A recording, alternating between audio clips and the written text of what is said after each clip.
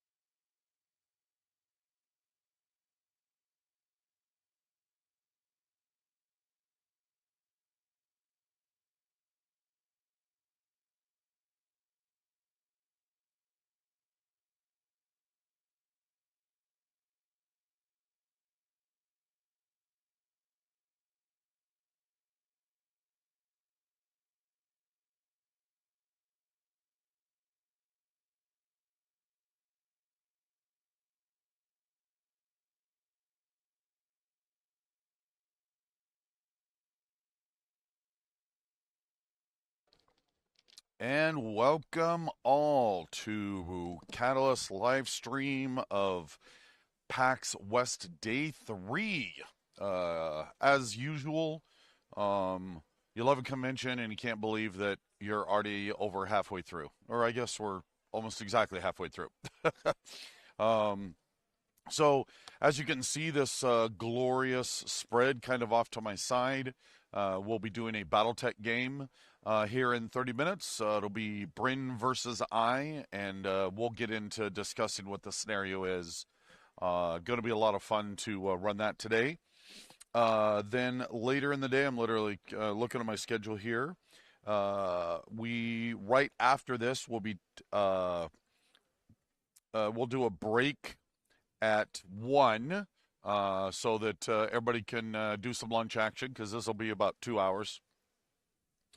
We will then do at 2, we'll be running a Cthulhu Wars game. For those that are not aware, we have we're going to be working with Sandy Peterson Games to help them get Cthulhu Wars back into the market, help them fulfill some of their Kickstarters. We love their games, just fantastic stuff. And personally, my family and I absolutely love Cthulhu Wars. We've been playing it for years and years, and just an absolute treat to be able to be working with Sandy and Arthur and their whole team. So if you've never seen it played, please stop in the channel at 2, and we'll do that for about an hour and a half. Then there's going to be a Shadowrun Anarchy game that Six Sides of Gaming and Lynn Vander, well, I guess Lynn Vander will do. This is a Six Sides of Gaming. And for those that don't know, we have Shadowrun 6th edition, 6th World, which is, you know, the more traditional crunchy role-playing game. But Shadowrun Anarchy then is the rules light, indie-inspired game. It's been out for a couple of years now. Actually, the actual play videos that Realmsmith just started dropping is primarily a anarchy-based system with some Six World flavor thrown in there because Anarchy came out during the 5th edition era. So they'll be playing that then, and then I'll be back at 5:30 for my usual good night, wrapping things up. So I'm not seeing any questions yet. At least I don't think so. How many people are here yet? Or am I just talking to myself? Which, you know, I can talk to myself just fine. So if anyone has any questions, happy to throw them up there, please. Always fun to talk about that.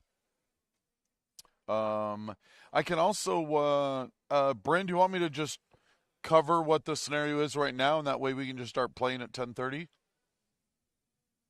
Oh, I don't think Bryn can hear me. Bryn, my eldest son, who is the Leviathan's line developer, who is behind me setting up. Do you want me to also just, since we're a little light and I'm not getting too many questions, do you want me to just explain the scenario? We'll go ahead and wait for 10:30 and um. Well, we'll give it a couple of minutes, see if some additional questions come up. Okay. Well, thank you for again for those that are here. Hopefully, we'll get more throughout the day.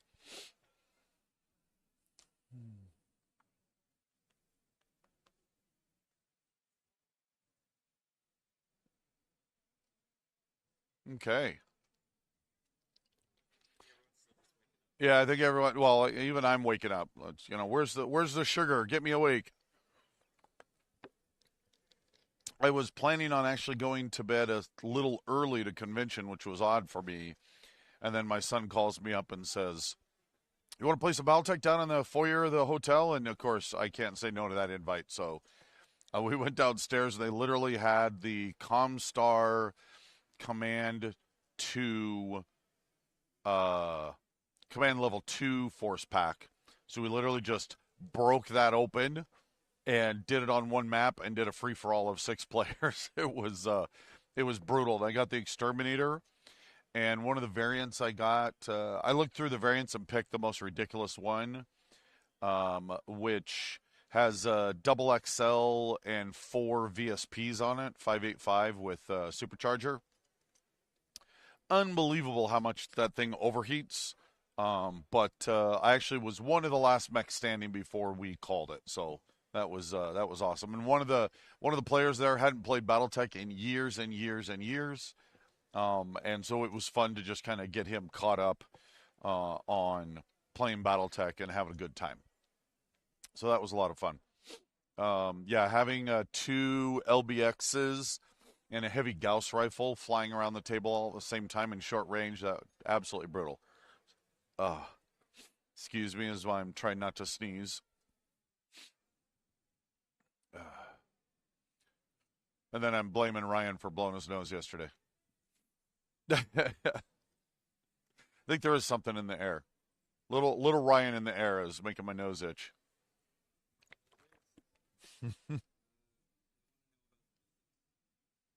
Those, I'm getting nothing showing up on my side. Yeah. Yeah, that's why I wasn't answering questions. I apologize. We've got a screen here and it's just loading. Yeah, so for these buildings, so this is a map that is part of the map PAX cities that was unlocked as part of the Mercenaries Kickstarter. And so there's a whole magnificent city map that is like unlike anything you've ever seen for Battletech before. It's just glorious. And when we designed the map, the artist, we had multiple artists working on it, but Spooky went in and built every single one of the buildings that you see a top-down view here as actual 3D models. And so we then went and so we have these models and we printed them out to test them. And so obviously they match up exactly with what's on the table. And we absolutely are looking to how do we get these out to players. So we have been discussing with multiple groups, discussing internally. As usual, the oxygen in the room has been completely sucked away by the Mercenary Kickstarter in general. So we really haven't been able to devote a good amount of brainstorming power on how we're going to get the STLs out. But these buildings are coming in various ways. If not by the end of this year, certainly by next year. Within the first half of the year, hopefully those will be rolling out for people. One of the questions we get is, "Oh my gosh, they are so titanic." And really, yes, mechs are absolutely big. And I think you've run it. And by the way, I had the same reaction of like, holy crap, these buildings are huge. But there's a couple of things. One, we're only used to playing like this, right, on flat maps. And then two, almost all of the computer games want to accentuate the scale of mechs, so they never actually have real big cities. All of the cities are a lot smaller. And so if a mech was running downtown Chicago or downtown New York or any of the great cities, this is what it would be. As big as they are nothing compared to giant skyscrapers. So it is really fun to be able to play like this and to like peek down these different alleys and get the views. Some of my best photos I love taking of a game is one of these long shots down the big thoroughfares. So So anyways, we'll get into that. And again, hopefully we'll start rolling these out. And there's Dylan walking by me, staring at me, trying to throw stuff at me. This is what Dylan does. Okay. Hellion asks, how easy is it to pick up Shadowrun if you've never played before, but have experience in other TTRPGs? It's really not that hard, especially 6th edition. Well, again, two quick things. Sorry, I got so much going through my head. Shadowrun Anarchy, anyone could pick up, totally fresh, run with it. You could almost never have done a TTRPG before, and you'd be just fine.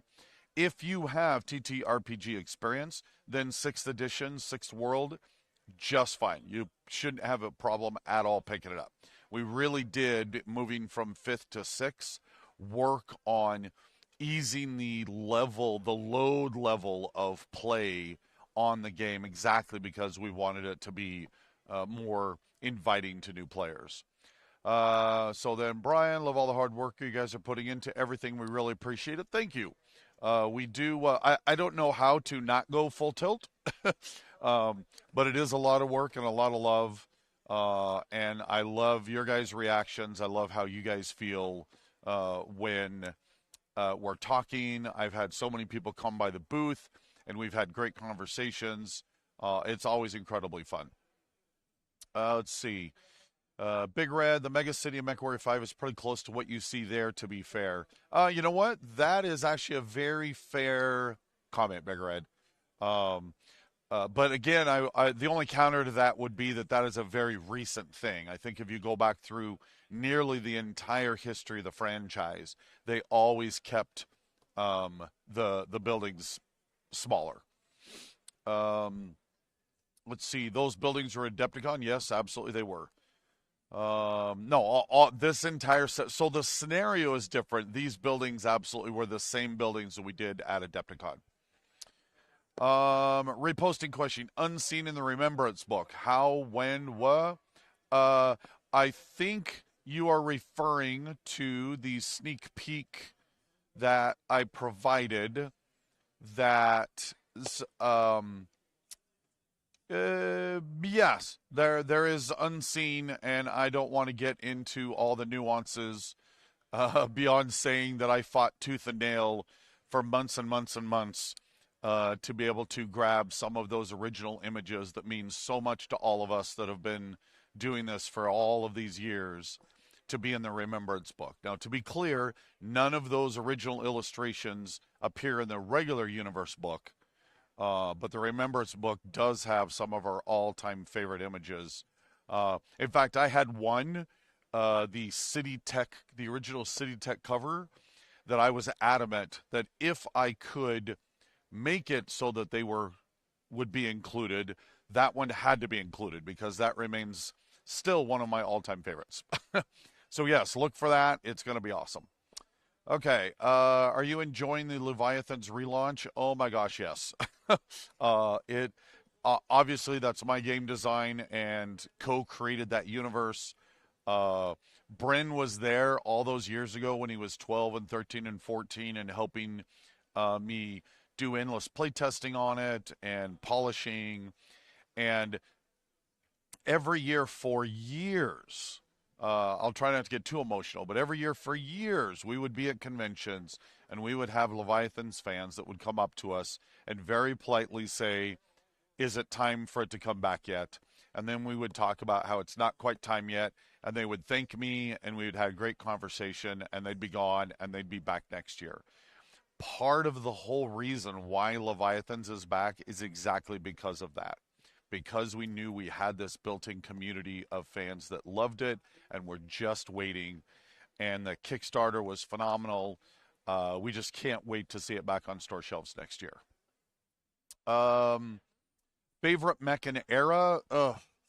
I think my two favorites, I have to go with the Banshee 3S from the Succession Wars era. I have a whole story that maybe if you guys remind me tonight, I will talk about that perhaps, about how I wrote a little write-up that ended up appearing on Battle Technology that involved the 3S, and that just then set it in my heart. And then the Phoenix Hawk 7K, I've used that in many, many Masters of Minions and love it so much. Okay. Blah, blah, blah. When we might a new Merc book to create and run units, that is absolutely underway right now. It is in development. Hopefully, will be out next year. Lorcan, I was so disappointed when when all those got pulled from the 25 years of art and fiction. Luckily, a certain company never, ever, ever can do that to us again. So that was a glorious day. Actually, it was really funny when that lawsuit happened a few years ago.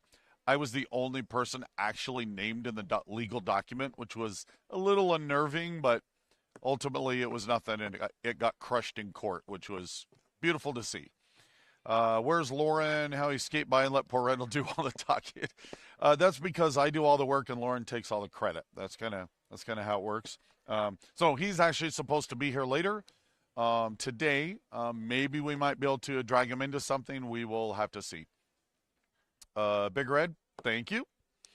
Let's see, showing in the background. Yeah, he was here 2 days ago. He was not here yesterday. Can you play a Shadowrun scenario with Battletech mechs?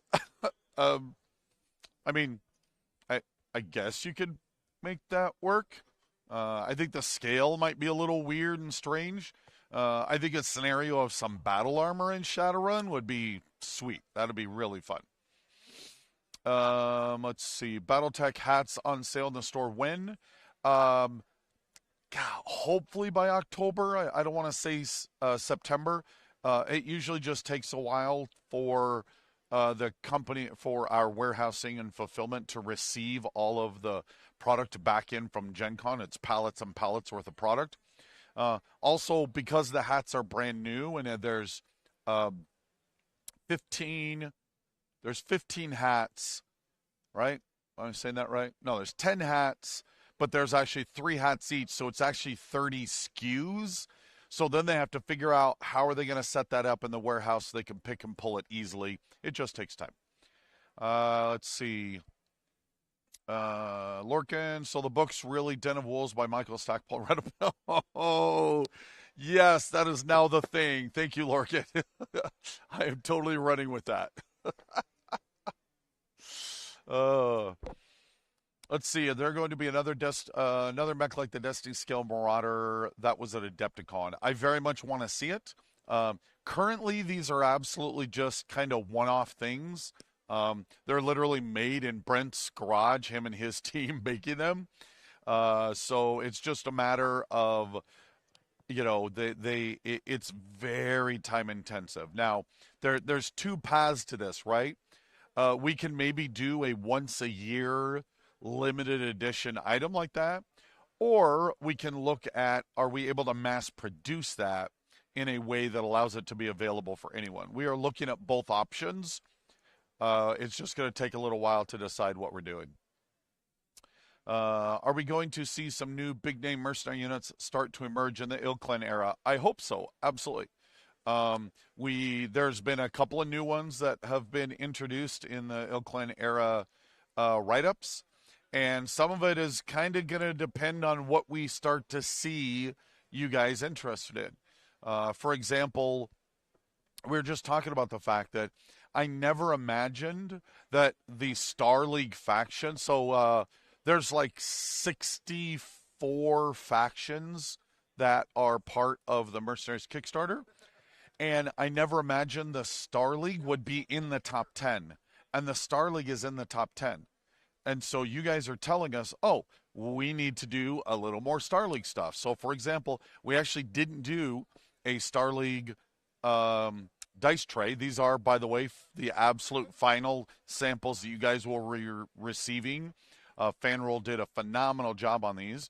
But I'm like, oh, apparently not by next year, hopefully, we absolutely need to get a Star League in there. So, well, I think Big Red, I believe what we're seeing is actually just this idea of we're heading into an Ilklen era where there is the Star League and people are interested in seeing what's going to happen. So yeah, I'm with you. I was very surprised, but hey, we're ready to run with it. 64 factions, them rug donkeys. Them's rookie numbers. We have to pump up those numbers.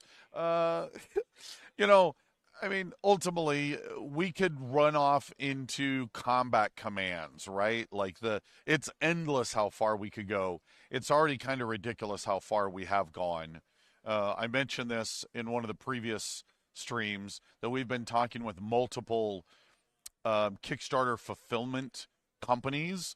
And when we mentioned that this Kickstarter has 500 SKUs, I swear the last one, the guy started gagging a little.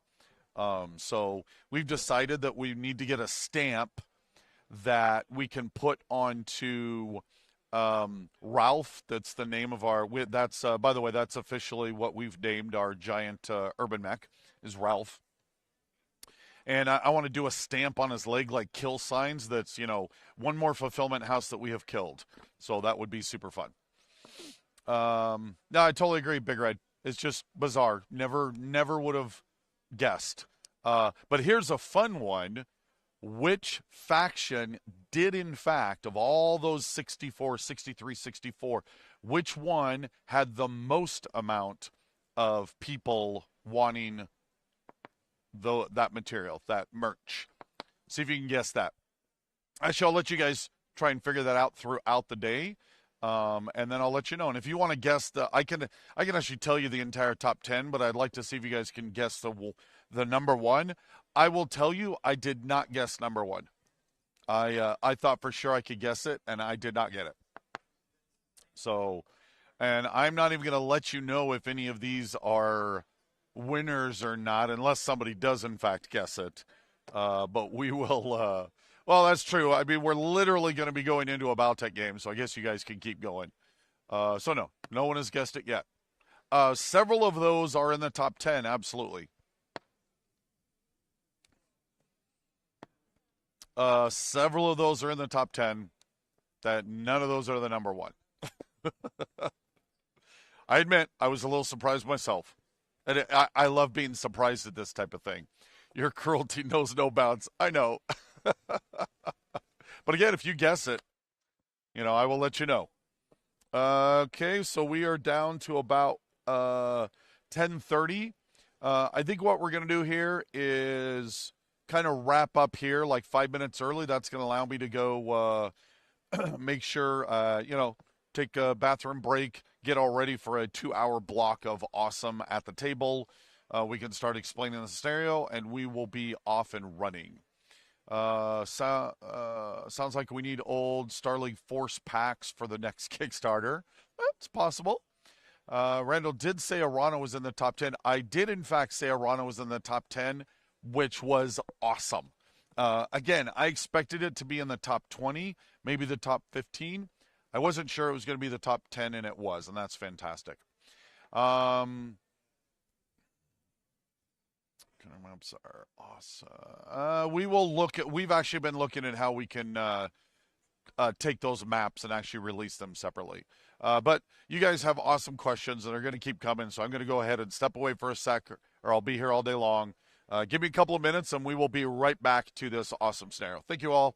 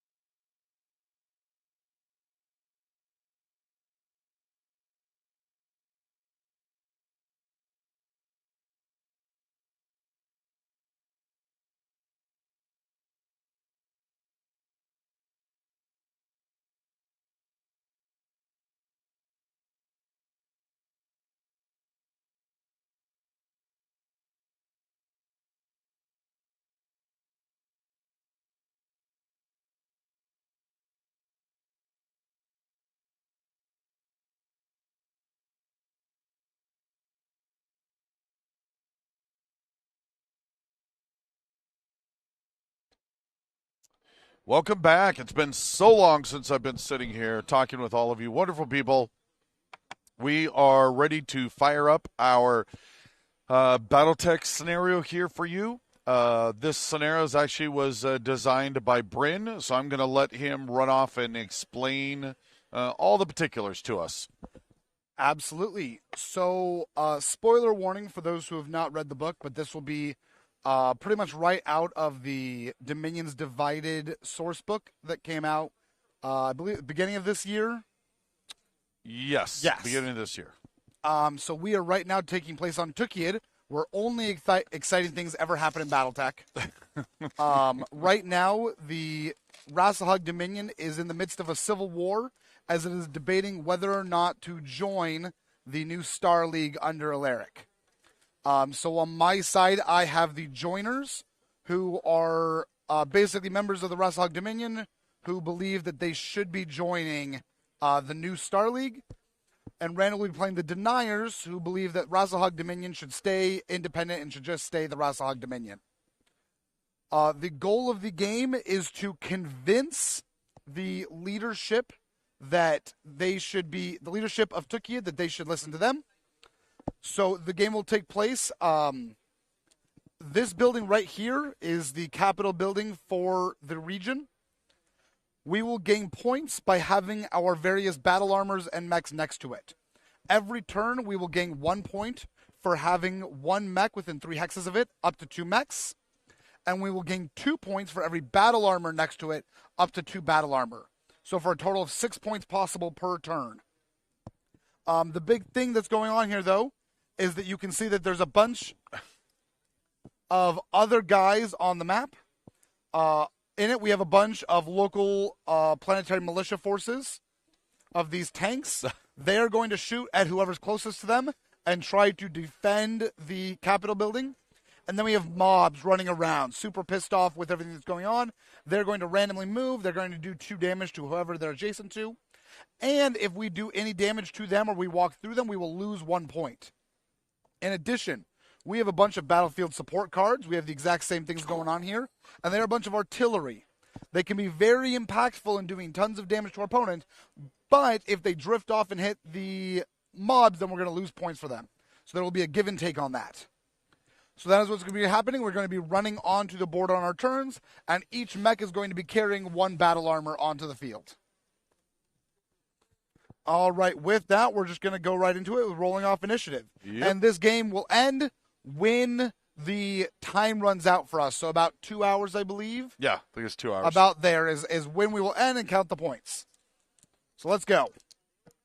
11. 6. All right, so the tanks out here will be following the new battlefield support rules that we've been showing off through various streams. So there are these little cards instead of a full record sheet. Because it is the first turn, though, and they're already in their position, they're just going to stay still. But all battlefield support tanks move first. And then, again, the mobs will move on their turn, and they'll move randomly during this phase as well, but that'll happen next turn. Okay, so we are going to just jump into this. Devil's Bath. Oh, that map is so disgusting. Love it, but disgusting. Okay, so we're coming right out of the gate with Kodiak. Just going to be running straight down the channel. I run a local, yeah. Sorry, back over to you. You moved? Okay. I have a local game that I run in Zulus, local Zulus up in Bothell. Love those guys. Big shout out to them. 1, 2, 3, and 4, 5, the number 6. of times that that one of my players has used a Kodiak against me and ruined my day is really disgusting. 1, 2, 3, Yep, shout out to you, Brian. That was you. Okay, back over to me. Okay, coming on with a Novacat. Novacat Prime, I believe. Yeah. So much energy, so much heat to deal with. 2, 3, 4, 5. Okay. He also just ran on the board. Okay. So back over to you. Did we get the yellow discs out? I I did not know. There it is. Just for the... Nice. Nice, throwing them around. All right, let's take the vulture out for a spin. Thank you.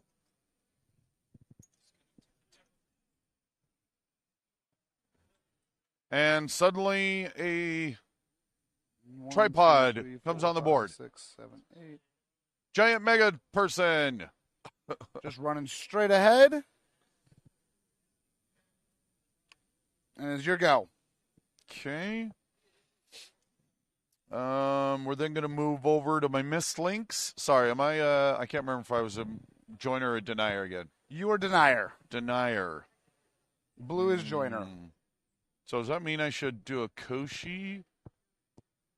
I like how I'm immediately role-playing. Will I call it a Koshi or a missed links then? Like if I still Ghost Bear, but do in fact still want to deny Alaric? I think I'm still a clanner. I just want to deny him, so I'm still going to say missed links. So we're going to come leaping in here. It's got a jump. Got a jump of 6. That's fancy. So then 1, 2, 3, 4, 5, 6.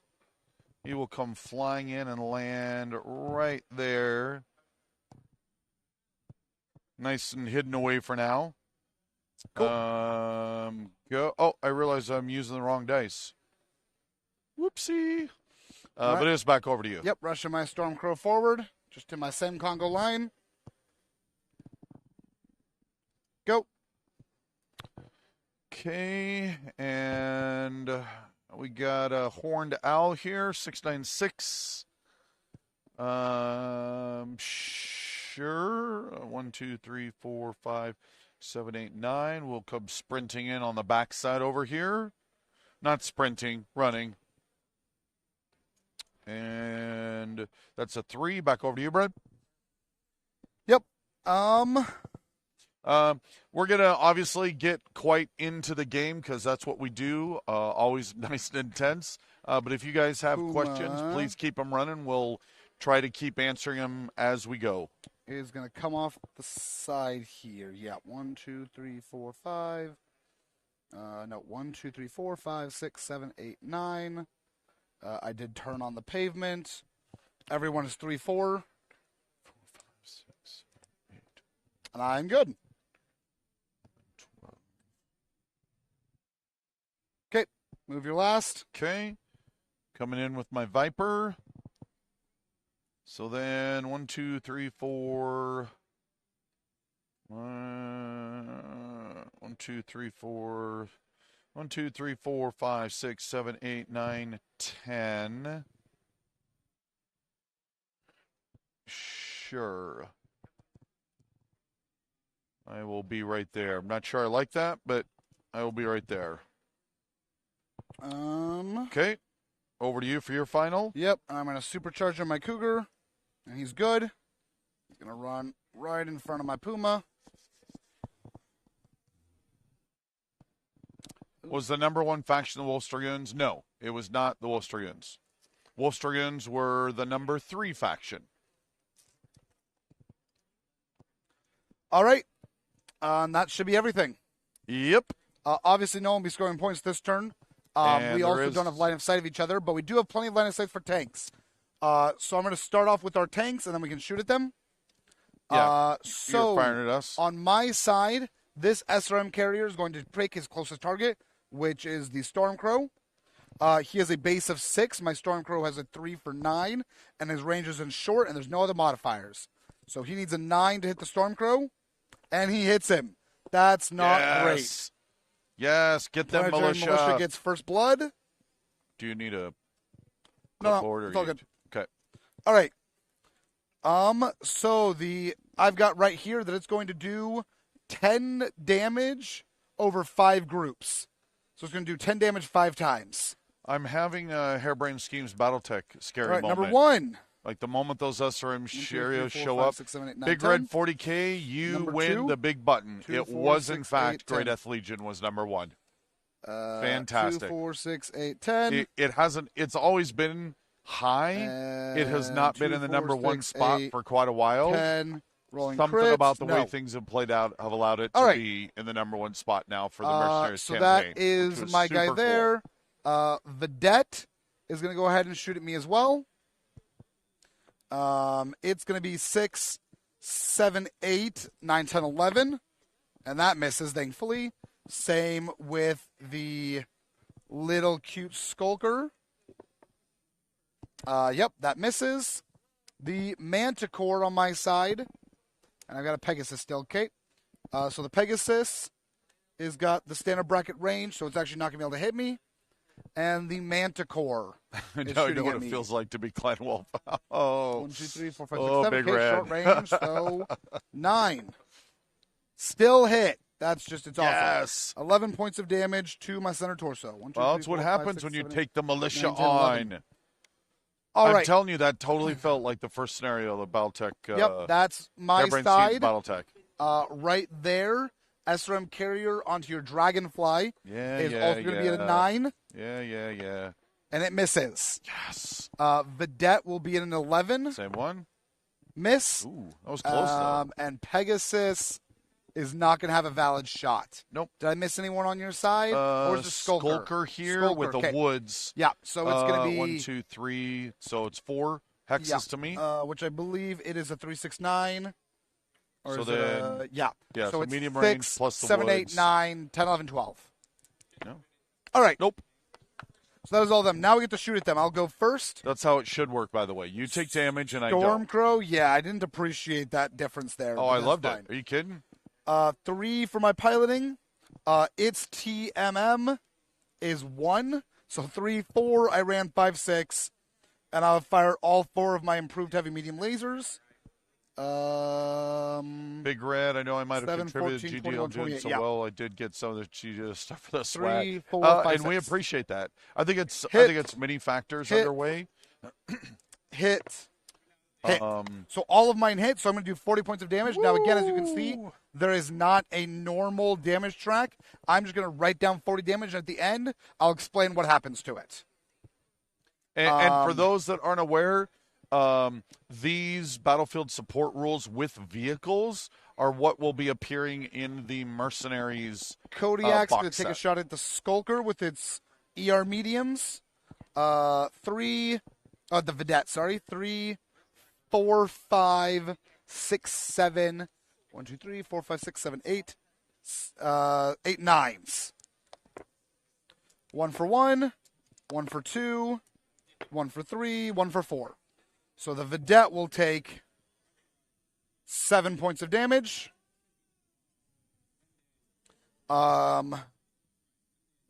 Vulture is going to shoot at the Skulker. 3 with its just medium pulse lasers. 3, 4, 5, 6, 7, 8, 9, 10, 8. 0 for 1, 1 for 2, 1 for 3. So 7 points of damage to the Skulker. All right, and that is me. Over to you, good sir. Okay. Well, first of all, before we do that, I think we need to step back a sec. Did you make the rolls when you were taking damage to see if they hit the battle armor that are riding on you? I did not. Right. So let's back up a moment. Yep, thank you. Over here. This guy. And so it is. It is the only the center torso. Only the 'cause center torso. They ride, or no, sorry, Anyway, it's actually, spread out, right? No. That perfectly didn't hit it because it is right torso, left torso on the front, and then the 3 on the back. So So I'm good. You're Perfect. actually good. My That's battle armor did not fantastic. become cannon fodder Yeah, today. didn't Today. we always joke about how mechs like carry battle armor around as extra armor shields, and they do not appreciate that. Don't let them cheat, Randall. That's right. I like cheating. Okay, so back over here, I got my SRM carrier on my side that I absolutely want to die. Yep. Novacat will be unleashing. Let's see, what do we got? 50 heat, 30, 40, 50. So 2 ER PPCs and 2 ER large. Let's do No, I don't want to overheat at all for this. 2 ear PPCs on a large laser. Short range, 3, 4, 5 I ran. 6 for your TMM. Yep. So 3 6s. First one hit. Second one hit. And last one hit. So then that is 40 points of damage onto him. That's exactly what I did. Yeah, and once again, we will do that at the end. However, I now have the Kodiak. Actually, that's feeling pretty good. I think I'm going to take the Kodiak and do him on over to the Mana Core that's over there. And the Kodiak is going to throw down. Where's my Kodiak? There he is. What's the range? 1, 2, 3, 4, 5, 6, 7, 8, 9. So that is long. Oh no, that's still medium range.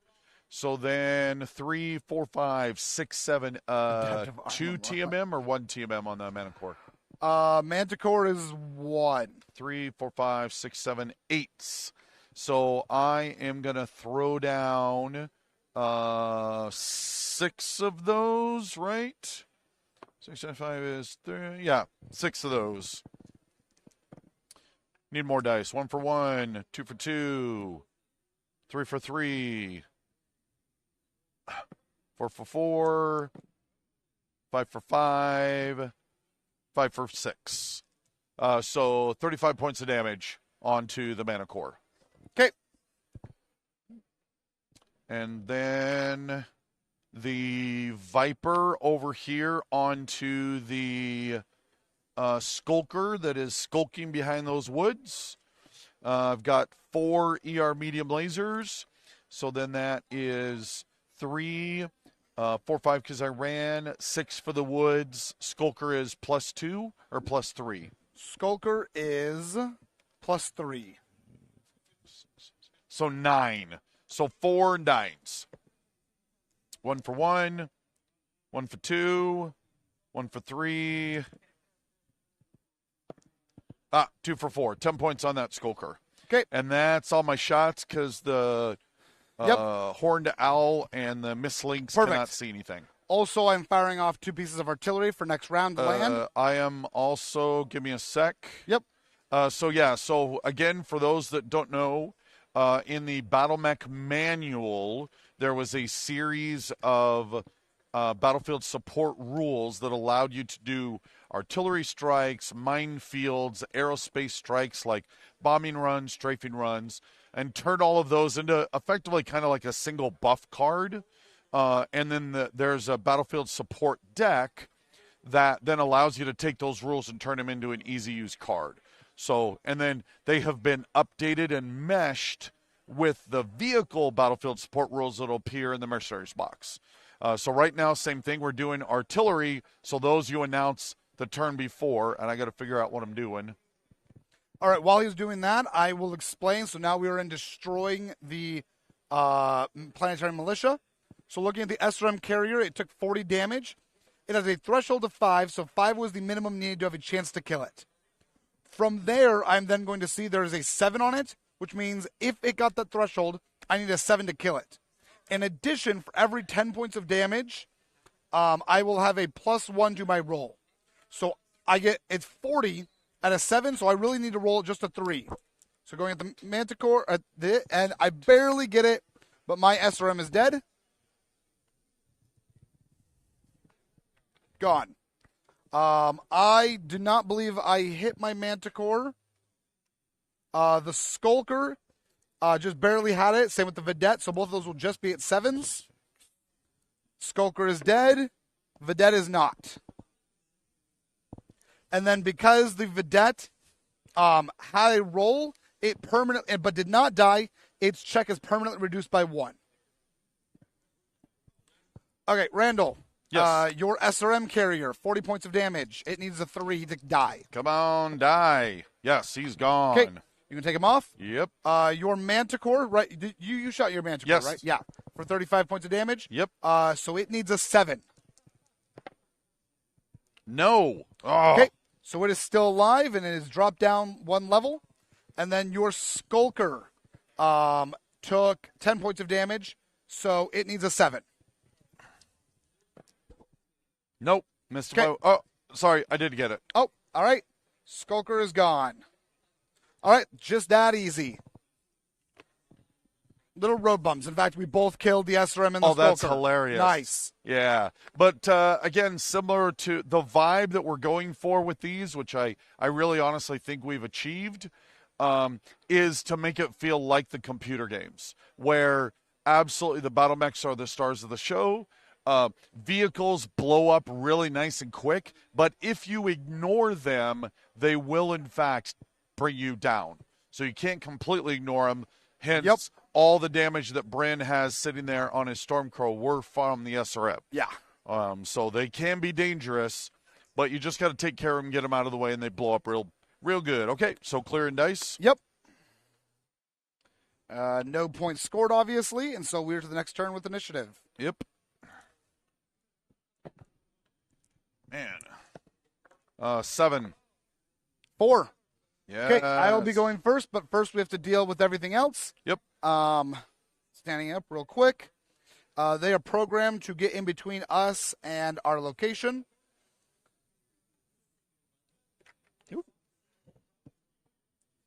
My Manticore is going to just stay right here because he has a mob in the way. And then this Manticore and the Vedette are going to hold down the line. I totally agree. Big Red, Jason Schmetzer's stuff has been phenomenal. He's honestly one of my favorite current Battletech authors. Yeah. He's just doing a phenomenal job with all all right, of now his the work. mobs facing this way. I'm going to roll 1 die, and they're going to move 2 spaces. So it was a 4 from him. So 1, 2, 3, 4, directly backwards 2. Just going around doing this in random order. 1, 2. Oh, they're going to kind of hang out in the pipeline. Mob sound. Whoa. That wasn't it, was it? 1, 2, 3. Oh, coming to surround the Manticore, apparently. Those are nice buildings. Where can I buy them? These are not available yet. These were actually made as part of the process we created to build this actual new map. Sorry, you were right next to this mob? Yes. So you need to take 2 points of damage to your left leg. They're throwing bricks and, Molotovs. Some people got pistols. Yeah. I'm getting a little Acura vibe in the middle there. And they ran right towards you, so you're fine. Yeah, I don't think I'm fine. Yep. All right, and that is it. So now it is my turn to move. Nope. Vehicles move first. No, they already did. Oh, just did. Got it. Okay. We're all good? Thank you. Yep.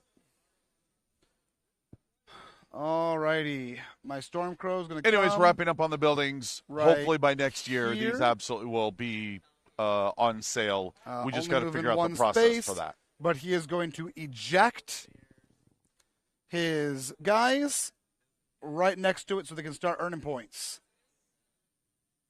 Here we go.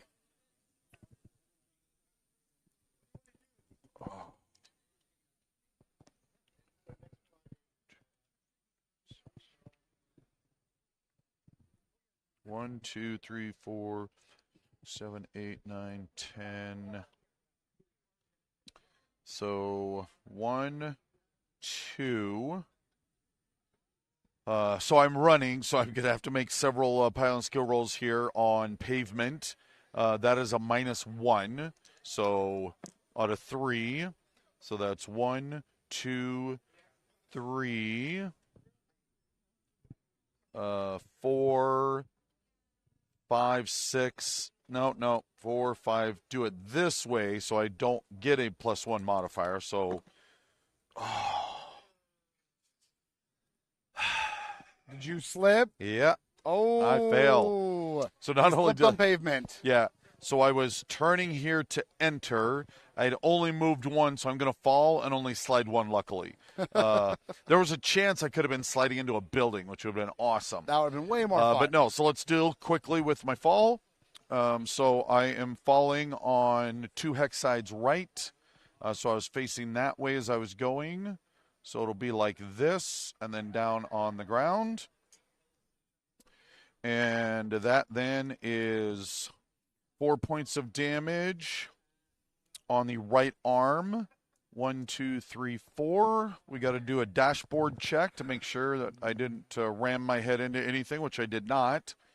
So that was, but then I slid one because I'm half. I had moved 2 hexes, and you slide half the number of hexes that you have moved. And so that then is another 4 points of damage. Or no, it's half damage on the slide, so it should be 2 points of damage. While he's destroying himself, I'm going to go ahead and move my next mech. 5, 6 on the torso, 2 points. Okay.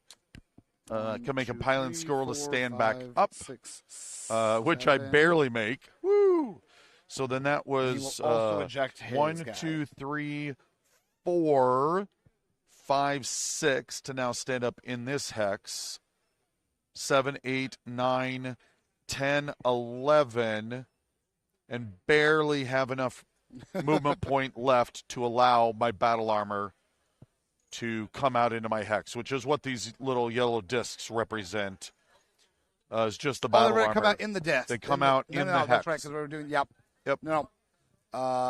Then he needs So, to come right that was there, that was a little scary and right painful. there. And I only got a 3 out of that because I fell so many times. No, trying to cheat again. Yep.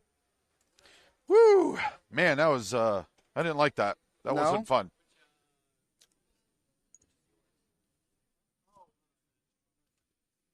All right, and then I have gone, so it is your turn. Okay. Nice and easy. 1, 2, 3, 4, 5, 6. Just bringing my giant Yep. right down the line. 1, 2, Like 3, the buildings, 4, I think, are 5, vibrating 6. to the 100-ton And I'm also mech going to storming eject down the way. My guys here. Yeah, I definitely got to take a photo of that, which I will throw up on the socials later. But that is, I was saying earlier, man, I do love the long shots right down the alleyways with a nice Bryn headshot in there just for the heck of it. That's the goal. Back over to me. Spooky is the one that did the rendering design on him with some feedback from Brent Evans, our art director. And then I printed these out literally on my own 3D printer with, I think, 1 or 2 buildings I outsourced because I was running out of time. Man, you are really, I have got to get that taken care of. 1, 2, 3, 4, 5, just running down the way as well. Yep. Nova Cat's right behind helping his big brother. Back over to you. Right. Puma. Let's do the Cougar. 1, 2, 3, 4, 5, 6, 7. Actually, we're gonna come right here and turn around. No, we should get right here. Perfect. +2. Go. Okay. Then 1, 2, 3, 4, 5, 6, 7, 8, 9. No. I will go right here and drop my guy. You don't want to come play?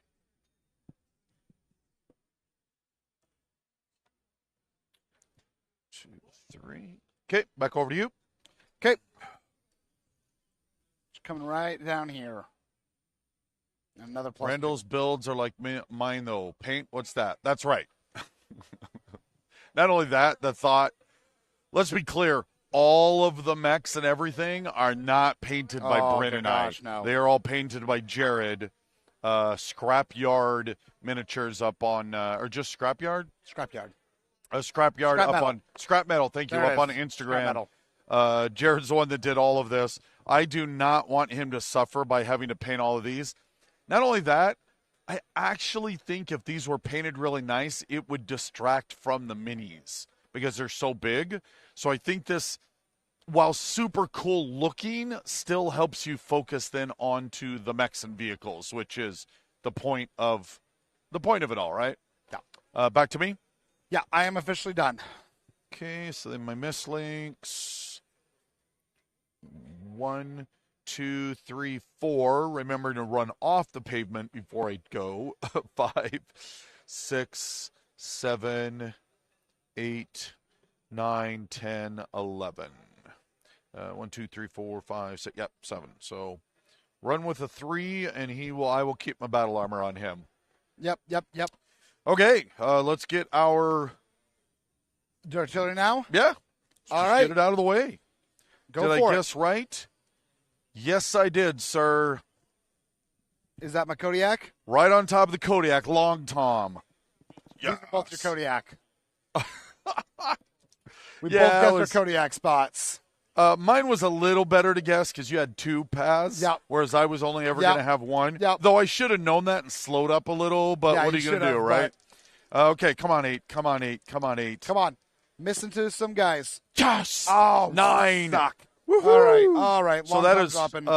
5 groups of there's 5 points each. Oh, but you have 2 hexes of spread, or just 1? 3. So Yeah. I do, in fact, hit that and this guy. and that guy, so I do So lose a you point. are negative 1 Oh, points right now. Man. Totally He worth just it. dropped some artillery on freaking civilians. Can you guys believe this? Yeah, I'm monstrous, but totally worth it to hit that Kodiak. Okay, so 5 points to the center. 5 points to the center. 5 points to the right arm. 5 points to the left leg. And 5 points to the left arm. And all of these cards are one-shots, so it is now out and done. My other guy was 13-0... 1308? Okay, that's him. Oh, I did get it. Nice. Yeah. But There's still a mob there. yeah, and unfortunately it's a 2 value. So I actually want to miss you now. Yeah. Yeah, you do. On an 8. Did you hit me? Yes. He is now at negative 2 points. He is So I'm now slaughtering negative 2 these points. civilians. These poor civilians. Dang it. I was hoping they would move better, but Yeah, no. they did not. So these are 20 points, so 4 groups. 5 points to the right torso, to the left arm, to the center, and to the left torso. Okay, now what are you doing on yours? All righty. So again, both of these guys are dropping down. Those camera angles are really cool. Kudos to whoever is running tech today. That is all Ryan, our intrepid, awesome sauce man. He is absolutely fantastic. We love him. He was there for his baptism by fire at the Adepticon, and then the insanity of the 24-hour live stream and all that we did with Ash Barker. Yeah, he's awesome. All right, coming down on the Kodiak. Target number 8. Number 1, hits. Number 2, hits. Oh. So not only am I going to be landing 6 groups of 5, but the Nova Cat will be taking 2 groups of 5. And you didn't use a long tom? These are thumpers. Nicely done, sir. Nicely done. 5 points to right arm. 5 points to center. 5 points to right arm. 5 points to right torso. 5 points to left torso. 5 points to left torso. And to the Nova Cat. 5 points to left arm. And 5 points to center. Boom. Literally. Ooh, that was some good hitting. That was pretty. All right, then Nice. let's go through all of the everyone else that's not us. Yep, get the militia. So Fire the I'm going militia to up. start with the militia. Obviously, these 2 guys are going straight at me. They have a base of 6. 7, 8, all short range. Vedette shooting hits. Vedette hitting the left side then with 5 points of damage to my left torso, possible crit. I don't appreciate that. Does it get it? It does not. Pegasus on the same number. Also hits. Pegasus doing always more damage than I expect they will. 7 damage in 3 groups. It's all those SRM 6s. Yep. 7 points of damage to my center torso. 1, 2, 3, 4, 5, 6, 7. 7 points to my right. 1, 2, 3, 4, 5, 6, 7. 7 points to my 1, 2, 3, 4, 5, 6. possible crit on top of it, Yes. so it has 2 chances. Yes. Fail and succeed. 1 crit. There is ammo in here. Yes. Lower 5 is a reroll. Come on. Upper 3. LRM 20 is taken out. Oh, that was so close. Man, those militia It are still chewing took on out my you. only LRM 20 on this variant. Yeah, the militia. I don't. No, The no, militia's chewing you up. they're pissing me off. I love it. All right, and Once then again, all I've got showing left on my side is the Manticore. Then, it is going to shoot at the Stormcrow for 6-7. It misses, thankfully. And your side, Manticore on the Kodiak. I assume on the Kodiak. You're at a 2, I assume. Yes. 6, 7, 8 hits. 11 points of damage to your left arm. Okay. Um, There is the Vedette. behind it. 'Kay. But he's closer to the Viper. The Viper, perfect. What's the Viper's number 3? Got a 3. Okay, 9 then. On the Vedette, hits. 5 points of Rolling damage. for those. They are going crazy. What's my arc? It's coming in on the left-hand side. Left-hand side, so your left leg for 5 points. 1, 2, 3, 4, 5. And Pegasus, the same number, misses. Okay. All right, wrapping up with the mobs. Mobs are actually going to inflict 4 damage on the Manticore because they don't care.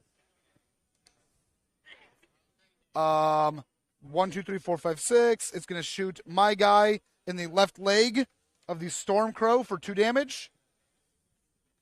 And I've got a you've got your guy there, which is going to do automatically 2 points to your right leg. okay. Back on the And that is everything for the in-between stuff. So now we are at just generic fire.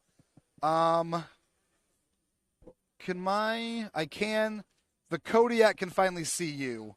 Get it? Did I'm pretty sure. Yep. Oh, dang it. Yep. That So was I think on that's me. the only mechs that can see each other. I poked forward a little These guys too will be far. shooting out there. These guys can't see anything.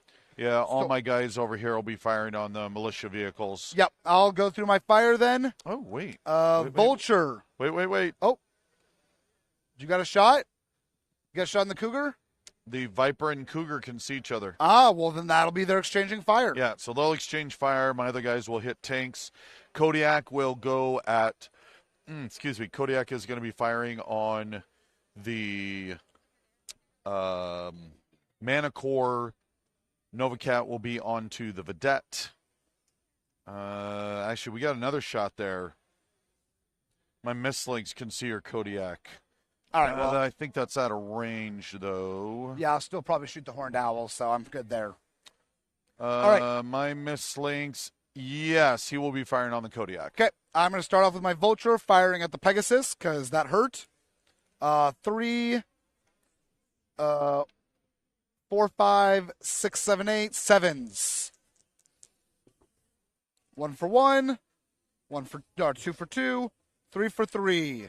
So the Pegasus is going to take 21 points of damage. Perfect. Stormcrow on the Manticore. He is a 3, 4, 5, 6. 1 for 1, 1 for 2, 2 for 3, and 3 for 4, putting 30 points of damage on my Manticore. So then the Cougar onto the Dragonfly. 1, 2, 3, 4, 5, 6, 7. I got a 3 on me. 7 hexes. Cougar. Oh, no. I'm thinking of the other one. No. Cougar. Poor Pegasus doesn't deserve that. Pegasus always deserves that. A foul slander. Pegasus took out my LRM 20. It definitely deserved that. So it was 7. So it's going to be 3, 4, 5, 6, 7, 8, 9, 10 as the base. With pulse lasers and a targeting computer bringing me down to 7s for Yeah, 7s for my ER medium pulses. Streaks will also be 7s because they're actually back into short range. Okay. ER medium, pulse, miss, and hit. Streak LRM 10, miss, or doesn't fire, doesn't fire. So just 1 ER medium pulse, 7 points of damage to your left leg.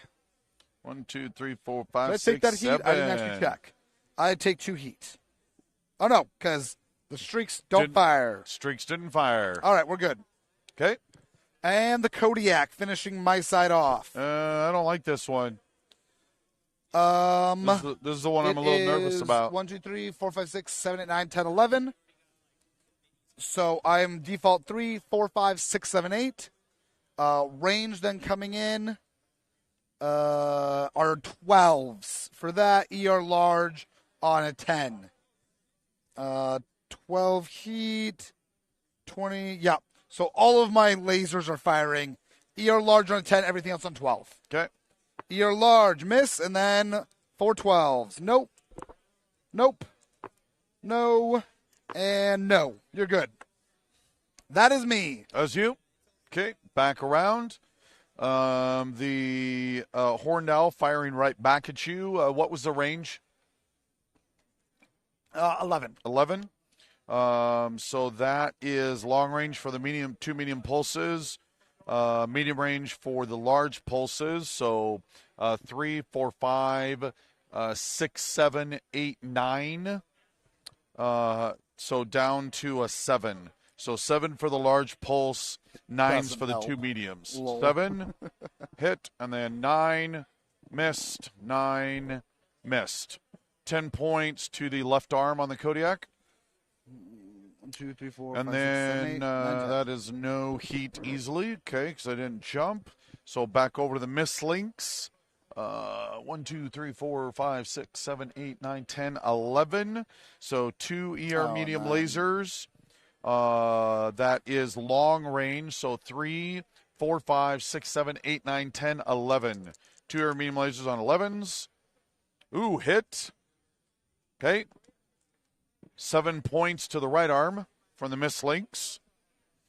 Then my Viper over to your Cougar, which was 1, 2, 3, 4, 5, 6, 7 hexes away.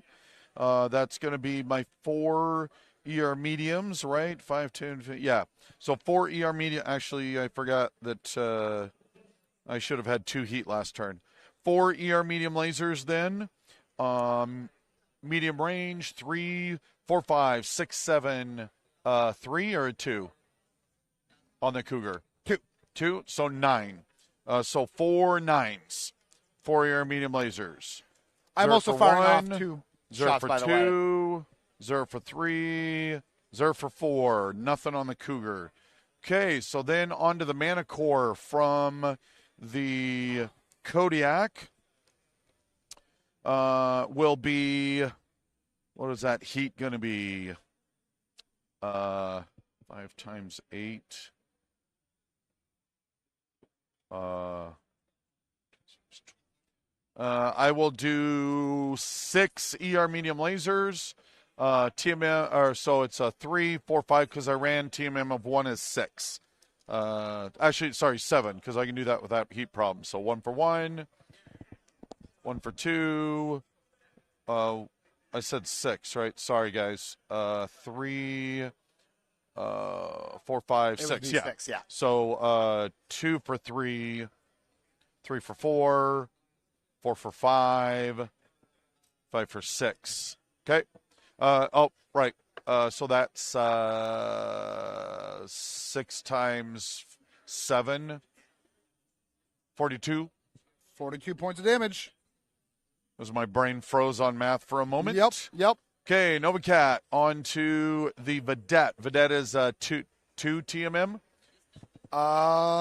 Yes. So 3, 4, 5, 6, 7. 2 ER PPCs and an ER large laser on 7s.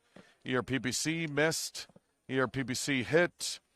ER large hit. So 25 onto the Vedette, please. That is all my side. I will, in fact, why don't you do the rolls for your blowing the vehicles up while I throw up 2 artillery So my as well. Manticore is going to be on a 7. It is dead. Another one bites the dust. I'll keep singing, but I'd get sued. Pegasus is on a 5. Gone. Screw you, Pegasus. All right, Planetary Militia had their fun, but cleared that up. All right, and those are the only ones I shot. I did not shoot the Vedette this turn.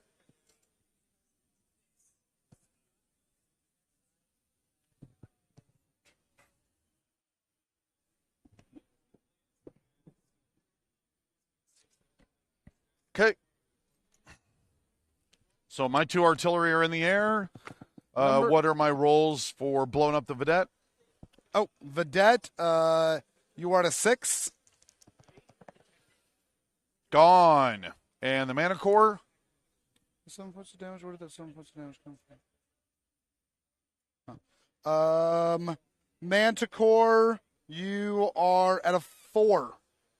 5, sorry. 5? 5. Not 4? Are you sure? Well, you're at a 9. You did 40 points of damage. Minus 4 is 5. No, Off he by survived. 1. Oh, man. Oh, those Manticores are beasts. Man. Dang it. Down to 8. I believe that is everything. That should wrap us up. Points. So points. I have 2 mechs for 2 points and 2 battle armor for 4 points for a total of 6 points. I only have 1 mech and 1 battle armor, but I already had the -2, so I'm currently sitting at 2. Okay. Or no, sorry. No, you're at 3. You're at 1. You got 2 points, 1 for... That's right. No, you're right. Yep. I'm at 1. Yep. So I'm up 5 points at the start. Not big part good. because you blew up the mobs. Yeah. Yeah, that sucks. All right. Pulling dice. Let me write that down. 6 to your 1. Bryn. Oh, Randall. Because the power of the Star League inspires us far more than your pathetic little attempts to avoid the future. Ouch. All I could feel Alaric's hair flick. Yeah. When you said that. Absolutely. 6. 7. Okay. Vehicles and mobs. Vehicles is going to come in here. Did the mob attack? Yes, mobs did all their attacks. Okay. All right. And now I think that's everybody. They're going to keep their positions. And mobs. This mob is going to hide in this corner. Randall with the war crimes, This too curated. That, and rotate Yeah, out. unfortunately. It's going to go this way. I very much doubt Blackthorns are in the top 10. Blackthorns are not in the top 10. 1, 2, 3. 1, 2. 1, 2.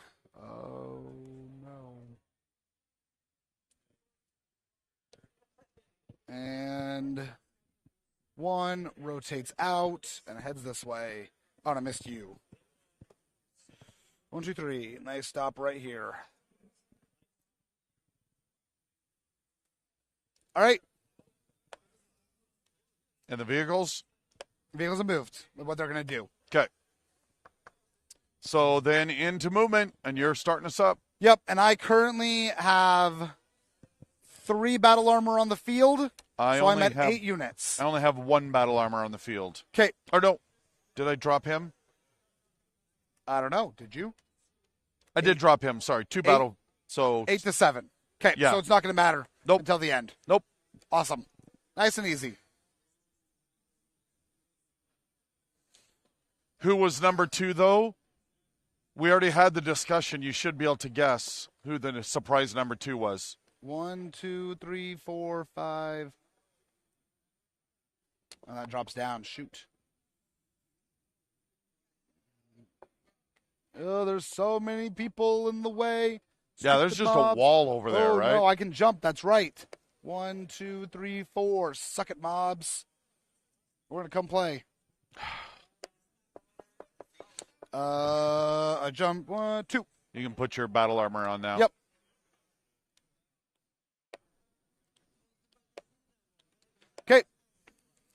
I will. It was 1, 2, 3. Yeah, the Star League. Yep, Star League. Just Number 2. blew us away. And again, not bad. I think it's kind of awesome, but none of us expected that to happen. Okay, Battle Armor is moving out. Right there. Second best sales for swag on the Kickstarter is what they're talking about. For various, the patches, pins, and Patches, pins, dice, all of it. Okay, my Battle Armor jumped. Go. Okay. My Battle Armor is going to move right here from underneath the Vulture. So if you can hear behind me, there are 2 young kids holding plushy battle mechs, jumping up and down excitedly. It's awesome. All right.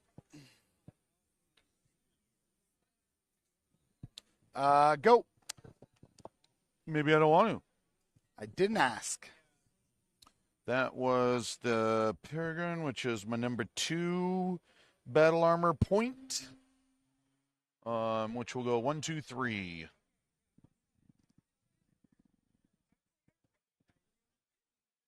And he will get a 3 out of that. Screw you.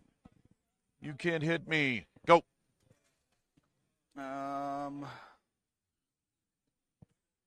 So much great faction swag to pick from. You are absolutely right, Kevin. There is All right. just an ocean of it. I can't wait in the next month or 2 when I get all of it in hand to just spread it out all on the table and take some awesome photos and share with you guys how just much utter insanity that you all helped us make.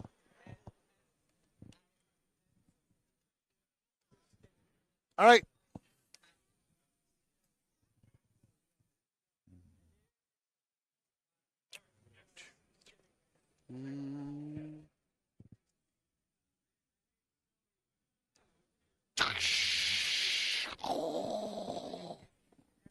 Oh, hello.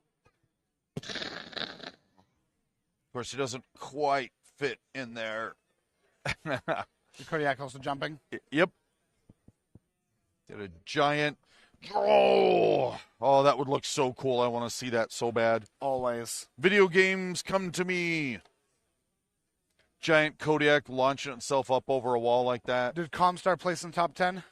Oh, you know what? I can't quite remember that. I will try and remember and look that up to see if I can actually just. You guys have guessed most of the top 10, so I will try and dig that data up to be able to share that. In fact, while I'm at it, let me just. I can't remember if Lauren was coming in today or not.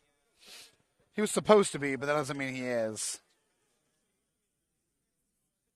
Okay, now the battle armor moved. But I was just going to text Lauren to see if he can send me the list, if he can dig that out real quick. All right, here you go.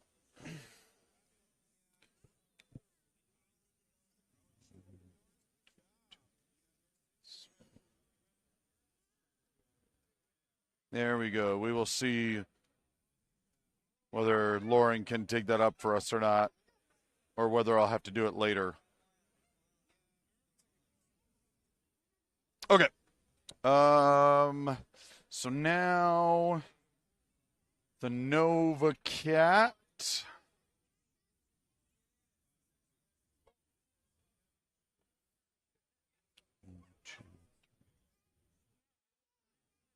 Okay. Nova Cat is going to be running and is turning on pavement. So, oh, you have got to be kidding me. Did you just slip with your Dragonfly again? No, with my Nova Cat. Oh my gosh. But even better. 1, 2. No. Yes. I'm turning and I fell right there. No. He's going to slide into the mob. I'm going to slide into the mob. Well, he had one point. This scenario has been played a few times now. I don't think I've ever seen a mech fall. First of all, I don't think I've seen any mechs fall in any of this because apparently my dice betray me again, as you all know. But to slide into the mob for more point missing, oh my goodness, oh painful. Okay, war crimes, exactly. Let's see. This is what you get if you support the deniers. Alaric would never perform war crimes. Oh, never. Wow. Never. I can't even believe you can say that out loud, sir. Absolutely not. Okay, so we are falling. Starting now. First, yeah, starting now. Now there's no Star League. Now it counts. Oh, no, sorry. Everything before that didn't count. One die, so on my right side. Of red paint. So that's center torso, 1, 2, 3, 4, 5, and 2 more points to the left torso. Dashboard check. Pilot skill roll to stand back up. And the worst part, sorry, I forgot, not quite yet, because I slide one. Let's don't forget the damage I'm taking, or the points I miss on that at the end. But then I'm taking half damage. I just removed it from your 1 point. Oh, got it. You're at 0. Guess what I just slid on? Your head? Would everyone like to see what I just slid on? Yes, that is dice. That's Randall's dice. Everyone is aware of it. Oh my gosh, dude. Now you're making me feel bad. So now I just like the idea that it, like, slams into the ground and then the weight of it in the slide, like, tips it up, the inertia of it grinding the head down into the ground. Okay, now I'm just waiting for Snake Eyes for my consciousness check, right? Yeah. Like, why not? Why not? Okay. Wow, that was something else. Okay, I did make the roll for standing up. Okay. As stated, you have a new coat of red paint. So it was 1, 2, 3, 4, 5, and the best part about that, to end it all, is that I can't even get next to the building, which is what I was trying to do the first time. Oh, that was magnificent, everyone. You have seen a fine example of Randall's dice betraying him. That was a beautiful, painful thing. No, I didn't even get a Q out of that, sir. I did not get that. Okay, back over to you. I think this might be helping up a little bit for all the damage you've taken from the militia. Yeah, I don't think that changes who's going to win.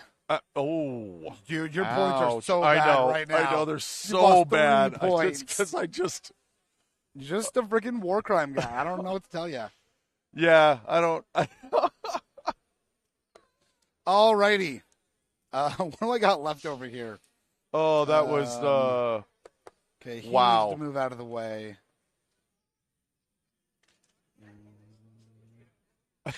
Big Red. Well, the whole reason the first Kickstarter had delays is Word of Blake got left out. That's funny. So is a cockpit painted red? Maybe. All right. The kids playing with the plushie mechs are visible behind Bryn there. Awesome. I'm glad. Yeah, they just finished walking over there. Yeah, that was so cute. I love it. The next generation of mech warriors starting their training. That's right. Okay. They too one day can commit war crimes. Oh, dude! Wow. Oh, man, I'm feeling the pain.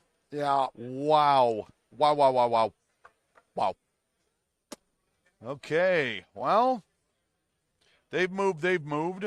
So I will simply 1, 2, 3, 4, 5, 6 get slid into there. So that I can get a mech. Try to salvage something on my points. Well, friendly reminder that mechs only have to be 3 hexes. Yeah, but I also want to hide from. Yeah, just you've already got your craziness. maximum point of mechs. Yeah. All right. Yeah, but I definitely want to hide from. These guys are going to come down here. Here we go. I think I've got 2 left. So you should have 3. Oh, my mislinks, right. Mislinks and... No, you only have 2, that's right. Viper, yeah. So, no, you're going to go, and then I move my 2. That's right. That's right, yeah. No. That's right. That's right. It's only a war crime if there are no survivors.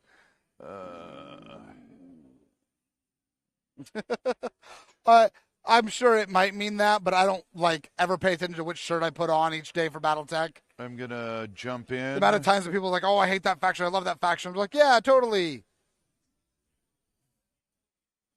Okay. Miss Lynx jumped into the woods. Go. And then later I have to look at what shirt I actually put on. Miss Lynx cannot jump because the battle armor is still on him, but he can run easily there. Can easily get there. All right, Cougar. Okay, your last two, and then 1, my 2, Viper will 3, wrap it up. 4, 5, 6, 7, 8. Pavement turn at the start. I'm good. Argues with himself a lot. 1, 2, 3, 4, 5, 6. Yep, just a 2. And Nice. Tables, all of our other demo tables are all filled up. I love it. Always good stuff. Yeah, we've got Battletech game being played back behind me. They might be able to see Shadowrun Edge Zone, which is a re-release of the old Shadowrun TCG that fast released. And then my youngest son here, youngest son Kenyon. Indeed. Indeed. Youngest son Kenyon here is showing off his Overlords game to a group of kids here. Right. So that's awesome. And they're both just 2. And I'm done. Okay.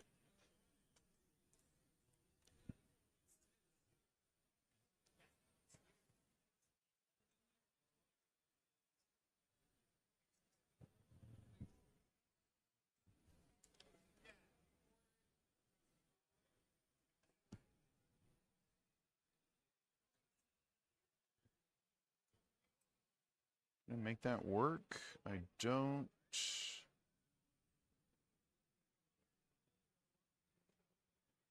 No, that is going to cut it. What do you think, Bren? Huh? If I'm here, I may be able to actually see your Kodiak. I think you're good. Yeah, I Yep. think so too. I think you're good. My right side, but you're good. Yeah, but I don't want the other mech to see me, so I'll trade the... Jumping? Oh, yeah. Okay. So then 4. Okay. Randall is wearing Prancing Pony. Bryn is wearing Angry Monkey. They That's are much right. in the Prancing Pony. I'm fine with the Prancing Pony. I love the Light Horse. All right. So let's deal with everyone else's crap. Wanna do these first or deal with the other crap first? Let's do this first. Okay. Sounds good. All right. My Vedette firing down at them on 9. Misses. Your Manticore, which is right there, firing at the Nova Kitty on an 8. Misses. Pegasus gets to roll off between 4 targets. So starting with you going clockwise. Just 1, 2, 3, 4, and re-roll. 5, actually. Oh, yeah. So just 6 1, 2, on 3, reroll. 4, 5. 3. 1, 2, 3. Cougar. I don't Yes. appreciate. Oh, and now he actually has to shoot it, though. Yeah. So on 8, and he hits. Because the freaking Pegasus. Oh, that's not good. 7 points of damage to the left leg. 1, 2, 3, 4, 5, 6, 7.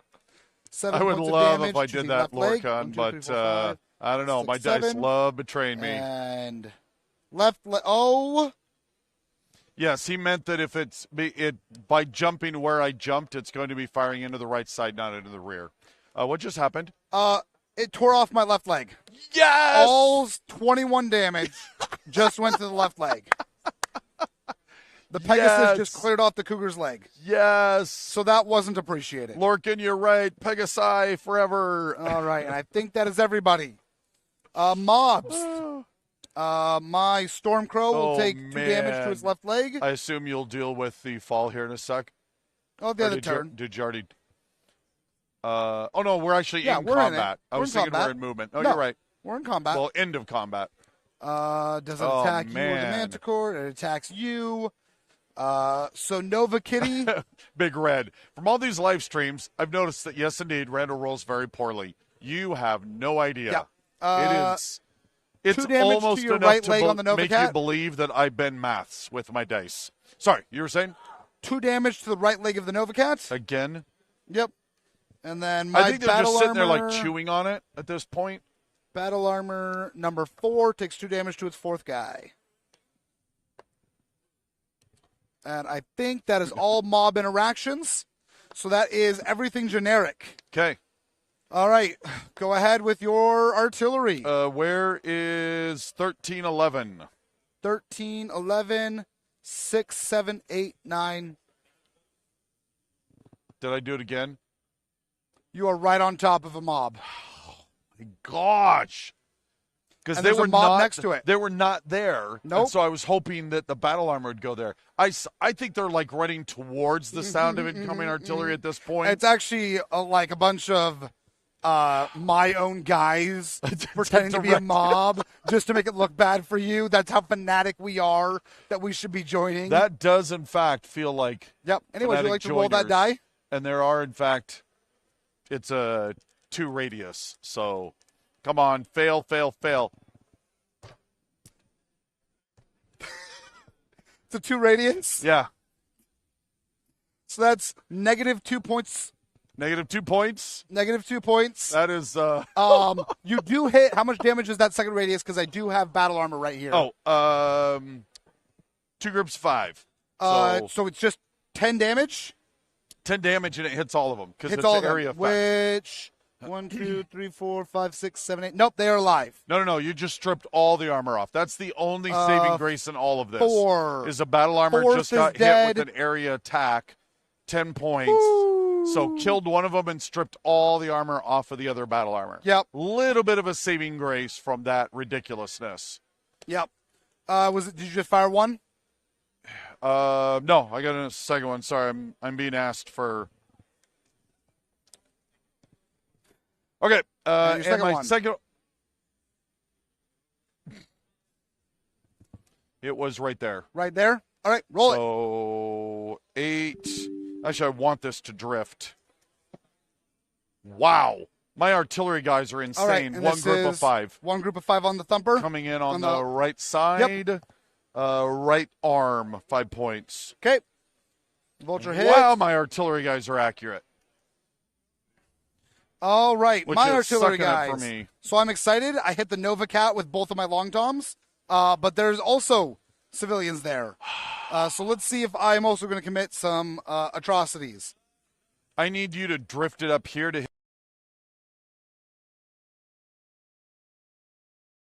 Or facing. Let's go starting- with your facing. Okay. 1, 2, 3. 1, 2, 3. Or sorry, see here. Nope, it's going to run off that So way. 4 1, hexes. 2, It's gone. 3. No, 1, 2, 3, 4, sir. Is it a single hex? Oh, or there's a multi? mob there. There's 2 mobs there, sir. No Yes. way. Oh no! Yes. It's a long tom. Join the war crime, Oh. sir. All right, so there's minus 3 points for me. Oh, we are Oof. monsters. Oh my gosh, I can barely stomach it. Oh, that's not good. All right. Wow. And luckily, we're just playing with these are all hardened structures. We do not even remotely want to get into damaging buildings, but that could be, if you wanted to play with damaging building, that's a whole fun that you could be doing. Okay, damage on my Nova. All right. Yes. My battle armor is still on me, so Okay. I will need you to pause when I say pause for so determining 25 if it's points of hitting damage in battle total. armor or not. 5 points of damage to your right arm. 1, 2, 3, 4, 5. Right this leg. is sorry. This is coming in on the rear. Is it? Sorry. Roll a die. Oh. It is on the front. Okay. Okay. Keep So going. right leg. 1, 2, 3, 4, 5. Right arm. 1, 2, 3, 4, 5. Left torso. Pause. Determining if it's hitting the battle armor, which it is, and Okay. that is the number 1 slot. Number 1, 2, 3, 4, 5. Next. And right arm. And right arm. 1, 2, 3, 4, 5. Okay. Okay. 15 points of damage should clear out this battle armor group. That is, I think, number 1. 15 hit there. Yeah, because it's 3 groups of 5. Yeah. 3's utterly annihilated. Awesome. Just vanishes. Ouch. And then Manticore will take 15 points of damage, and the Pegasus will take 5 points of damage. Woo. Vicious. Lorcan, we once did a game in a city with a warship firing at it from orbit. It was easier to rule any buildings that was destroyed. Yeah, absolutely. Wow. Big Red, I failed 35 of 40, 3+ armor saves, and a 40k during the 4th edition. That's reflected in my rolls as well. Oh, ouch. Sorry, man. That's painful. Got to share the pain, man. Share the pain. All right. I think that is it. Okay. That's enough war crimes for today. Oh, man, yeah. Wow. Okay, you want to start out? Yeah, absolutely. Bring it at me. All right. Let's see. What am I doing? Well, the Vulture is going to go full on the Kodiak. Kodiak. Sorry, just a sec. Can see the Nova Kitty. Yes. Oh, wrong way. Yeah.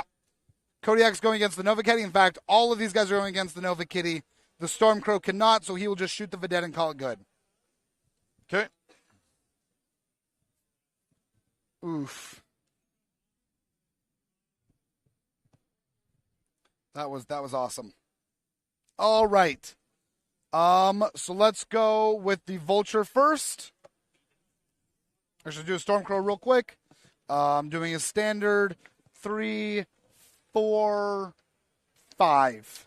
Any counters, any map set that are new to the latest Kickstarter 2 for 2. maps? No, 1 for 2. There is 2 for 3 and 2 for 4. 3 Wow. All right. die-cut sheets of counters that come in Map Pack City that My have Vedette. Additional Now city to counters as 14. well as Or no, 20. ruins on the back, rubble. Let me get him to better fight. So you can do lots and lots of fun rubble with the city. All right. So it's really a fantastic map So I set. guess the battle armor can also have fun with that.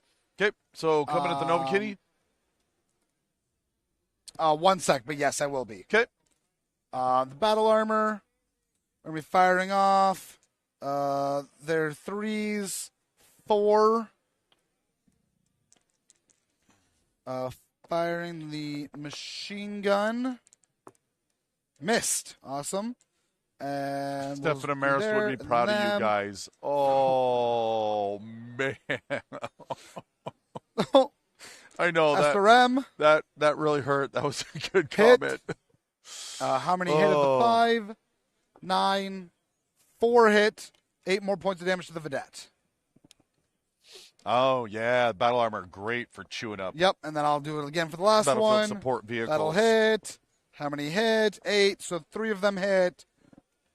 Putting me at an awesome grand total of 32. All the way to, That should help end that guy. All right. I'm just checking our Nova Kitty. schedule. So we go to we go all the way to 1. Yep. So a little over an hour left. You're not for escaping- more you're not war escaping crimes the to slaughter come. yet. Not escaping the slaughter. All right. Kodiak. What is your modifier? 3, 4, 5, 6. Plus 1. No, he jumped. On the Nova Kodiak. Kitty? Oh, I thought you said Kodiak. Sorry. I have 1. a Kodiak. Yes. Yes, 1. 3, 4, 5, 6, That was 7. pitiful. 1, 2, 3, 4. Fantastic. He still has his extra armor on, so we'll need to. I'll say pause when I need you to pause. How bad is the Alpha Strike? Yeah, I'll deal with it later. I'm Alpha Striking. Woo! That's gonna heat you up a little. Let's just do Ultra AC 20 to start. Oh On a 7. no! Miss! Hit and double tap. No! Oh! Double tap. There it is. ER medium. Oh, I hate the Kodiak. Miss. 1. I mean, 0 the for Kodiak's 1. amazing, but 1 for dang 2. 1 Ooh. for 3, and just 1 for 4. ER large hits. Streak hits. So 1 ER medium hit, and then everything else hit. Didn't hit. No, did hit. I have 4 ER mediums, only Yeah. 1 hit, everything else hit. Got it. Okay, Yep. bring it. 20 points of damage to your left arm.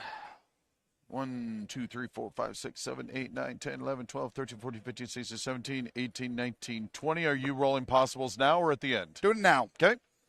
1. Upper, lower? Lower 6 is probably a reroll. Reroll. Upper 6. Okay, heat sink. Okay. Next. 20 points of damage to your left torso. Rolling to see if it hits the battle armor, which it does. Well, that was beneficial to you. 1, 2, 3, 4, 5. He just vanishes. 6, 7, 8, 9, 10, 11, 12, 13, 14, 15, 16, 17, 18, 19, 20. That actually stopped it If from it stopped being a crit, Yes. unbelievable, you little battle armor. That's what elementals are for, to stop crits. 10 damage to your left arm. 1, 2, 3, 4, 5, 6, 7, 8, 9, 10. Left arm is gone. Nothing to explode. Okay. And my streak. Oh, no, sorry. Ear medium, 7 points of damage to your center. 1, 2, 3, 4, 5, 6, 7. And then the streak. A blade of armor. Yes. Left arm for 2. So left torso. Does that mean it needs to, or does it carry past the battle armor? The battle armor's gone. Oh, right. Yeah, In yeah. the arm. Yeah. The AC 20. He literally took an AC 20 in his face. Right leg for 2. Okay. Left torso. Okay. Right arm. Left arm. Dude. Possible. Nope. Okay. And then left torso. Torso. Another. Nope. Possible. Okay. All right. Let me do the heat on him real quick. 20, So that was 32. 2 double heat sinks are gone, right? And the 33, ER. 34, 35, So you 36. carved off the ER large lasers. 40. 2 double heat sinks gone. So 52, 23. 12 heat. I'll take 12 heat for that. I'm not upset at that. Oh no, you savaged him. All right, Kodiak 2 done. That was super painful. Moving on to the Cougar. Do you print before it those falls buildings over? on a resin or FDM? FDM, absolutely. Resin would be horrible, I think, to do this Yeah. scale on. All right. And you just don't need the details look just awesome on an FDM at this scale. Can I take heat from him? He runs. So he would Can take we just 2 wield heat. our suits No. on? We don't need to be in there, right? I kind of see, love that. There's a whole little short story right There's an there, awesome man. little, like, down on elementals, but we got these guys. Yes. Need the extra armor. Love it. Oh, my gosh. Yes. Love it. Yes, please. 3, 4, 5. You know, I could 6, see those maybe being a part of Oathgar's Wolf 6. Empire. Oh, Right? yes. Okay, Othar. Jason Schmetz, Othar, 6. excuse me. Those Jason are Schmetzer, 3s. get on that short story, please. Those are 5s. All right. Pulse lasers on 3s. Sorry, who's this at? Still the same guy. Oh, 6, because that's, yeah. No. Leave my Nova Kitty alone. Pulse hit. Pulse hit. Streak hit. Streak hit. Streak alarm 10, so not quite as scary for this moment. 7 points of damage to your center. 7 points? 1, 2, Oh, 3, no, I'm on your 4, left side. 5. Left torso. You still got a left torso over there? Yep. Okay. 1, 2, 3, 4, 5, 6, 7. Rolling. Roll it. 1. Okay. Upper, lower. Upper 1. XL engine. Nice. 7 points of damage to your left leg. 1, 2, 3, 4, 5, 6, 7. 5 points of damage to your other side right arm. 1, 2, 3, 4, 5. 5 points to your right leg. 1, 2, 3, 4, 5. 5 points to your left leg. 1, 2, 3, 4, 5. And to your center torso. 1, 2, 3, 4, 5. Okay. All right, there's the Cougar. He will be falling over at the end of the turn. And Puma. Same guy still? Absolutely. Oh, Nova Kitty's just getting 1, 2, chewed 3. on. So that might be an issue. 3, 4, 5, 6. Machine guns would be on 10s, but they don't do heat, so why That not? laughing is exactly what the pilot does in response to that question, too. Yes. But I still want that story badly now. That's so super badly. fun. All right. Did you have to sand the buildings? The details look very crisp. Actually, I didn't. There was a little bit of hanging on the edges. Yeah. That I did a little, like, just sat for like an hour watching something on TV 3, and trimmed 4, a little 5, off of 6. that. But the primary spots didn't need any filing at all. It was fantastic. 4. Medium pulse lasers on 4s. Hit. Hit. And then how many machine guns I've got? 3, 6, 16 machine guns. Let me quickly try to speed this process up. Yeah. These are all on 10s. Yeah, that could end me real quick. I like that you put the dice tray over there and then never used it. Yeah, well, you know. I know, you're not really a dice tray person. Yeah, I mean, I look at them and they're pretty, but... All right. Nothing in first set. And this is still all coming on the left-hand side, right? Nothing on second set. Okay. 1, 2. All right. So then let's do the pulse lasers. 4 of these on 7s. Right leg. No, sorry. Left leg. No. I got this. I can do this. Left arm for 7 points. So into the left torso, tears it off. 1, 2, 3, 4, 5, 6, 7. And I assume you're a pure energy mech. Yep. Okay. So up to 10 heat with a whole pile of lost double heat. 7 damage to your left torso. Oh, stop that. 1, 2, 3, 4, 5, 6, 7. Right arm, left arm. Center torso possible. 1, 2, 3, 4, 5, 6, 1. 7. Lower 6. Got anything down there? Reroll.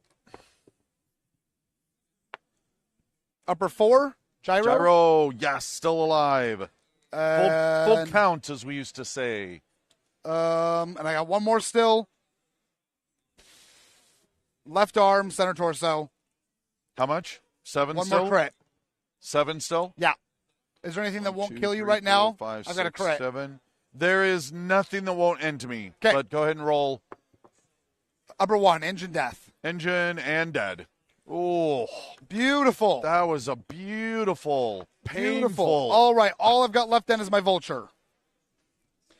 Going up uncomfortably against the Kodiak right now. Yeah, but I can feel my dice going, should I give him this or betray him anyways? Betray him anyways. It's way more fun. Right? 3, 4, 5, 6, 7. With 4 range, which everyone is fine for. Quick, stack pull that mech. Yes, more war crimes.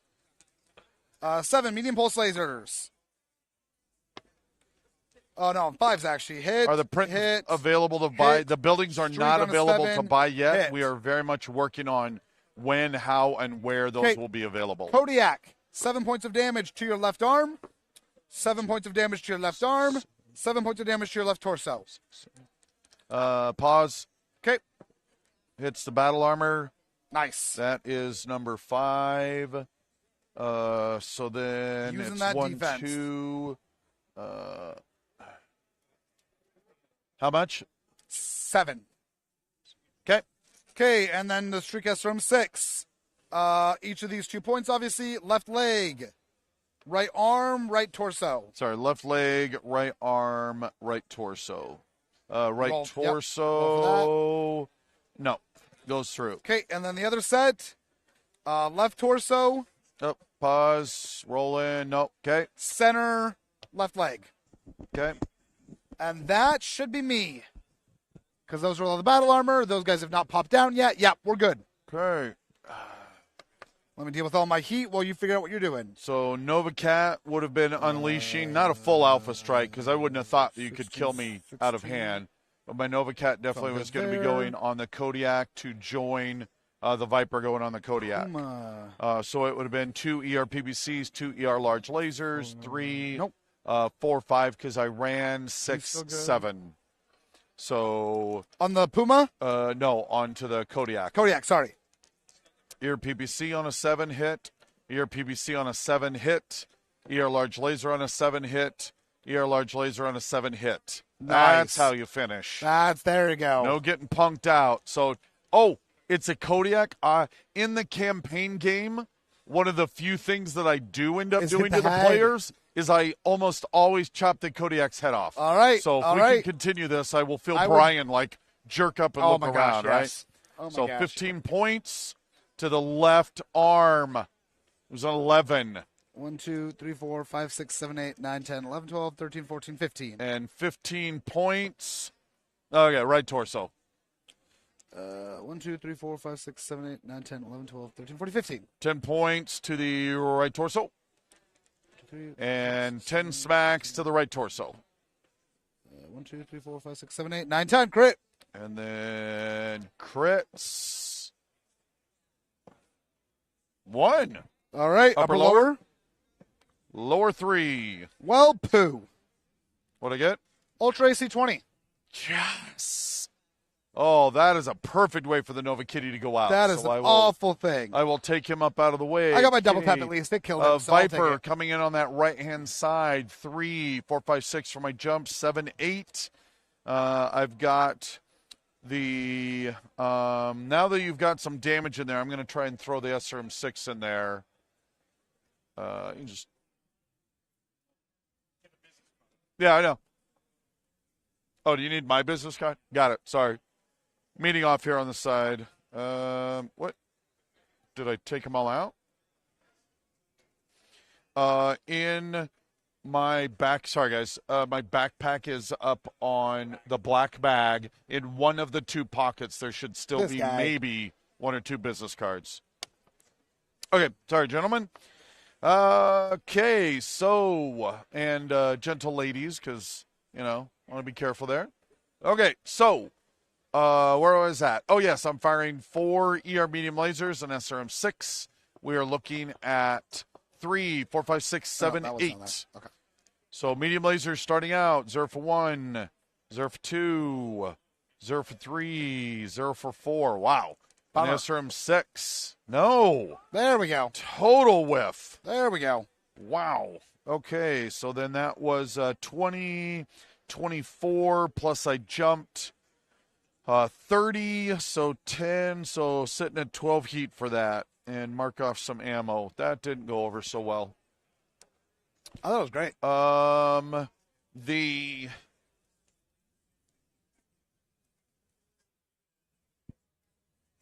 The Peregrine and Mistlinks are both going to fire on the Puma.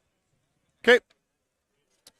So we're looking at short range, and you have a 2 on you. So 3, 4, because I walked 5, 6, 4s. Okay. Large pulse laser on a 4. Hit. Medium pulse laser. Actually, no, I lied. Mediums are on 6s. Okay. Hit and hit. So 10 points to the center. 7 points to the center. That's a crit. No crit. 7 points to the head. All right. Awake. What? Awake. Oh, got it. So then the Mistlinks, that is also short range. What's one Mistlink's going to do? 2 SRM6s, 2 ER medium lasers. So we're looking at 3, 4, 5, 6 for the woods, 7, 8. So ER medium laser, missed. ER medium laser, missed. SRM6 hits. Ooh. SRM6 misses. How many of them hit? Will be 4 of them. So 2 points to the left arm. Okay. 2 points to the right arm. Okay. 2 points to the center. Okay. Crit. Possible. 1. Upper 6. Gyro. And 2 points to the right leg. And that is 5, 10, 9, 10. No, I'm good. But 2 shots. And the Kodiak. Yep. I have a different variant than yours. But I will be reciprocating with everything. Because I need you to die now. All right.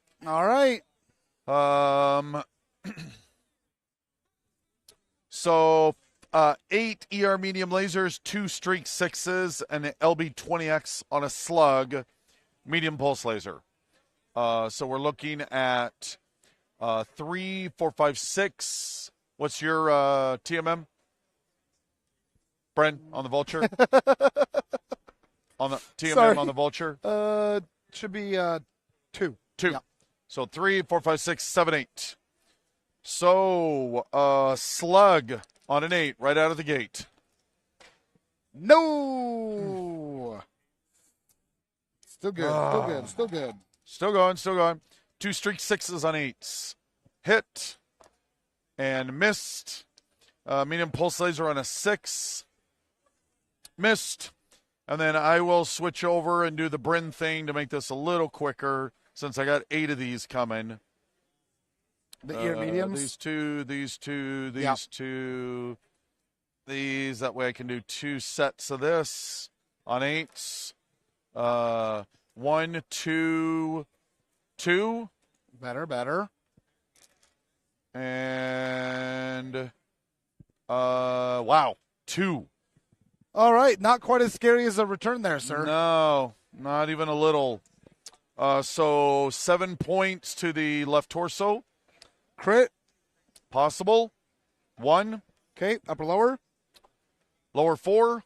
Reroll. Upper 2. Engine. Okay. So then we got 7 more points to the right arm.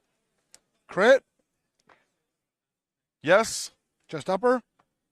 3. Pulse laser. 7 points to the center. Okay. And then 1 set of streaks. Yep. So I will go back to my 2 sets of this. 2 points to the center. Okay. 2 points left leg. 2 Okay. points left leg. Okay. 2 points left torso. Crit. Nope. 2 points right torso. Okay. 2 points head. Stop that. Awake. So ammo and ammo. Heat 5 times 8 is 40, 44, 50, 54, 58. So 18. Really hoping I get a little more payoff for going crazy like that. Okay, I do have some battle armor. Actually, this battle armor can't see anything, and you killed my other... Oh, can it? Yeah. Oh, no, you're right. Sorry. Yep. He will be firing. My other battle armor got annihilated. Yep. And apparently I'm carrying the other battle armor around like shields. Evidently. So then battle armor... I will be firing the machine guns as well as the SRM-2. I really need some help here. Yep. Second, just pulled my cord out. Okay.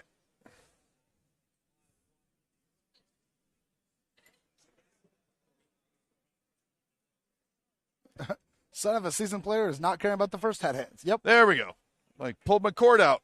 Okay. So that is 3, 4, 5. Marvel's battle armor of shield. So, Yeah. So 5 for the machine guns. Or no, I jumped. Dang it. So Jumping doesn't count for battle armor. I oh, thought. you're right. Thank Yeah. you. And then the SRMs hit. So they All both they hit. do is jump. They're, Yeah. they're used to it. So then there's 5 of them. Yep. So closer to table 5s. So then for the machine guns, 4 of them, no, 3 of them hit, excuse me. Okay. And from the SRMs, 3 of them hit. Okay. So 6 groups of 2. Yep. So then doing the groupie things again. 2 points to the right arm. 2 points right arm. 2 points left leg. Okay. That might be Tara behind me having a little too much fun. 2 points right arm. 2 points left torso. 2 points center torso possible. Okay. 3 crits in the right arm. First one. No. Second one. Two of them. Third one. Nope. So two of them, upper and Okay. lower. Just upper. Just upper. 2 and 1. That works. Okay. Any other crits, or was that it? Well, you had your center torso one, so you definitely had Oh, another I crit. didn't know if it had gotten It inside had yet. not. There's a left torso and a center torso crit. Left torso, 2. All By the right. way, this is a shocking number Yep, of crits yep, for me. yep. I never get crits. Roll it. Sorry, upper and lower. Upper 6 Okay, just the more dead LRM 20. and lower 1. The Artemis for the LRM that's already dead. And then center torso crit. No. Okay, Needed you dead. I'm bleeding, but I'm okay. Vulture's okay. for Man, I another needed round. you dead. Okay, that is everything. The piloted skill roll I would have had to make doesn't exist. The Vulture, does you stay standing? Yous do not. Vulture's falling. Kodiak needs to stay up. He's up. Oh, hopefully you'll kill yourself. Okay, 5 points of damage to my, falling on that, my left leg. And 1 point of damage to my left torso. Clearing it off Okay, I'll take that. I'll take that. with another engine hit as a result. Putting me at 2 heat. Because I'm permanently at 14. We're Yep. ever going to get a deeper exploration into the last of the House Cameron Jones. I've been trying to run down a rabbit hole on them lately. Actually, I'm kind of on the side exploring something along those All lines. right. So we will. Kodiak, staying maybe. standing. Standing Kodiak. Did you Puma, make your staying seatbelt check standing. on the Vulture? No. I am good. Okay. Puma, 4, 5, 6, 7, 8. I need 2 8s on the Puma to stay standing. Hit Come the gyro. on, go down, go down. Down. Yes. Right onto his back. Okay.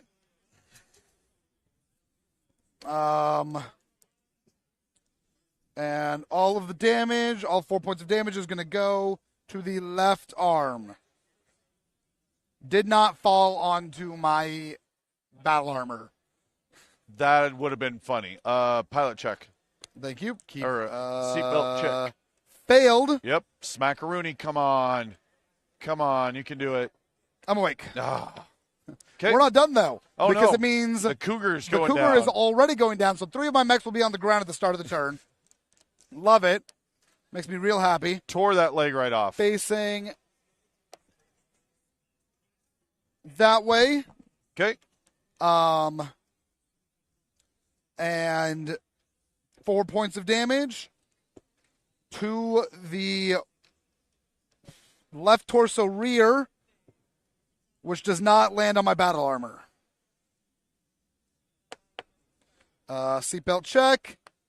It is a +5, so I fail, and I'm awake. Okay. I believe we are done.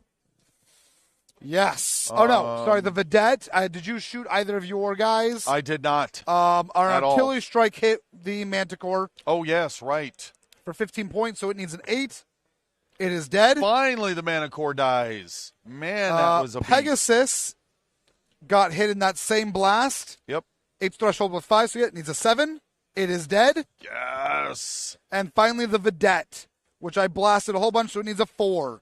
They are all gone. Finally. The planetary militia has been wiped out. Oh, man, they chewed us up, though. Woo.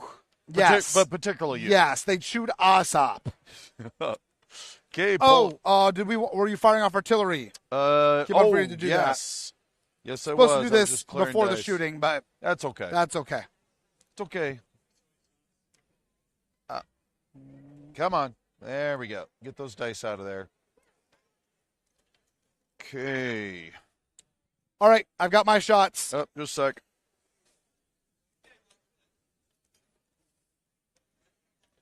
Right there. Okay. Let me make sure, because I almost screwed up last time.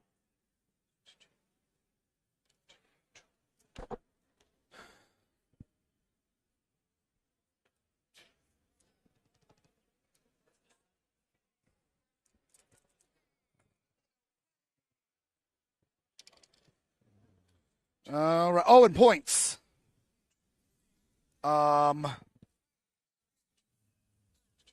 Actually, keep you. Okay, I got mine fired. Okay, points. I am scoring a max 6. Does the Horned Owl still have its guys on it? No. Okay. They are off. 'Kay. So then I you're have scoring 1, 4. 2, 3, 4. So with your -2, you are at 2, and I'm at 9. Is that with your -3? Oh, yeah, I already took him out. Man, I thought we're... Oh, that's because I've just been cleared out and you keep managing to keep your guys on there. Yeah, your battle armor got that. That's what cost it. You should be closer. Gosh, dang it. Yep. Yeah. I had a chance there of actually coming pretty close to you, but... Yeah. Oh, wait. Sorry.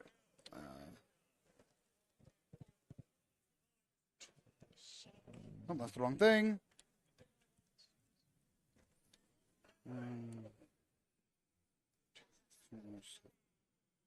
All right.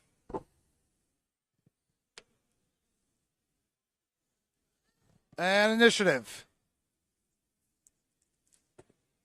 5. Okay.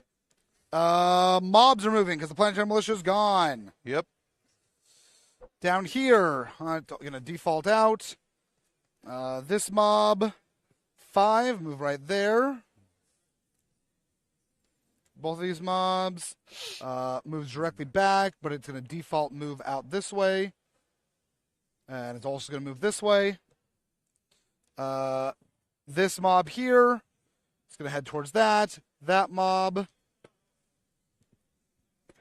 is going to go this way, right towards me. I don't appreciate that. Yeah.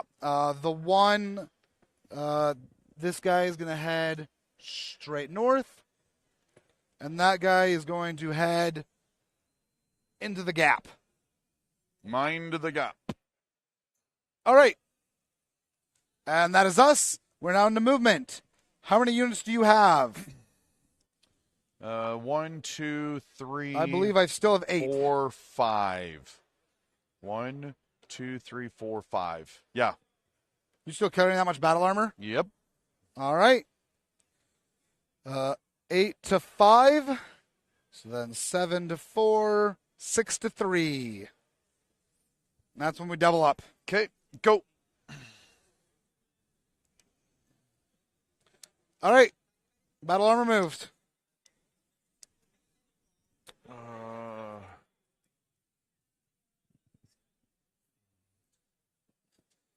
Okay, my battle armor moved. Go. Okay, my battle armor moved. The 3 is it's what they are.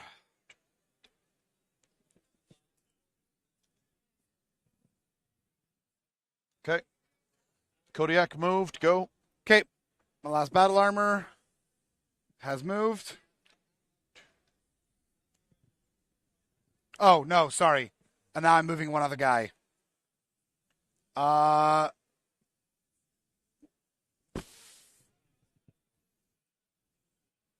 Vulture's going to try to get up. Should just be at a 5. Yes. Okay, he was going to get up at a walk. Yep. Facing which direction? He is now going to face you. No, he's going to face this way. He is now facing that way, or towards you. Falling on his left side. 5 points of damage. Where'd you go? Made him disappear. There he is. To my left arm. Which is gone. I'm like, you don't have a left arm. Center torso. Woo! Possible crit. Nope. And 1 point of damage to the right arm, which tears it off.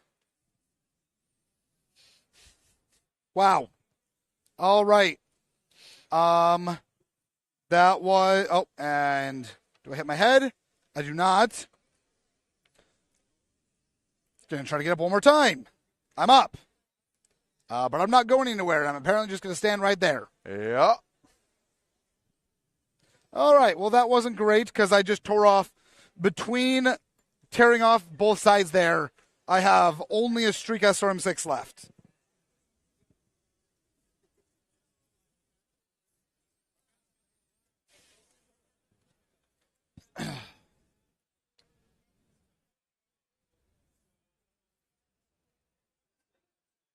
I'm going to calculate the decision, but boy, I'm bad at math. Go. Peregrine moved. Jumped 5.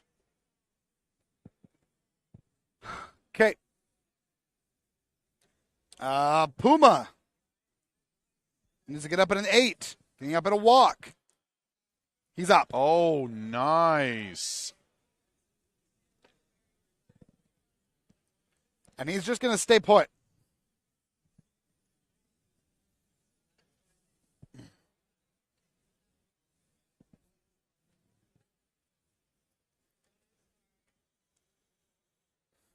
Oh, no, I moved 2 still, right. How many you got left? Did we do that right? I have... Because I've got 3 left. 2 left. I have 2 left. So I need to my move battle one armor's more. moved, Peregrine's moved, I need to Kodiak's move one moved. more, and then you move 1, I move my 2, and you move your last one. Okay. 1, 2, 3, 4, 5, 6, 7, 8, 9. No, we'll stay there. That's perfect. Plus 2. 8. So 1, 2, 3, 4, 5, 6, 7.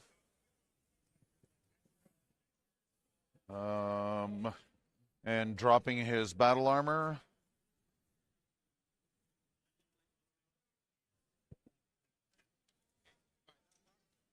Okay. I mean, I shouldn't, Go. but I'm going to. I'm going to DFA your mislinks because you were in perfect range coming this way. No, you shouldn't do that. Yeah, I know. But I want to DFA you. Okay.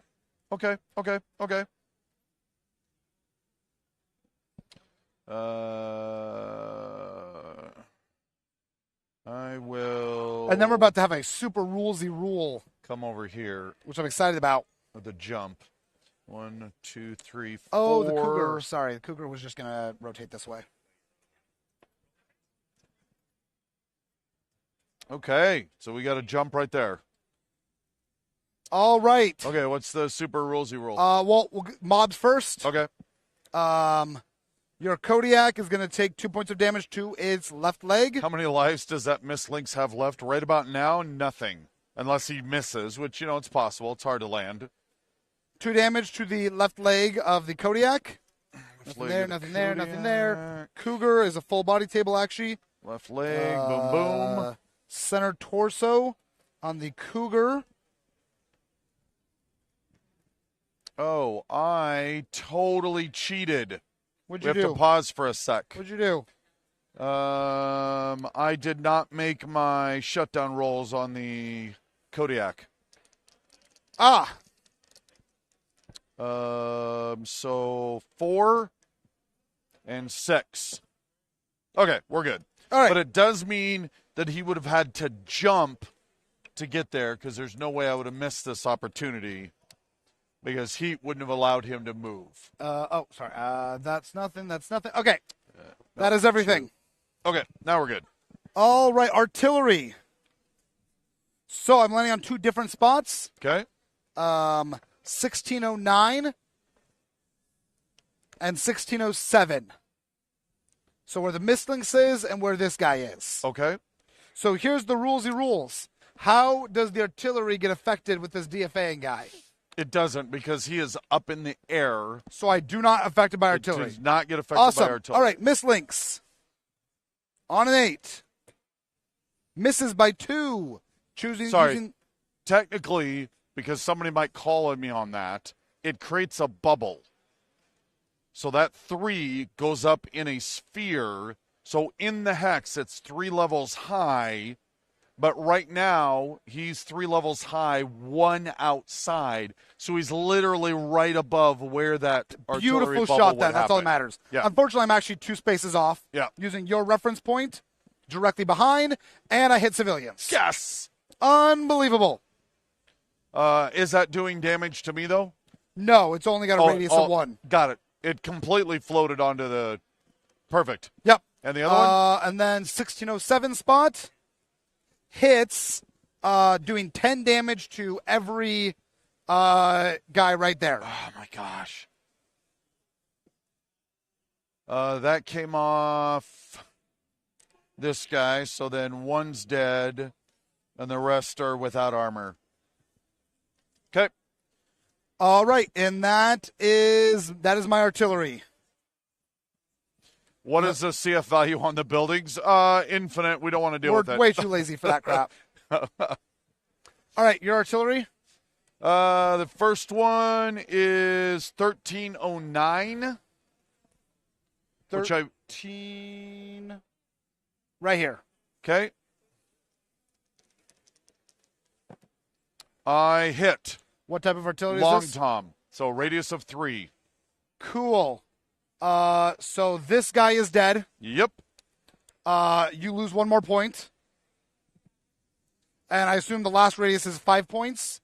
531. Yeah. So 5 Okay. points. So then these 2 guys will both be heavily hurt by that, taking 5 points each.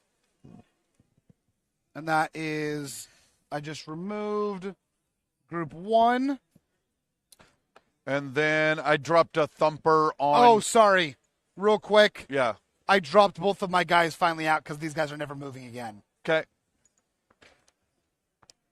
Um, So I dropped. Oh, sorry. No. I'll let you You're finish. Almost there. 2 and 4.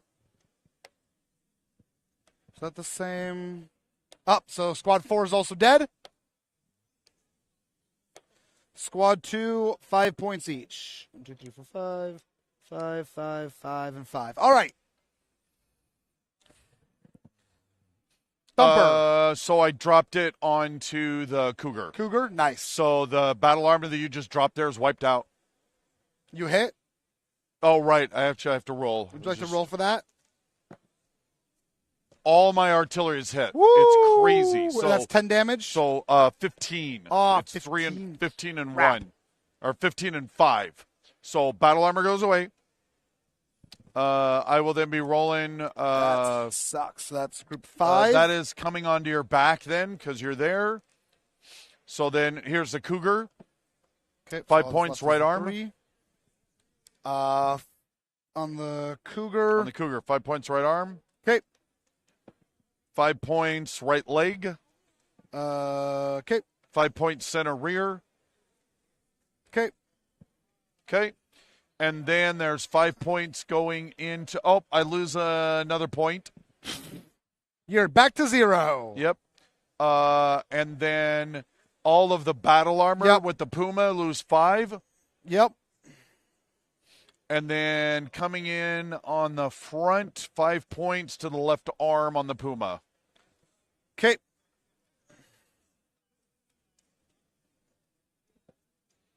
Done. Okay. All righty. Standard shooting. Bring it. These guys are taking on the Kodiak, You need the battle armor with the ballistic reinforced armor. Yes. Yes, we do. and then these guys are going to be firing at the Mist Links. Okay. Okay. Bring And it. then obviously both artillery shots are flying into the air from my last 2. Yeah. Same. Yeah. Perfect. Perfect. And then Kodiak is doing the DFA. So, let's move on to the Storm Crow. Alpha striking. 3, 4, 5, 6, 7s. Where did my 2 dice go? Firing at the Kodiak. Yep. Somewhere. That's fine. Okay, Gauss rifle. Hit. And then my improved mediums, 0 for 1, 1 for 2, 1 for 3, and 2 for 4. So Gauss Rifle and two improved heavy mediums. 15 points of damage to your left arm. 1, 2, 3, 4, 5, 6, 7. Possible. 8, 9, 10, 2. 12, 13, 15. Upper, lower? Yep. Lower 5. Reroll. Lower 1. ER medium laser. Okay. And upper 4. Hand actuator. Okay. Then 10 points of damage to your left leg. And 10 points of damage to your left arm, which I assume clears it. 10, 6, 8, 9. Yep, shears it off. Nothing to blow up in there. Awesome. There's the Stormcrow. The Vulture is going to fire all of his one gun. 3, 4, 5, 6. Streak from 6 hits. All right.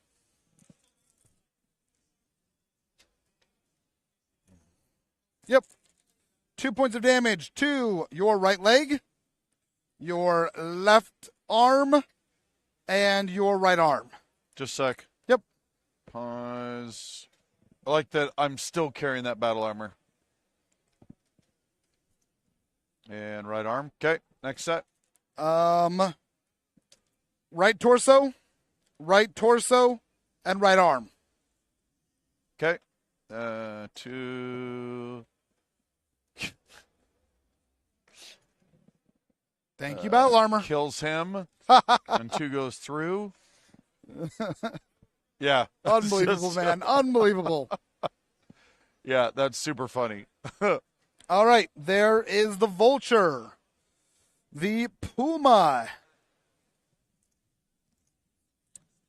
Puma onto what? The Mislinks. Mislinks? Yep. 3. My pristine 4. Mislinks? Mislinks numbered as a 1 or a 2? 1. 2? 1? Okay. 3, Yeah, barely 4, moved. 5. Pulse lasers on 3s. And then we are how many hexes away? 4, so that's it. And coming in on the 1 left for side. 1, 2 for 2, 3 for 3, 4 for 4. 7 points of damage to your, on the left side you said? Yep. Right torso? 1, 2. Left torso? 1, 2, 3, 4, 5, 6, 7. 2, 3, 4, 5, 6, 7. Right arm? Possible. Nope. And left arm? Possible. No. And now we're on to the Cougar, who can still prop and fire. Losing the left arm. Excuse me, Yeah. All right. So 3, 4, 5, 5s. And then the pulse laser is down to a 3-2, so it auto hits. Streaks then are on 5s. Hit and hit. 7 points of damage to your. Still I'm on this still on the left mislinks, side. the Yeah. left side, yep. To your right arm or left arm. Left arm, how much? 7. Shears it off. 1, Awesome. 2, 3, Awesome. 4, 5, 6, 7. Shears off the left torso. Nothing to blow up. Okay. And then streaks. 4 of these. Left torso possible. Goes to the center torso. Okay. 5 points of damage to your center torso. 2, 3, 4, 5. Center torso. 1, 2, 3, possible. 4. And right leg, or left leg. 1 to 5. Yep. And then that means I have 2 possibles because I had that In the possible center. crit and the Yep. center. So no and no. Okay. And that's all I've got for him until the Kodiak lands. Okay. And I think that is all of that. So then the battle armor, which these guys are going to go ahead and fire at the Dragonfly, and then he is firing off at the Kodiak. This is Group 2. Group 2 firing off these SRMs and machine guns. It is a base 3, 4, 5, Hover 6, Kodiak. 7, 8, 9, 10, 11. Machine gun, nope. And then 9 for the SRM, no. These guys, 3, 4, 5. 5 for him. Hit and hit. Oh, no, because this guy's dead. How many of the machine guns hit? 4 of them. How many of the SRMs hit? All of them. So it is going to be 9 groups of 2 onto the Dragonfly. Okay. Center torso. Center torso. Right arm. Right torso. Left arm. Right arm. Center torso. Right torso. Right leg. Okay. That is my everything. Okay. Peregrine is firing on the Mad Dog. You have nothing on you. I ran, so 3, 4, 5, down to 3. So large pulse, hit, medium pulse, hit, medium pulse, hit. Coming in on, no, it's still the front. No, it's right side. Peregrine onto the, right side. Yeah, right side. So 10 points to the left torso. Choop, choop, choop. Crit. Possible crit, 3. That's the center torso. You're going to kill me, but see how you see it. Okay. Lower 5. It's a reroll, technically. Upper 4. Gyro. Upper 1. Engine, and I'm dead. Okay. And the Kodiak was going to be firing on Yep. him as well. But only enough to go heat way down. But I would have fired the AC-20. So that ammo goes out. Okay. So then the Vipers fired. Actually, Koshi and Viper were both going to be firing on Not only is Kodiak jumping, but Kodiak is DFAing. Both of them firing on the Puma because the Kodiak could just be like scraping paint off the Kodiak. So onto the Puma from the Viper first. I jumped, so 3, 4, 5, 6. You didn't do anything. So 6s, so 4 ER medium lasers, and the 6, 7, because of heat.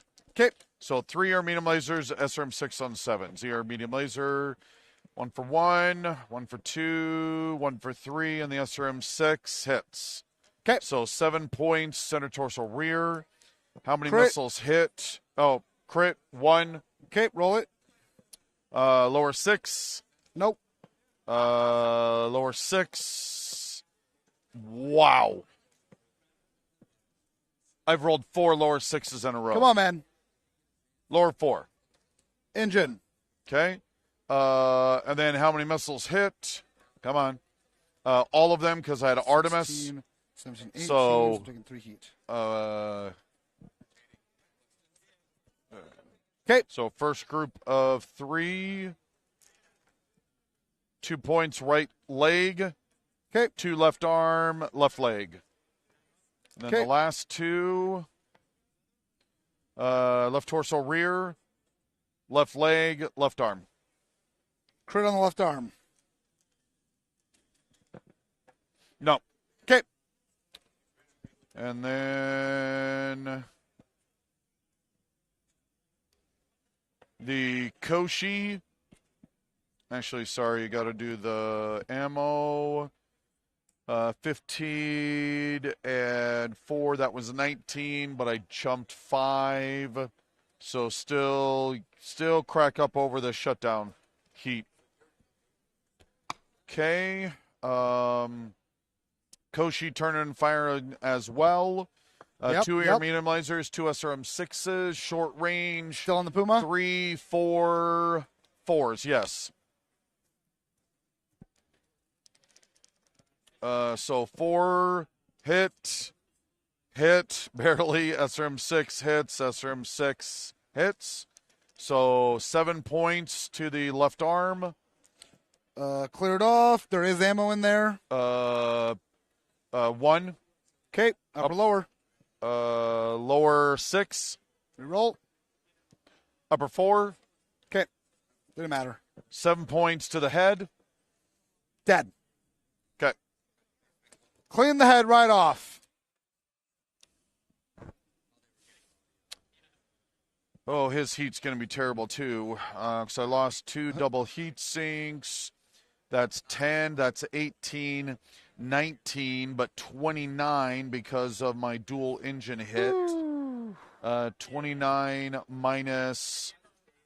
The cough drop fairy came by. 16. So 13, just under. Yes, which I will totally take. Did you need a cough drop? Oh, you got one. The cough drop fairy came by. Yeah. No, Comes all. you're normally the one losing your voice at a con. I almost never do, but Yeah. this time I'm just really struggling. Yep, it happens. Okay. So I apologize if you hear me, sucking away on this, but trying to save my voice. And It is a beautiful one. So then the battle armor. Yeah, which you just have the one set. I guess I'll fire at. Yep. Mr. Kodiak. No, I have 2 sets. So I got the one sitting in Go with for the it. Koshi. So then it's 3, 4, 5s. So firing both machine walk it guns off. and SRM 2s. Sip off. So first one hit. Second one missed its missiles. So then the other one hit and hit the missiles. So then I've got 7. So that is 3 of them and 3 of them and 3 of them. 18 damage. Okay.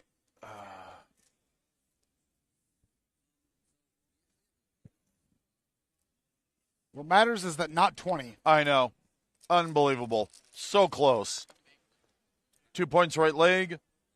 Okay. Left leg center. Okay. Center. Left torso, left leg. Okay. Right arm, left torso, left arm. I was hoping for a crit and a gyro hit. Yeah, you are very close, but no cigar. That is all I got. All righty. Not very impressive. It is DFA time. No. No? It is not fall down time. Oh, yes. Please do. And I stay up. All right, our piloting is the exact same. So it's 4, 5, 6, 7, 8. Here we go. Come on. Give it to me. Yes. Kodiak lands a DFA on top of the Mistlinks. Oh, my gosh. So it is my tonnage divided by 10 times 3. Yep. So 30 points of damage in groups of 5s. Yep. All on the punch hit table. Yep. All right. Oh, painful. Perfect. So No. 30 damage. Painful. Yeah. So I'm doing these twice. Yep. 5 points of damage head. 2, 5 3, points of 4, damage right arm. 5. Just a sec. You gotta slow down. 1, 2, 3, 4, 5. Possible in the right torso. Okay, just mark that. Okay. And then 4 points of damage right torso. 5 points, sorry. Kills me. Kodiak drops and squishes the Mistlinks in the DFA. So you need to make a Piloting. PSR Yep. to stay standing. I do not, but I don't care. Not even upset. You fail. I do. Okay. I land facing 2 to my left. Not really room to do that in there, but that's fine. Nope. 5 points of damage on my left side to my left arm, which actually gets a crit. I think maybe the Mistlinks left a little bit of an imprint on the bottom of the Kodiak's foot. And then Maybe. left torso. Roll. I do not hit my head. Oh, and the crit. I do get a crit. Upper one, the shoulder. Shoulder's +1 or +2? +2. Okay. All right. Yep, no regrets there. Last, well, might go a little over, but we'll call this last round because we're going to get through the last of our artillery here. Yeah. Points real quick. You are actually scoring a full 6 complement this turn, Yep. getting you up to 6 points. I am only scoring a 4 complement, putting me at 12 points. I hit. It's already marked. Oh, it was already marked. Yep. Okay. No, you're good. I've always tracked those. Okay. And our artillery pieces. Yep. Just a sec. I am quickly figuring out where those are going. Yep.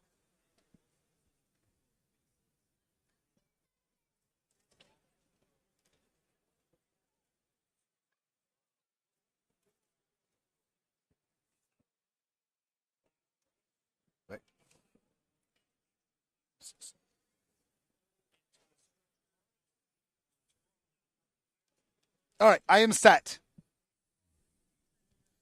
All righty. It would be impressive if you could still pull this out, but we will see. If you can stop me from scoring and score a full complement, you can still do it. Or, I can murder people.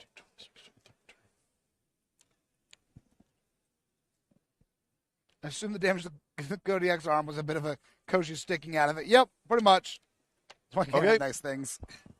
So, did the guys do any damage? Looks like. Oh, right there. yeah. I already got that one. Okay. And that was. Oh, no, when we did that. I remember that now. We're good. Okay. So then pull dice. Yep. And initiative. We'll try and power through this last turn. Yep, let's do this. 12. Throwing a lot 7, of yeah. double ponies, man. All right. Real quick, mobs. This is why we can't have nice things. Yes, it is.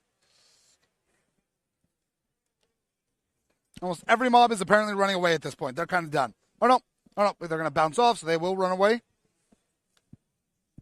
Mob down the corridor. Basically just defaults down the corridor still. Right there. Runs towards my cougar. He runs away, though. And that guy down there. This way. All right. How many guys you got? 1, 2, 3, 4, 5. 1, 2, 3, 4, 5. And you're kind of the guy I'm sitting on? Yep. Okay. So move something. Yep. Very nice. Very nice.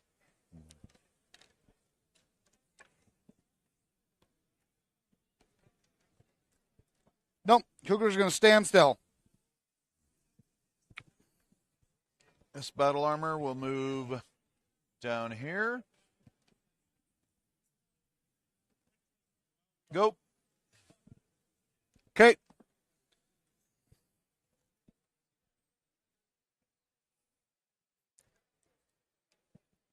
This battle armor, 1, 2, 3, is going to come right there. This battle armor will move down here.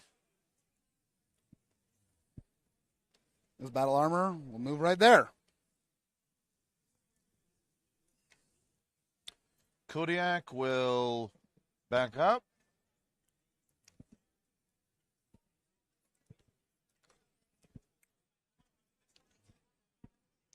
All right.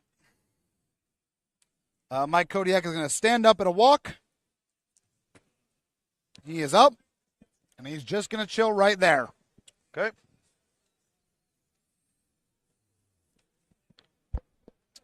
No, there's no reason for me not to move forward too.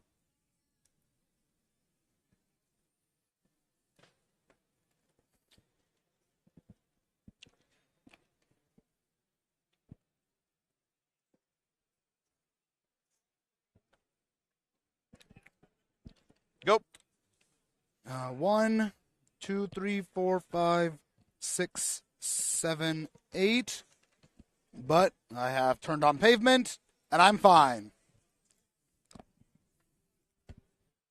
Yep.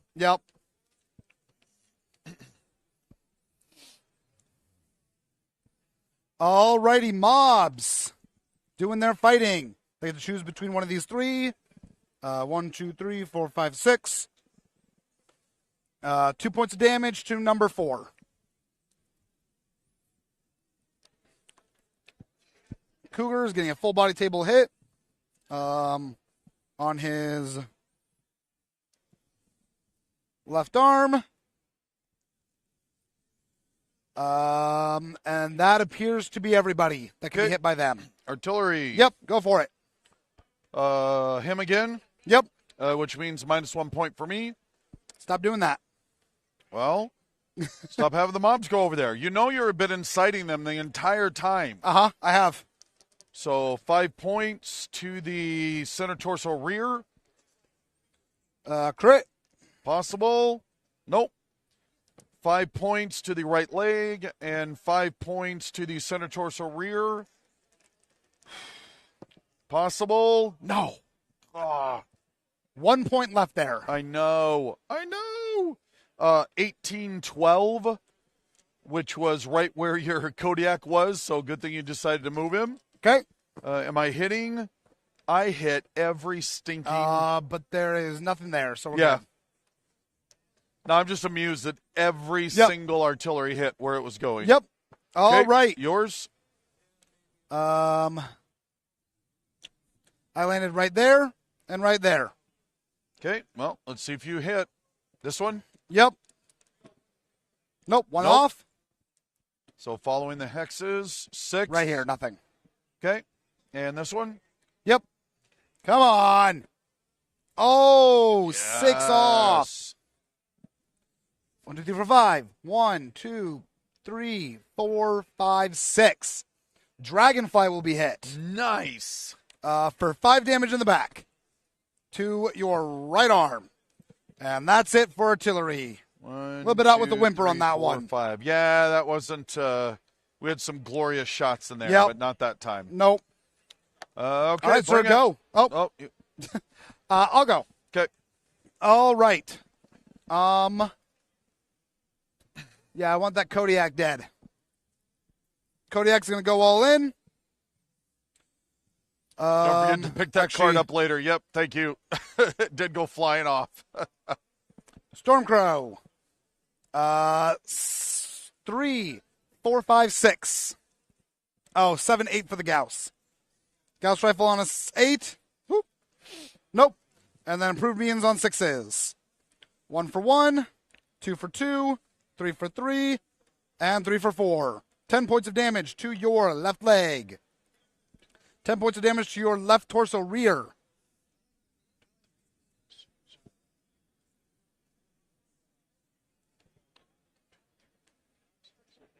Okay. And left leg.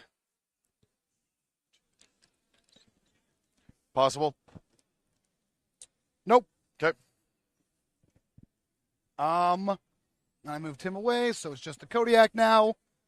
He is done. Kodiak firing everything he's got. That's gone. So 3, 4, 5. You're large. Miss. 2 mediums on 5s. Hit and hit. 2 mediums on 7s. Miss and hit. Streak. Miss. So 3 ER mediums. Okay. 7 points to your center. 7 points to your right leg. 7 points to your left torso. Okay. Bit disappointing. And that kind of wraps me up over there. So these guys shooting at the Horned Owl. Okay. In fact, both of them will shoot the Horned Owl, because why not? No. Sorry, he'll go there. He's going to go to the Horned Owl. It is 3, 6, 7, 8, 9, 10 for the machine guns. Miss. 6 for the SRM. Hit. How many SRMs hit? 3. 2 points of damage to your right torso. To your right torso. And to your right leg. Okay. And that's that. And now just Viper. all got left is on the Dragonfly. Yep. You're very dead. Cougar. In your rear. 3, 4. No, just 3, 4. 1, 2, 3 away. Okay. So medium pulse is already hit. So just 4s for the streak alarm 10s. Hit. All right. 7 points of damage to your right arm. Possible. 2. Upper lower. It's gone. Okay. 7 points of damage to your center torso rear. Okay. And then groups of 5. Right leg. Left leg. Right torso rear. And left torso rear. Bummer. All right, and then my last guys are those last guys down there. 3, 6, 7. Machine gun hits. SRM hits. How many machine guns hit? 3 and 2, 1. So 4 in total. 2 points each. Right arm. Right leg. Just Left leg. Right arm. possible. Right torso rear. No. Okay. And that is all I wrote. Okay, so Kodiak back at. Oh, did I finally kill the vulture? Yeah, go last turn. That's right. So Kodiak at your Kodiak. Once Okay. again, unleashing everything. Absolutely. I lost the arm last turn, right? Yes, I lost the arm last turn. So only 4 ER medium lasers, 2 streak 6s, and the LB-20X. As we're wrapping this up, I would like a vote on which guys you think should actually be winning this, whether or not if you are joiner or denier. We know the correct answer, but you can say the incorrect one if you so wish. So 3, 4, 4. ER medium. As a reminder, joiner means 1 that for you 1, wish to join the 2 Star for League as 2, Rathlog. 3 for Denier 3, means you wish to stay independent. 4 for 4. LB slug hits. Streak 6 locks and fires. Streak 6 locks and fires. Medium pulse. Medium pulse was an automatic. So 7 points. This is all at the Kodiak. 7 points center. 1, 2, 3, 4, 5, 6, 7. 7 points right leg. Right leg, okay. 7 points right leg. Okay. 7 points center. Okay. 20 points right torso. Ooh, 1 sec. Gone. And then a crap ton, 12 SRM2s. So rolling these in batches of 4s. So Okay. first set. Center.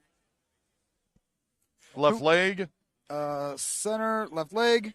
Right torso. Okay. Right arm. Okay. Right torso. Okay. Left torso. Okay. Right arm. Okay. Right torso. Okay. Head. Right Okay. arm. Okay. Right torso. Center torso. Is that it? Yep. I am awake, but you have 2 possible crits in the center. You can kill him. 3. Technically on. not guaranteed to be No, dead. come on, come on, double ponies. Don't Make even. it good here at the end. No. Okay, you need 1 engine hit. So, lower 4. Engine dead. Kodiak goes down. I will take that Pyrrhic victory. Ooh. And I fire off one of my heat pods and take no heat. All right, what do we got? Whoever's committed the most war crimes. I believe Oh, Randall that has is committed the most so war crimes. me. So the deniers. Oh, my gosh. What if you're going to, with the knife, stab me, Malvina Hazen? Oh, no. They're quoting Malvina at us. Okay. Bryn, this battle armor. Yep, I figured. So it's a +3. That is 3. And that arm got lost this turn, so I'm firing everything.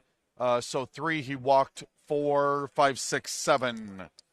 So we'll do it nice and easy. 5 ER mediums on 7s. Miss, miss, miss, hit, hit. So 2 hits. Okay.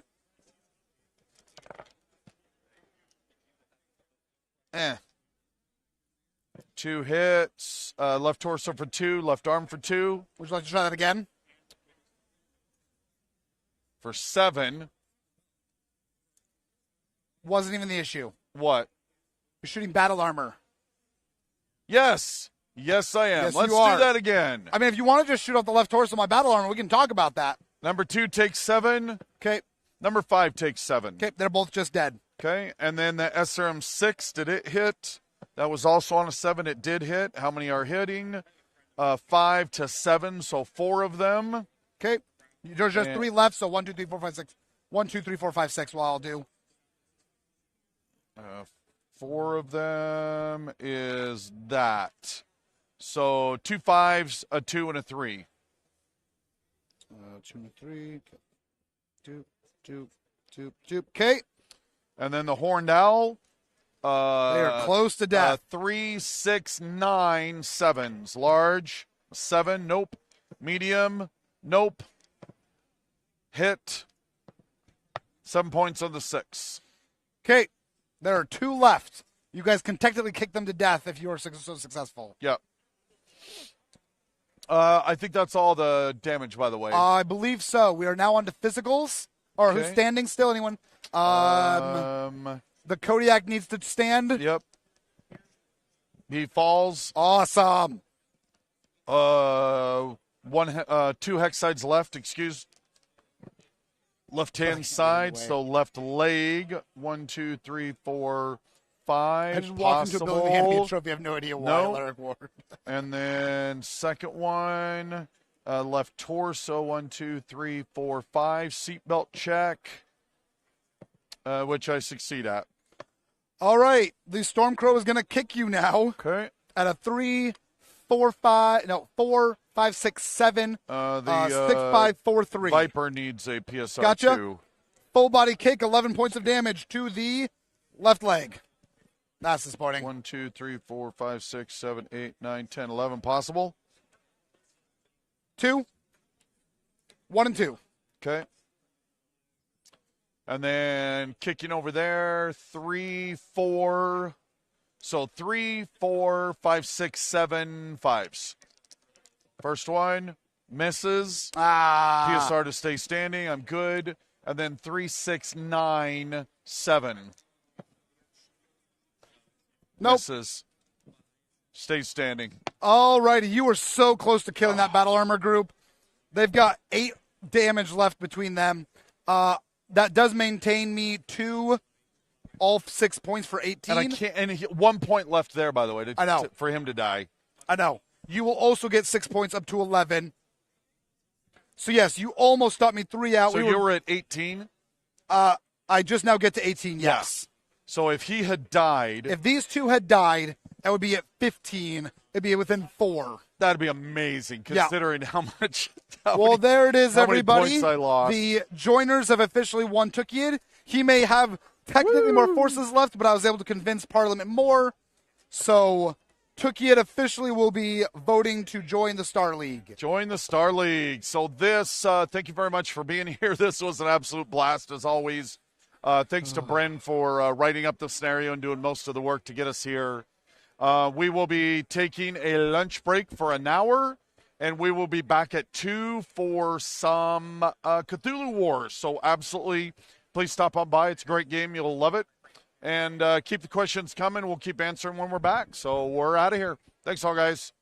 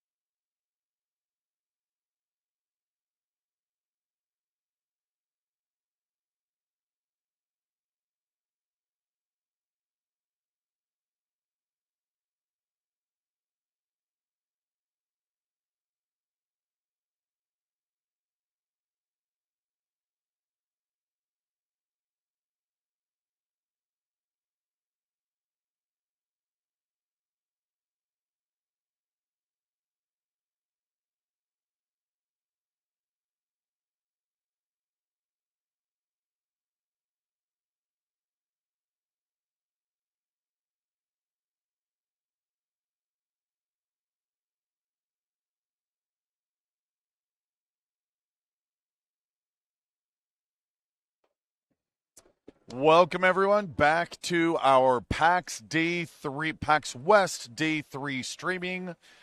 We've been having a fantastic day. This definitely is feeling like the Bryn and Randall show for the afternoon, or most of today, as a matter of fact, already. And we've decided to add in my youngest son, Kenyon, to the Bills show today. And today we are going to be playing Cthulhu Wars. I mentioned this earlier. For those that don't know, Cthulhu Wars is published by Peterson Games, and we love this game to death. We are always impressed with the products that company is doing, and we are in negotiations with them to figure out how we might be able to help them get Cthulhu Wars back out in the market. That'll allow them to help fulfill some of their Kickstarters. We're just glad to be helping, providing a helping hand, and just totally geeking out because our family's been playing this game for years and years. We love it to death. And so we're here to show it off again so that some people that maybe haven't seen it, once it does get back in the market, you can be off and enjoying it as much as we enjoy it. I think, Bren, do you want to kind of give us an overview of the game? Yes, of course. So Cthulhu Wars, for those of you who do not know, is all obviously based in the Cthulhu mythos. And the goal of the game is that we are going to be playing as the different Great Old Ones and their followers. And we wish to bring about doom on the world. And more importantly, we want to bring about more doom than everybody else. Because that's just the way the Great Old Ones roll. So here we have a map of planet Earth. We each have a starting spot located around the map with our cultists and our gate.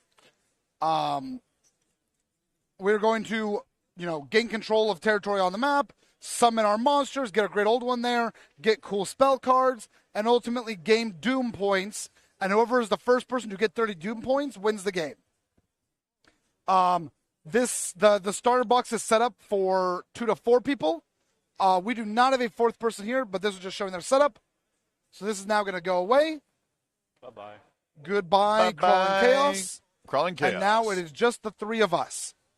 We have our handy-dandy phases of play reference card. So what we're going to do is do the action phase, the gather power phase, determine first player, and the doom phase. I'm going to go ahead and for the initial, declare myself first player. This card basically is the entire game as far as the various things are going to go. Yeah. So in the action phase, we're going to perform our movements, fight each other, gain territory, all of that. Then in the gather power phase, we will gather our power that we will spend for the next action phase. Determining first players just decides who's going to go first. And then the doom phase is actually we're going to get points. So we'll just go through those one at a time. All 3 people here have played before. And so we'll be showing that off per phase. So I am just going to start us off. As I can see over here, I start with 8 power. And so I am going to move 2 cultists as my first action. As an action, I spend a power per guy move and move them to an adjacent spot. I can move all of my guys to adjacent spots if I have the power, but I cannot move them 2 spaces. My turn is now done. I have declared we're going clockwise. It is now Kenyon with the black goat.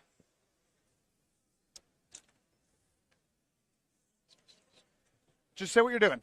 I'm using 2 power to move 1 cultist to South Atlantic and a cultist to East Africa. Perfect. And Cthulhu. Yeah, kind of following the Titular. boop. Cultist up over to the North Pacific, which the map does wrap around. Yep. So those 2 sections are the same. And And one North Pacific and North Pacific. So And this then, is adjacent to this. one over to the Indian Ocean, which again is adjacent to the Indian Ocean. Yep. Over to you. Perfect. I will build a gate. So I'm spending 3 power to build a gate where there is no other gate and I have a cultist. And then for free, I immediately get on top of that gate. I'm going to spend 3 power to get a gate.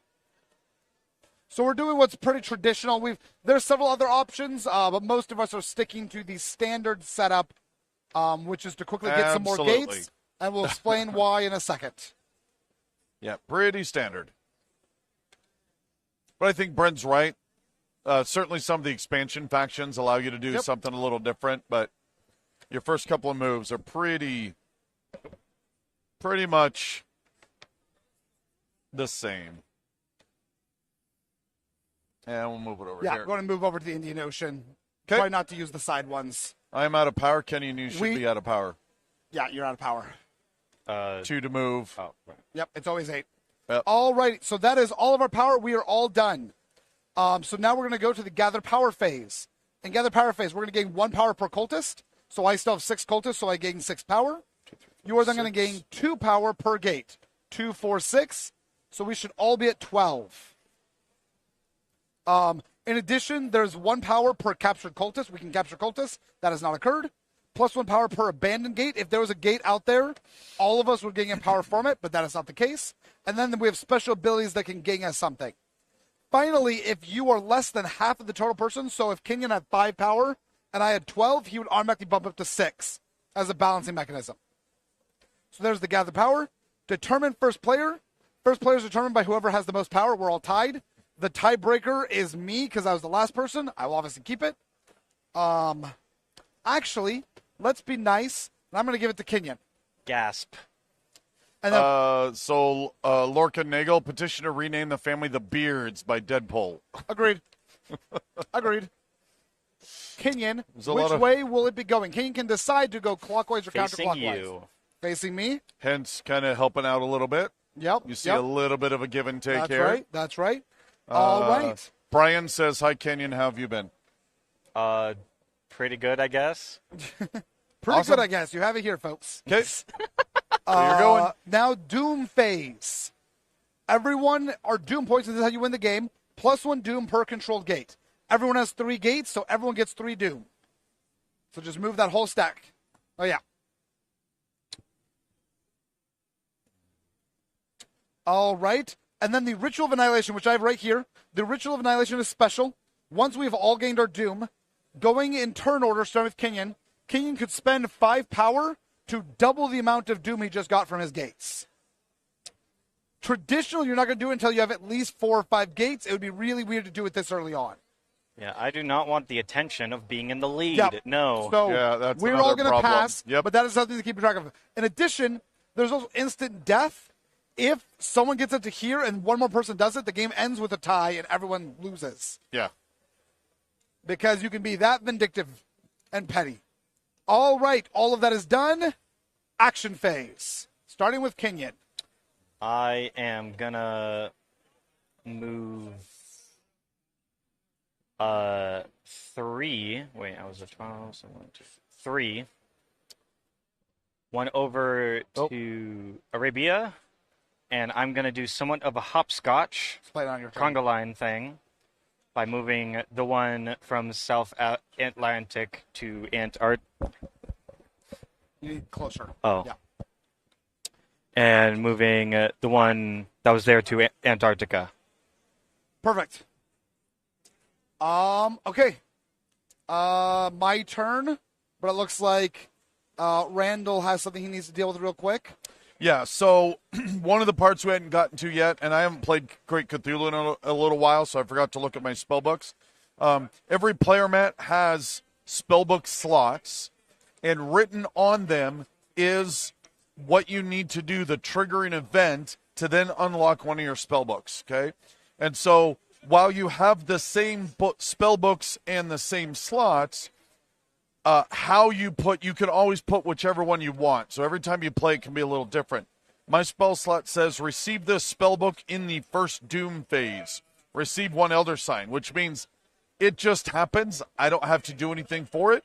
So I'm going to be grabbing Dreams and putting that right there, and then reaching into the bag. This bag contains Elder Signs. They're value 1, 2, and 3s, and I think it's like, there's like, Yeah, it's weighted heavily to 1. it's weighted heavily to the 1. Yeah. But I will get 1. You hold them secretly and place it face down.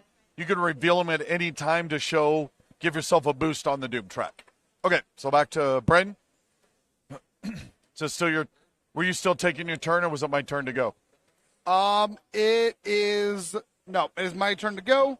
Moving one right there. Okay.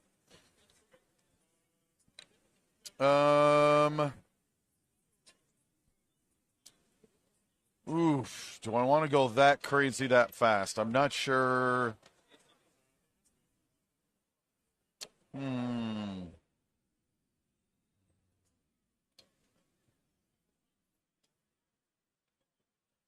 Actually, I want to go that route. And then I'm going to be crazy right out of the gate. Gonna go for it? I'm going for it. So I'm going to try and awaken my Elder God. Okay?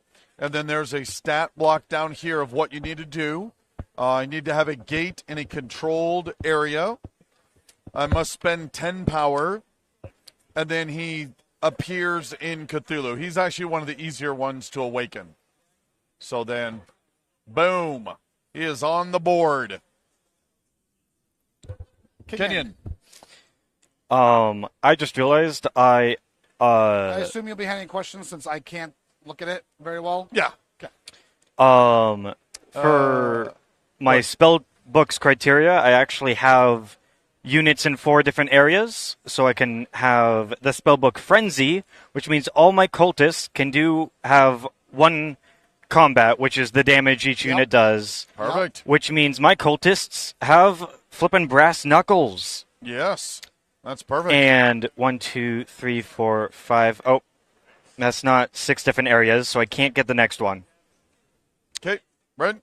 Oh, I You didn't actually do anything. Oh, sorry. I didn't actually do an action. right. Gasp. This guy. 1, 2, 3. Can I have a gate? Yep. How is shipping cost going for Kickstarter going? We are very much working on that still. Literally 2 weeks ago, had a big conversation with another major Kickstarter fulfillment house, and we are getting them documentation so that we can start getting those prices finally. Alrighty, I am going to summon the King in Yellow. He is a great old one, but he's a little different, and I'll be showing him off. He only needs to be in a spot with a cultist and no gate. But he'll be a funky guy, and I'll be showing him off more as we go. Okay. I will summon a monster, a deep one, which is cost of 1 to do. So just my little froggy guy. And when I summon, you always summon in where you have one of your own models at. To bring in, no. To summon must be with a gate. To do a cultist, it can be anywhere. That's right. Yep.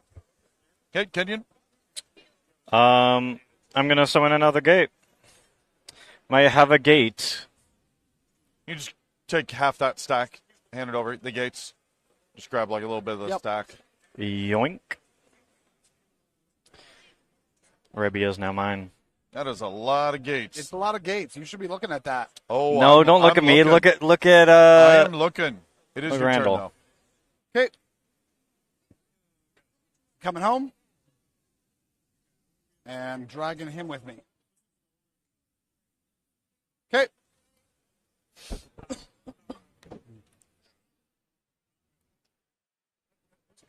Spending my last power to summon another deep one. Alrighty.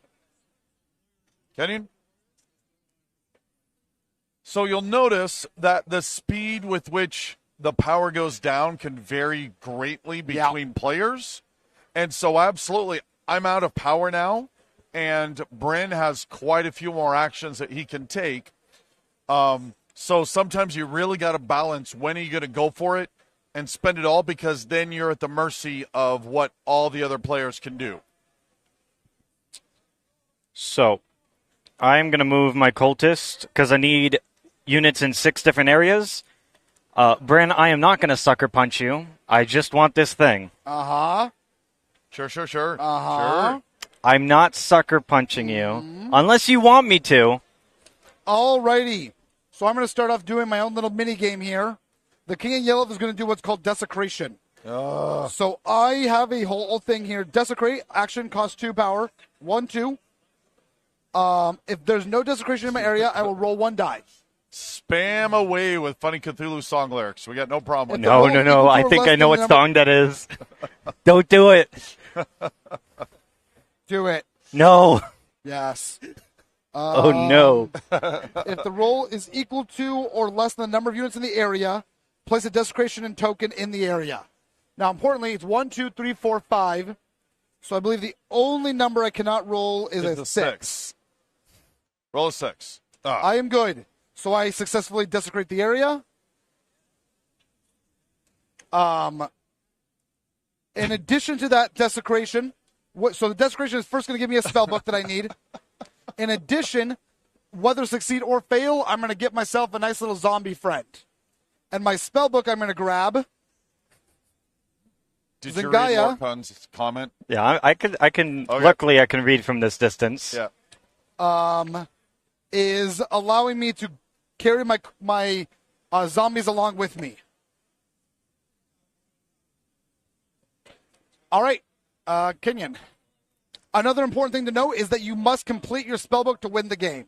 Even if you get to 30 points, if you have not completed your spellbook, you do not win.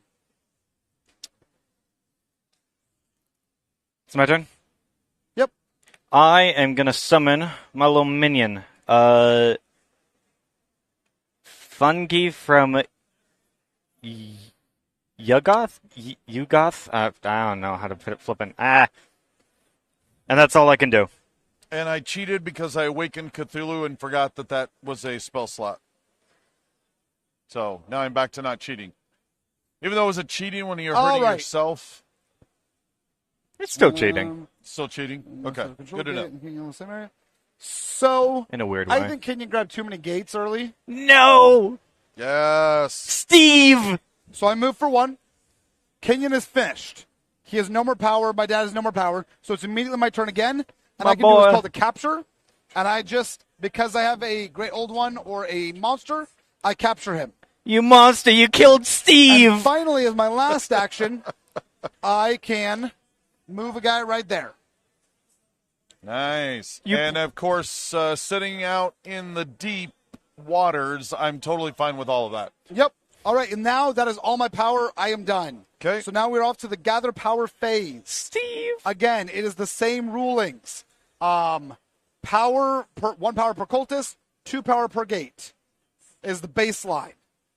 So I will be getting 6, 7, 8, 9, 10, 11, 12, 13, 14 to start. I then get to return a cultist. I execute him and get 1 more power. Steve, no! And my special ability for my unique ability for my faction is gain 1 power for each desecration token. 16. So then I have 6 cultists, 7, 8, 9, 10, 11, 12, but I also have a spell book. During the gather power phase, if Cthulhu is in play, gain 1 power for each enemy control gate in an ocean or sea area. So that takes it from 12, 13, 14, 15. Okay. Kenyon, your power? Oh. 1, 2, 3, 4, 15, 13. I'm sorry, King, you had too many guys so fast. If You just gone a killed little Steve! slower, Look we how can be they good now. massacred my boy. We can be good now, but I think it's pretty clear that, like, this is the line, is all I'm trying to say. Is it because that place is yellow? Is that why you needed it? That's exactly right. That, and I'm pretty sure it has a sandworm in it, so. Oh. Maybe I want either a sandworm. that's Shahulud or Never Doubt the Worm. So I'm trying to decide. Never which doubt the direction worm. you Always should go. Shahulud. It could be both. Never doubt the Oh, worm. that's true. It Never could doubt the totally- sandworm. Determine first player. Kenya, how much power did you get? I'm at 13. Okay, so it is me. No, it's you. Only by 1, though. Yep. And I will give it to Kenyon to show that there are no hard feelings here. Is it because my cultist is ready with his brass knuckles, slowly putting them Because I on? don't want a war. I just needed you to slow down. All right, Doom phase. Kenyon and I get 4. Randall gets 3.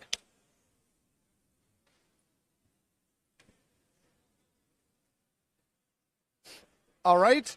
And then I totally cheated. Ritual of Annihilation. Can't believe you guys. I will not get be away using with that. Ritual of Annihilation to double my points. Kenyon, No. I'm already in the All right. Way too lead, early. that is it. sort of. action phase, starting with me. And I'm going to swing big and pull out Haster. He needs to be built where my King Yellow is and a gate I control. So I'm good. No, he came out way too early. I don't like that. You had your Cthulhu a turn before me.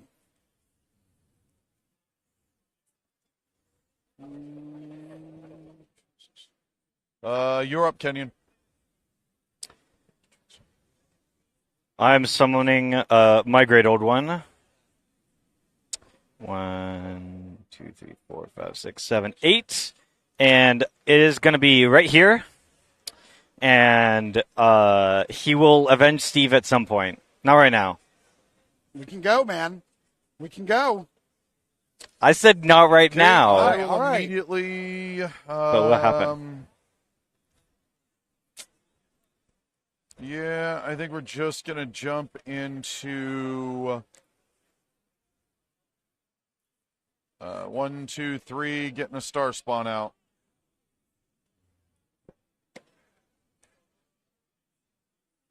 There's a weird song going on over there. I thought it was a different one. I know which one. And you I'm thought more it was. confused. I know which one. I'm you more thought it was. confused now. Takes an hour to the star. Cthulhu, that wagon equals us. Stupid copy and paste. All right.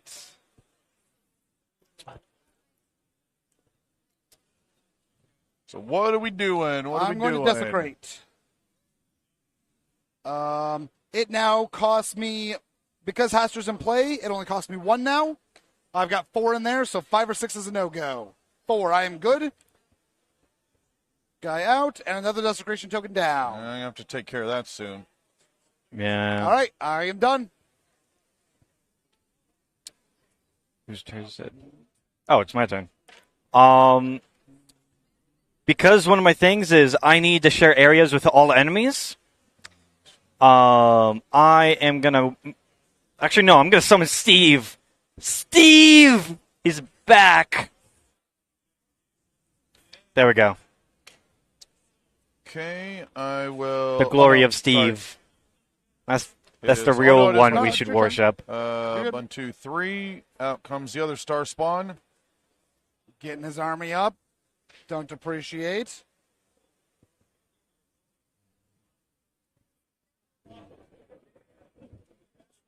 All right, I'm going to move the King Yellow. He's going to come right here. I'm just passing through. Everything is fine. It is your turn, Black Goat. I'm gonna move Steve into this area so I can get that thing. Yep. He gets a spell book for sharing a spot with everybody. I'm not gonna punch you, nor that I really want to. I'm just sharing areas with everyone. Yep. Wait, Deep 1, one. 2, 3, 4, 5, 6, 7. Ah, so close. Back to you, Bren. Yes. What I'm kind going to of try to rapper desecrate. name is Steve anyways? 4, 5, and 6, and I lose this time. I lose, but I still build a new guy. The song is Cthulhu Fart Wagon by the Gothsicles. Fart wagon. Yep, All right, I've gone. Kenyon. Kenyon. That's something to look up after this. Because I got a spellbook for my great old one being in play, all of my units now, except for cultists, everything but those cost 1 less. So I can actually summon the Dark Young, which, because of another spellbook, they can actually occupy a gate. Yep. It's awesome. I love those guys. Not as good as Steve, though. It's Steve. He's right there. Steve. Steve. Alan. It's Steve, Grummett. Steve.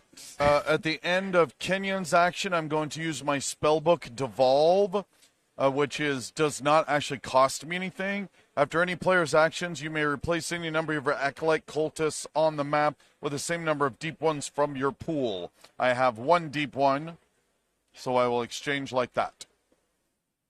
And then it is my turn.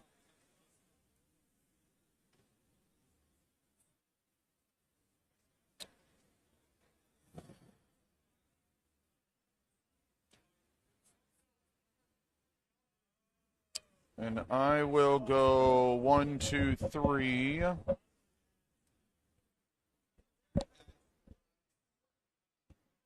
Moving in. Go, Bryn. Better not kill Steve. Trying to desecrate again. I succeed this time. And that's a new symbol. I'm looking for these different types of symbols. This is a new symbol, so I will unlock a new spell book as well.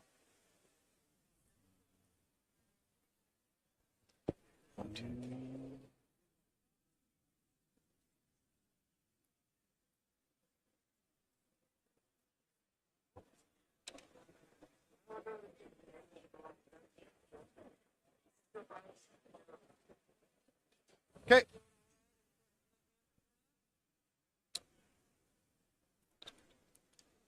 I'm gonna summon a fungi right here.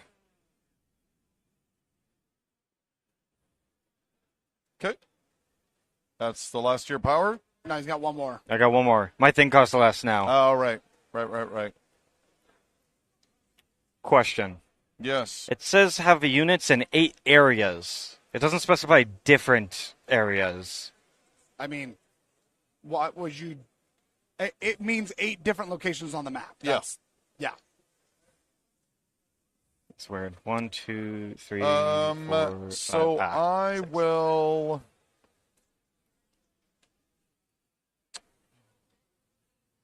I'm going to attack in that area. Okay. You're being attacked. Dice. All over there. Well, and you have the Devour Yes, special I ability. do. So I Don't have you dare. Cthulhu has pre-battle, which is Devour. The enemy player chooses and eliminates one of his monsters or cultists in the battle. Which one are you going to eliminate, sir? Before we even start. Fine. Eat Charles.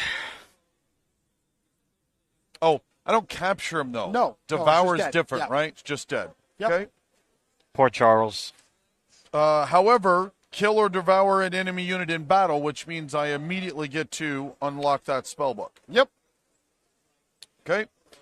We are now fighting. Okay? So I'm going to roll a number of dice equal to whatever is the combat of my various units. Okay?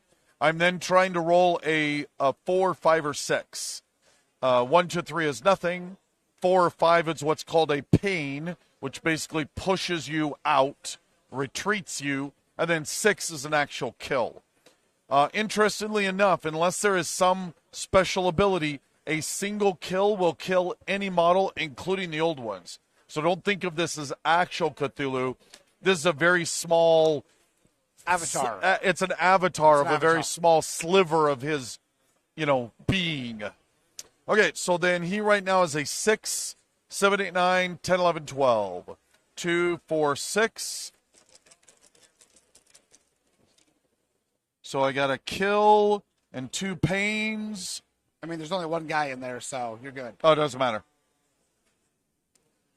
Hey, Ha! got a kill back. I got a kill! Nice. Which means my really big buff guys, I'm going to lose one. Nothing I can do Yep. about it. And then kill your guy, Kenyon. I'm going to kill him. My little beetle fungal thing. He was adorable. On the inside, not the outside. My turn. Actually, if it's a fungus, would it have a gender? I don't know. It's an I'm eldritch rolling out. being, so.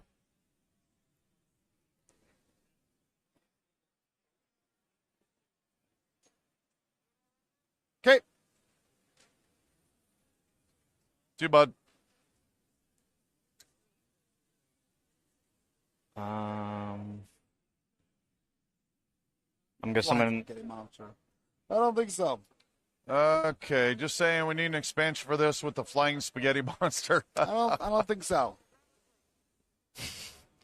I'm Cutting summoning. out all that background. Yeah, we've actually talked quite a bit about the fact that the background sound does not make it in almost at all, which is pretty amazing. Yeah. So you are done. So over to me. I will spend 1 to move a cultist into here, and then as a free action, I can immediately take control of that You gate. took Charles's spot. That's I did his take seat. Charles's spot. Bryn, You better what are not you kill doing? Steve. All right, He's Kenyon. chilling. No! Oh, okay. Wait, I was gonna give you 3 doom as an action. Oh, I thought you were but he doesn't killing. want it. I thought you were killing Luza my boy Palooza, over thanks there. for being here. Much appreciated. So yes, Kenyon, as an action, as recompense for my actions, I need to killing give someone Steve. 3 doom, and so that's gonna go to you. Gain 3 doom, Kenyon. Why are you putting me in the lead? 1, 2, 3. 3 doom. I don't All want to right. be in the lead. Did that cost you anything to do? Nope. Okay. Kenyon is done. Yep, just you and me, man. I will spend 1 to move my deep one right there. Okay. I will spend to desecrate. And I succeed. And I'm officially out. Okay. As my last action, I will use one of my spells, Dreams, which costs 2, which is exactly what I have left. It's dragging my heels I was desperately trying for so you to hard get to out. avoid that. Choose an area containing an enemy's acolyte. Your enemy must eliminate one of the acolytes from that area and replace it from one from your pool. Thank you very much, Trying sir. so hard to Yep. make it past that line. We were both just dragging that our was heels. the whole I thing know. doing this. I Dude, I know. was so close. Just managed to eke it Oh. out. Woo! Oh, nice That was design. awesome. Okay. All right. So that is everyone's power. We are now into the gather power phase. And I'm now down another guy as well, which I don't appreciate. So I have. Oh, we'll let So Brent. 5, 6, 7, 8, 9, 10, So 11, people can still see 12, 13, 14, 15. That that. is So me. I have 6 for my cultists. 7, 8, 9, 10, 11, 12, 13, 14, 15, 16, 17, 18, 19, 20, 21. You get one more for each gate. I thought it was each enemy gate. Did I misunderstand that? Where'd it go? During the gather power phase, if Cthulhu's in play, gain 1 power for each. Oh, enemy controlled gate. Yeah, you conquered them all. I conquered them all. Hey, I could take mine back. Dang it. You could just leave, okay. and I let I'll make you that. Steve. No, that was Charles' So spot. 16. I will still take it. Yep. Great position. No, I would have taken this one then instead Yes. of that one. I totally misread that You myself. would take Kevin's spot? Yes, I would take Kevin's spot instead because I did that wrong. Same thing with that one. Yep. I should have done like that one, but it's all good. All righty. You are first player. Which way is it going? I left 2 points of power on the table, so not too terrible. Going to Kenyon. Definitely. There you go. Okay. All right. And then Doom Phase. I get 3 points. 1, 2, 3, 4, 5 points for me. 1, 2, 3. So I forgot to mention And I is get that 3. because of my 5. spell, now every time I desecrate, I am also getting an Elder Sign. So I got 2 Elder Signs. Okay. Now the Ritual of Annihilation. I will in fact be paying my 5 points. Yep. 1, 2, 3, 4, 5 to go up 5 more. 1, 2, 3, 4, 5. Hey, look at that. I'm not in the lead. And Look you at have him. your Great Old One out, so Yep. you also get a Elder Sign. Yeah, if you do the Ritual of Annihilation with your Great Old One out, Elder Sign time.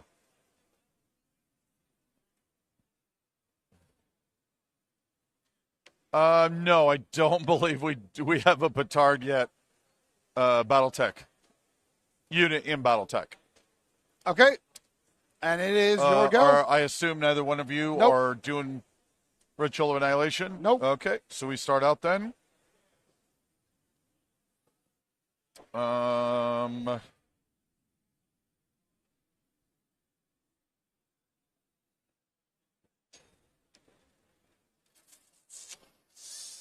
What do I want to do? Something amazing, I guess. Something amazing, I guess. I will go 1, 2, 3.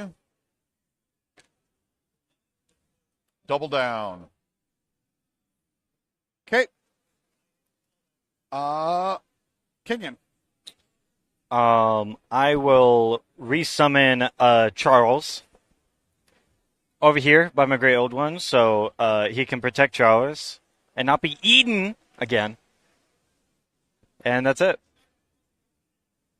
Okay. Over to you, Bren. Looking for some cosmic horror. Turns out I'm a cosmic horror. Cue the Signs by Ace of Base. Oh, that I song got the kills me. sign. I thought that's the song they were referring to. I know. All right. I'm not. That's his. It's his. I'm leaving. I'm going. Just going on a migration.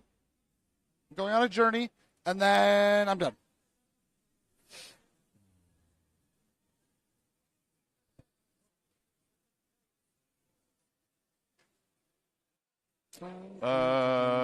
So I will go 1, 2. Can I help you? Go. Me? Yep. See, you left. I was actually gonna retreat Marcus over there, but you left your thing wide open. What are you doing? I can punch. You have to fight. You don't just kill him. You still have to roll dice. You have to roll a die, Kenyon. Remember? Oh, Which means nothing might happen. okay. Yeah, you have a 1 in 6 basically. You Okay. make him retreat. So you make me retreat. So where are you retreating to? I am retreating over to here, I guess. Okay, and you take and it. then as the Congratulations. free action, you immediately get it back. Bren. I guess I'll go this way. Jerk.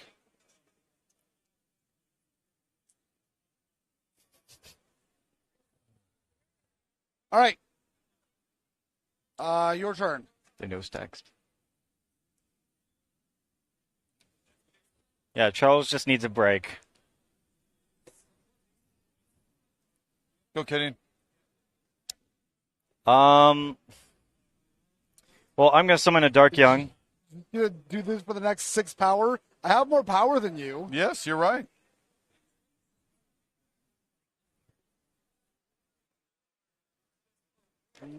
Charles just tried to get home, kick up their pseudopods, watch a little TV, and keep being called back into work.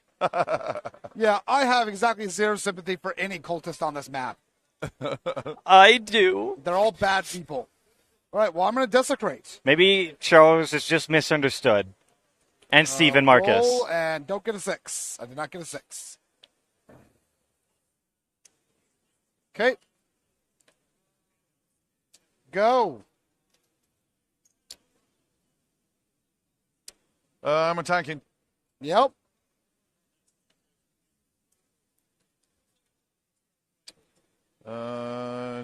All right. Kenyon, can I have 4 dice? Okie dokie.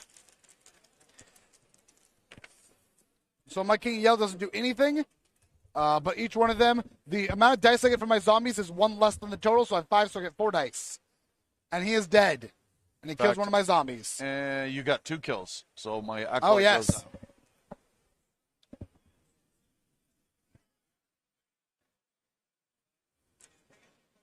Go, Kenyon. I am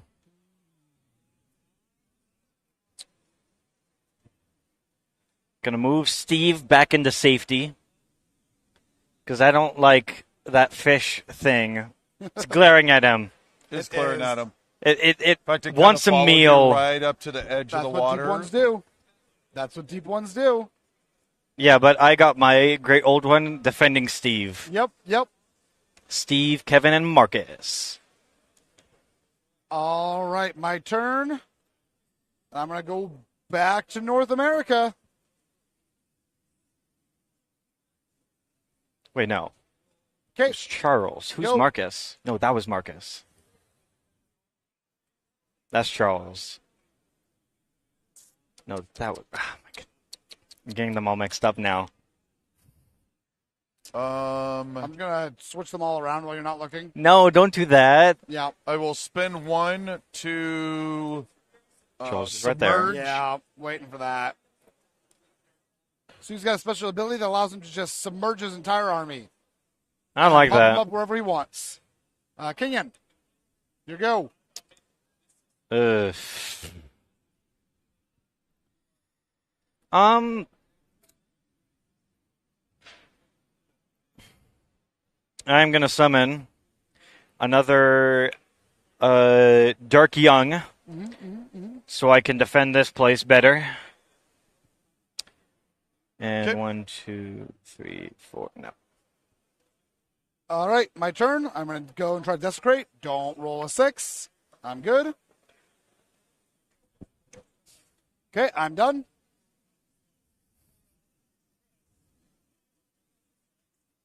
See, that'd be an intelligent thing to do.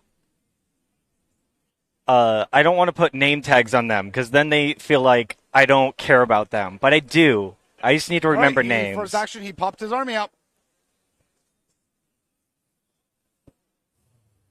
Huh? Oh, Your turn. He's bullying me. good. Leave Steve out of the picture, meaning he's safe. I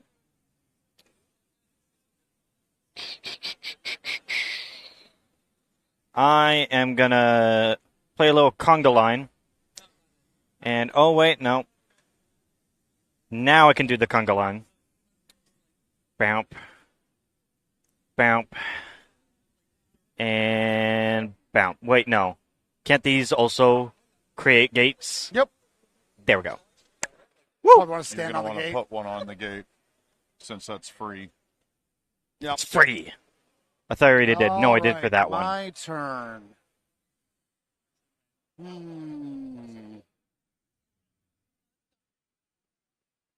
Nope. Not interested. Go away. That the jet. Just call it out. kid. Okay, then as a free action, Specifically that. that just goes on there. Does that take an action to do that? To go on there? No, it's free. No, so, but is that my turn? No. Right? I still it's a have limited to. action. Yeah.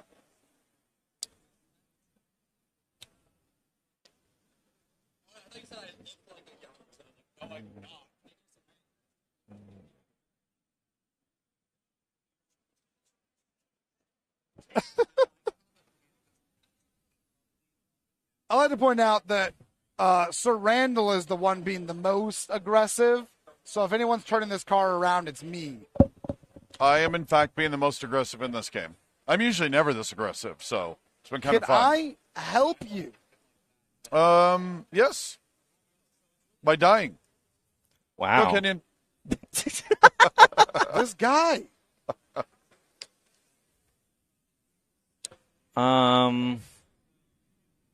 One, two, three, four. Randall is choosing violence. That's right. So choosing violence this game. I am gonna summon a little fungal guy. Because he is a fun guy.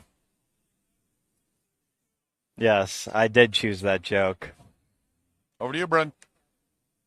That is it.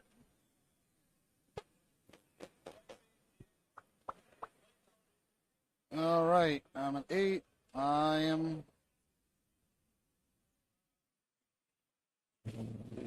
going this way. How dare you? All right, sir. I Don't touch stayed. my baby. Okay. So 2, 4, 6. You better just be meandering over here. 3 more for Current 9. cost ritual annihilation. Just 6. Oh, sorry. Devour one of you guys before you roll. Yep. Num num num. I kill 2. Woo! Nice. And you kill 1. Yep. Which eliminating one of my cultists gives me a power. And killing or devouring 2 enemies in a retreating battle these guys. gives me a power. We'll go this way.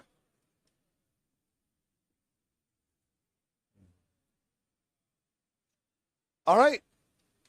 Kenyon is done, so it is my turn. And I'm going to go try to desecrate, and I auto-succeed. And your turn. Dun, dun, dun, dun.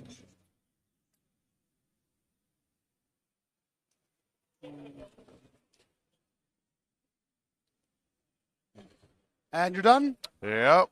Awesome. Yeah. I'm on 6 power. Let's go have some fun today. No. Oh, yes.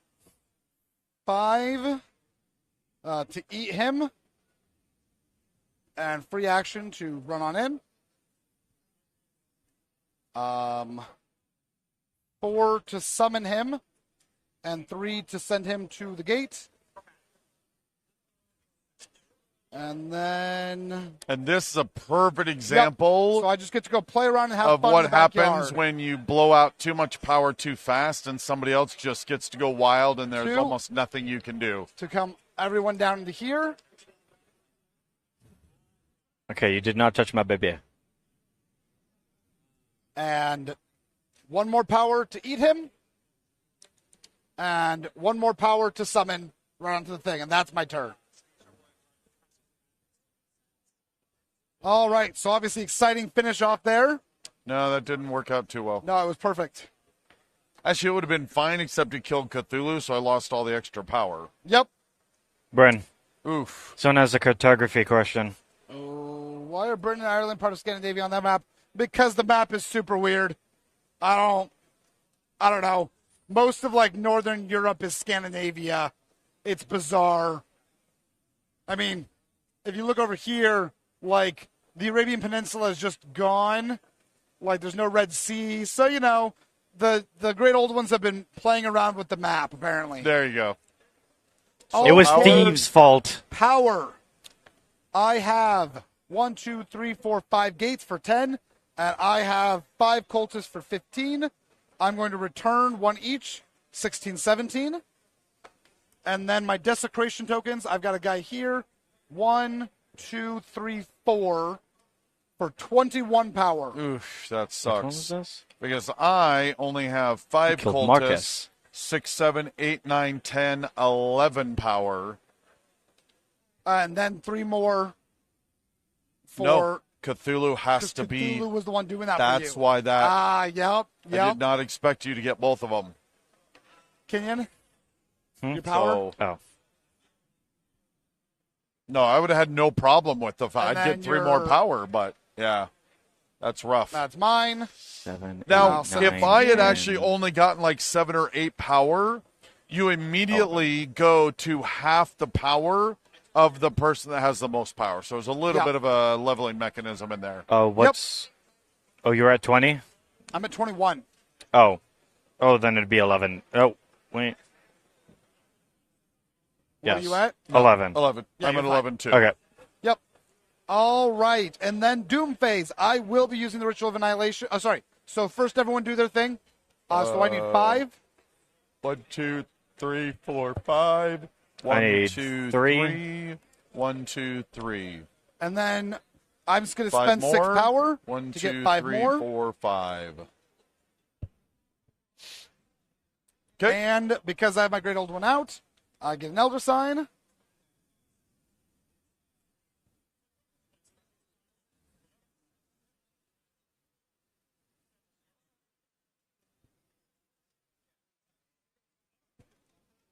Is anyone else going to do the ritual? 7 power. I only have 3 gates. All right. Then it is my turn to start. Because y'all ate my children.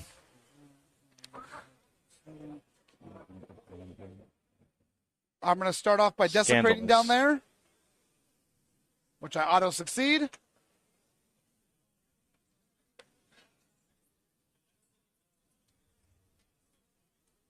All right. Sir Randall, go. There's a fly on your board. Yep. Francis J-shaped now. Yeah, it's so weird. 1, 2. Go. Or, actually, here. Randall is choosing violence. Yeah. Go, Kenyon. And just so we're all aware, this is pretty much going to be the last turn. Oh, sorry. Oh, no, No. timing is not an issue here, sir. Oh, you. Do you not see the elder Moving into the signs? end, this is going to be it. 1, 2, 3. I get a gate. I'd like to point out I was trying to do a fair amount to stop you and just couldn't make it. And I come did together. absolutely nothing.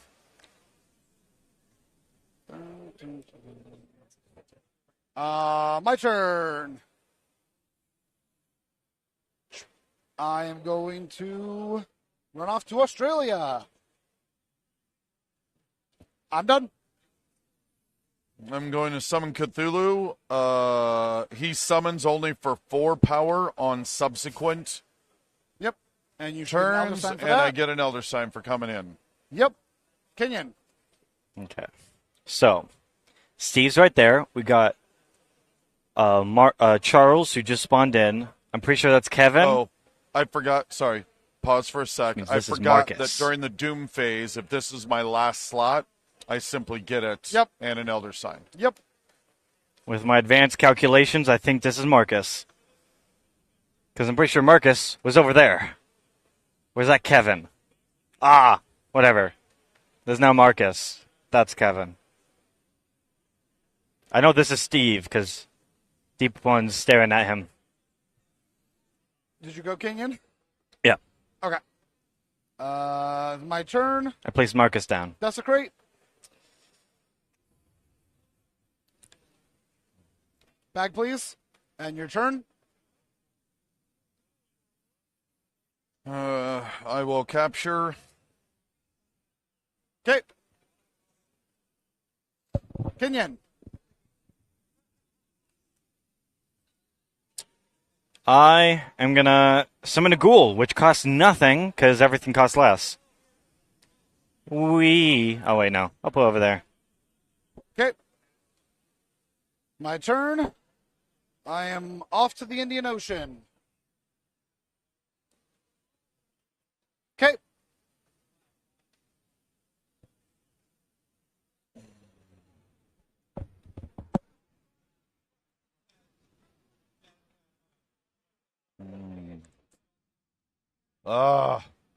Start out strong, got away from me. Yep.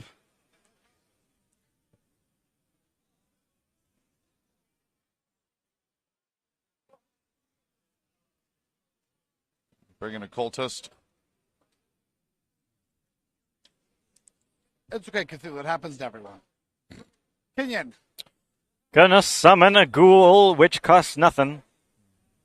I mean, so what if you're the titular faction? I mean, Yeah. okay. I'm the one everyone knows. Desecrating. No one doesn't even know the king in yellow. Oh, they do. They do today. No, they don't even know your name. They shall. The king in yellow. That's not a name. Yes, That's a it is. description. Title, actually. What's your name? The king No. in yellow. No, Yes. don't even know. Offensive. Cthulhu.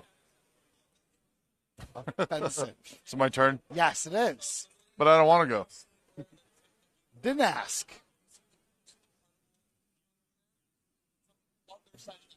I don't even want to say my character's name. I might mispronounce it. Cool. Your turn, Kenyon. Yeah. Kenyon. Gonna summon a fungi. Just building up his defenses. My turn. Come over here. Keeping my babies safe. No, that was unkind. And unsportsmanlike. Yes. You know what? No. No. We're just going to have fun. Let's do it. Come to defense. Your move, sir. Choop. All right. I'm going to devour. So your cultist is gone. Yep. And then my ritual is 7. Okay.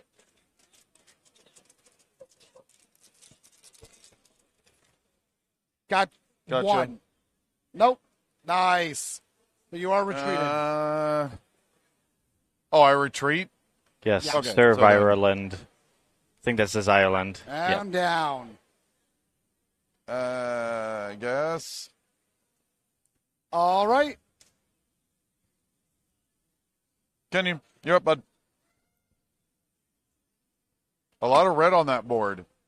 Yeah, there is, but unfortunately, it's all about those All about that doom. these freaking desecration tokens. Yep. Okay, time to pull off my plan. 1, 2. You. You. Yes. Fight Dad. Good I want to plan. do something. Yep. Yep. I know you already won, but I want to see if I can get second place. 7. Red is the best color. Normally I'd say orange, but there is no orange here yet. All right. Your turn, Kenyon. I will like to attack you, Faza. In here. Okay.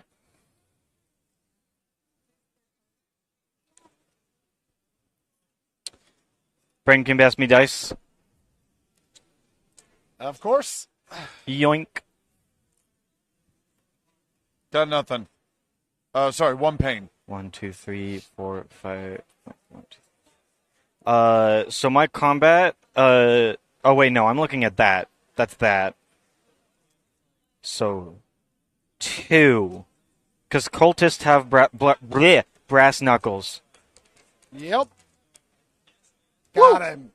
I got 1. So he's still there.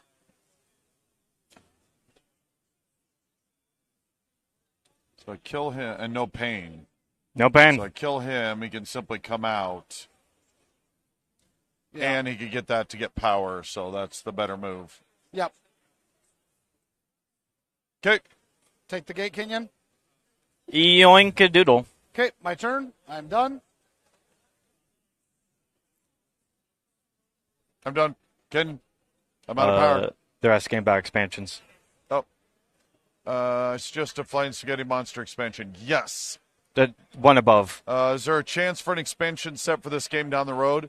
So there's actually been a lot of expansions already. A lot of them. We'll have to. Best one's the Ancients. I would love to see whether there's a chance we might be able to work with Peterson Games to come out Wait till he's done. with a new expansion, but that's just pie in the sky, me geeking out. But there's lots of expansions. I'm attacking you. Okay. You should be attacking the person who's winning, right? Remember how that works? All hail the King in Yellow. Say it. All hail you- Steve. Who you don't even know his name. All right. Roll it, Kenyon. Sorry, where are you attacking me at? by Same the way? thing. I got pain. Oh, got it. Nothing. Get out of here. Get out of here. Desecration.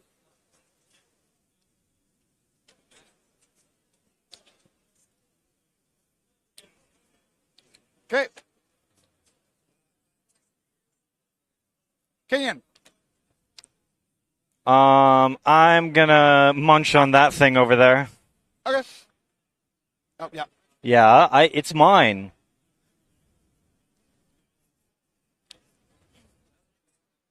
Yoink. I'm moving.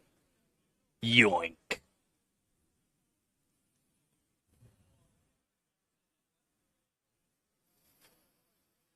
Go Gideon.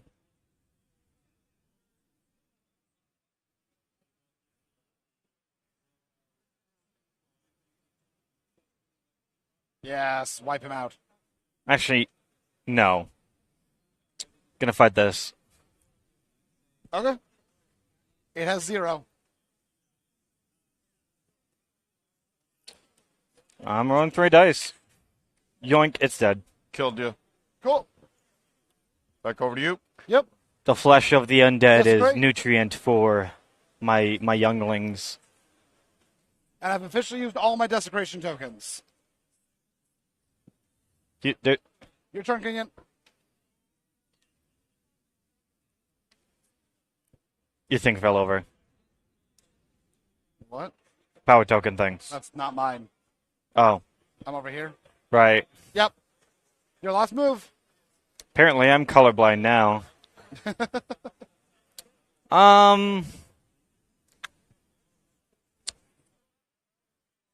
not even in an area where I could do anything useful. You want, Steve? You get to wander a bit. You get to go to West Africa.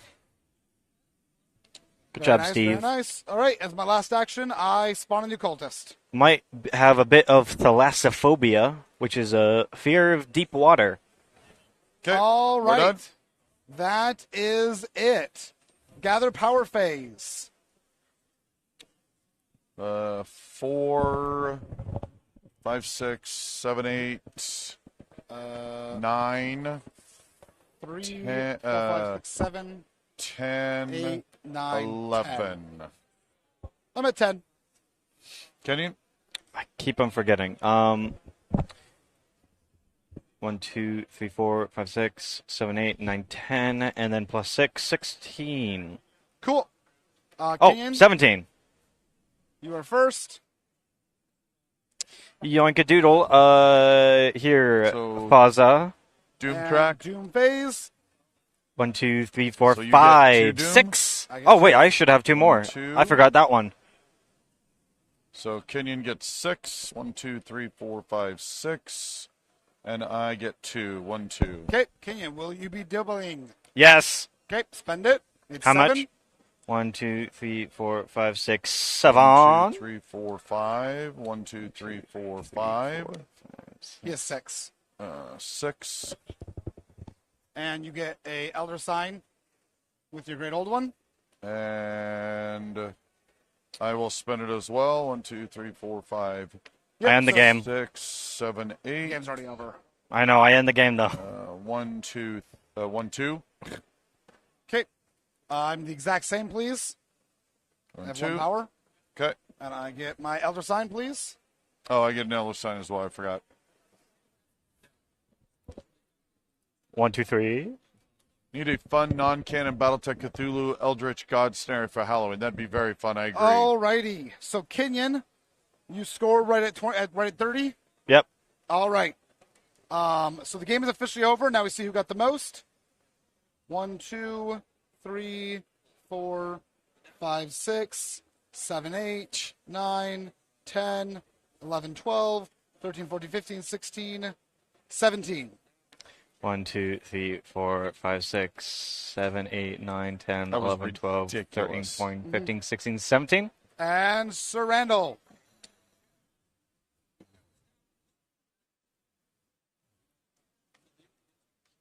Right at the line. I got there All right. first. Just could not Yep. stop you. So You there it is, started guys. pulling So away King and- Yellow has won, as he always Oh. should. Mediocre So that old is one. Cthulhu Steve Wars. is a mediocre old one. He's working on being a great old one, though. Yeah. So this is just a fantastic, fantastic game. We have played it I don't know how many times, and I still run out and play it any chance I get. So thank you all for being here. This was fantastic. I believe, it looks like we'll be about off for 30 minutes. And then I believe Ryan and his cohorts have been preparing to run Shadowrun Anarchy, which will be fun to see. So thank you for being here. We'll see you back in about 30 minutes. Bye, all.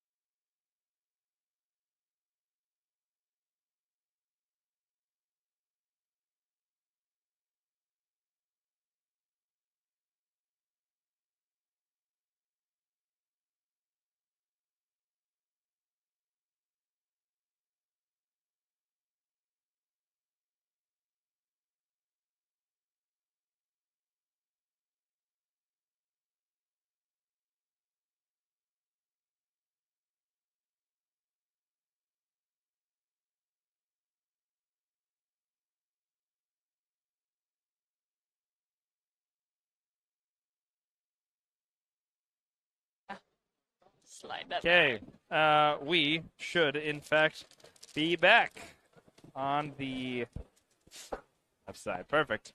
Okay, everyone situated, ready to go. Welcome back, stream. We have been having a lot of fun trying to put together and learning Shadowrun Anarchy. Now, what's been fun about this is none of us knew the system today when we started, but the whole pitch of this thing is it's supposed to be easy, rules light, and very approachable. So we have two people that have never heard of or played the system before. If you guys want to introduce yourselves to the camera. Hey, I'm Rob, Hi, I'm Nikki. and I played a lot of Dungeons and Dragons, and I played a lot of 5th edition, and I played a little Pathfinder 2nd edition. So I am intrigued, but also confused. I have played Curse of Strahd. Perfect. And over here we have the illustrious. Hello, I am Chronostatic, Jesus Christ. and I am here to hire some people for a job. Does this job involve crime? It involves you requiring to wear sunglasses. Done. Done. Very good. Now remember, no matter what happens or how bad it goes, you were hired by... Tommy Gofton. That'll do. All right. Tommy Upton. Okay, so let's explain to you guys a little bit about Anarchy, how it works, and just the system in general. And our obviously charismatic individual here will Yes, be if you helping. hadn't tell, I'm the face. So the way Anarchy works is kind of like a DM-less system. There is still someone who is kind of controlling and puts on the brakes here and there, but overall, basically, this is going to be a pass-the-torch kind of game. What will happen each round is we will start off, you guys will know what the tone of the story is supposed to be, what the mission objectives is, and then one at a time, you're going to get your chance to kind of fill in the narration. Now, the caveat is any single combat action will be limited to 1 per your turn, and then if you have to do opposing tests, well, then you're not allowed to make the difficulty. That still relies on me. But anything you want to do, anything you want to describe, technically speaking, is supposed to be at your own disposal. Now, I ascend unfortunately, to godhood. unfortunately, things like that should not be the case. This is a yes-and system, but yes-and within relief. So if you at home are interested in playing a game like this, it is not for the people that are caught up in telling a specific story. It's more about just diving in. It's about seeing what your group is interested in. So if the way I look at it, if I wanted to play Shadowrun with a group and I didn't know what they were interested in, this is the perfect chance for them to add what they want to the encounters, and then I can build a campaign later on in Shadowrun proper to flesh that out for them, right? Because if you say, oh, I really suddenly there's a whole bunch of rocket launchers on the walls, and if you're really interested in the stealth and he's really interested in stealing cars, I know that those are things that you might be interested in if we played a I don't proper know game. what a file is. I'm Chronostatic, and my brain is sludge. Jesus Christ. So, if we take a quick look at the rules here, it's pretty straightforward. We're going to jump all the way towards the end where we have a whole bunch of things that you will enjoy. This game is like all in one in the book. It tells you how to run it, tells you how to play it, and it gives you a whole bunch of character sheets, and it gives you a whole bunch of scenarios. By the way, if you are interested or have any questions in the chat, feel free to let us know. We are going to be figuring it out along with you, and hopefully you will enjoy that process. So I believe it is on page 73. Yes, on page 73, we have a whole bunch of characters that you can choose from, people that you may want to be. So you go ahead and pick yourself a character. We have all sorts of things here. There's like an elf street shaman, a human combat decker, dwarf security rigger. No idea who would want to play something like that. Yeah, that's pretty... I don't know. That sounds like the best thing that anyone could possibly be. I mean, I can't do it because, like I said before, my brain is sludge. That's right. But if I could have my choice, I would pick very handsome dwarf decker. That's fair. Not the raspberry jam human arms dealer? No, you see, I have this friend. He's my bestest friend in the whole world. His name is Leroy, and he is just the guy, right? I mean, he's got everything anyone could ever possibly want from anything, including a great fashion sense, an amazing style of hair, which I have now copied for myself to try it out. And his voice is like caramel whiskey. Jesus Christ. I, of course, as Chronostatic, will be playing as the face. And where did you purchase said hair? Online. I got it from a very sketchy site that I don't really want to promote. I was 50-50 on whether it was actually going to show up. So for you two, as you're flipping through your character sheets, what kind of characters are you interested in playing? More or less, just for your kind of benefit, Shadowrun is a system that is modern times, slightly. Well, it's actually in the future. It's like 2070 something. Yeah, and the whole thought is that what would happen if magic came to modern times? Ooh. So corporate entities are now controlled by dragons because why wouldn't they? And you may be an elf or a person, and you may have magic. You may be super technologically inclined. And the whole idea is that you're kind of a ragtag group of like Mission Impossible, under the radar Black Ops people that are just trying to survive. Yeah. Go ahead. No please. go. Okay, well, I've played a lot of games. I've learned one of my friends loves weird indie games, so I get I get to try out a lot of bizarre stuff he finds, and some of it's amazing. He discovered Pathfinder for us when it was an alpha. Oh wow! But I always like to start a system with something easier to play, or like just something easy to get my head around the mechanics. For sure. And so like I look at the Chrome Bison Troll Street Samurai, and I feel like that seems like, okay, I'm going to be like a fighter. I'm going to hit things. I'm going to be really tough. Is that, and it's like, that's not going to step on Chronostatic being the face? I am the face. So that sounds like the face would be... and what a face. Yes, exactly. What you need is a Troll Street Samurai buddy. Yeah, someone to make me look better. Yes, to stand behind you and nod. Yes. Or shake their head when you're like trying to make a really I know, I always need someone better than me to be around me to make me look better. That's why I always travel with my best friend Leroy. All right. Everything he does makes me look like an idiot. Where's Leroy? But he is currently indisposed. He is having an amazing party on a yacht with several women. Good for him. Yeah, this is normal day for him. He would invite me, but I'm busy. I have to continue earning money to make sure that I can pay rent because he's also my landlord. I love it. Yeah.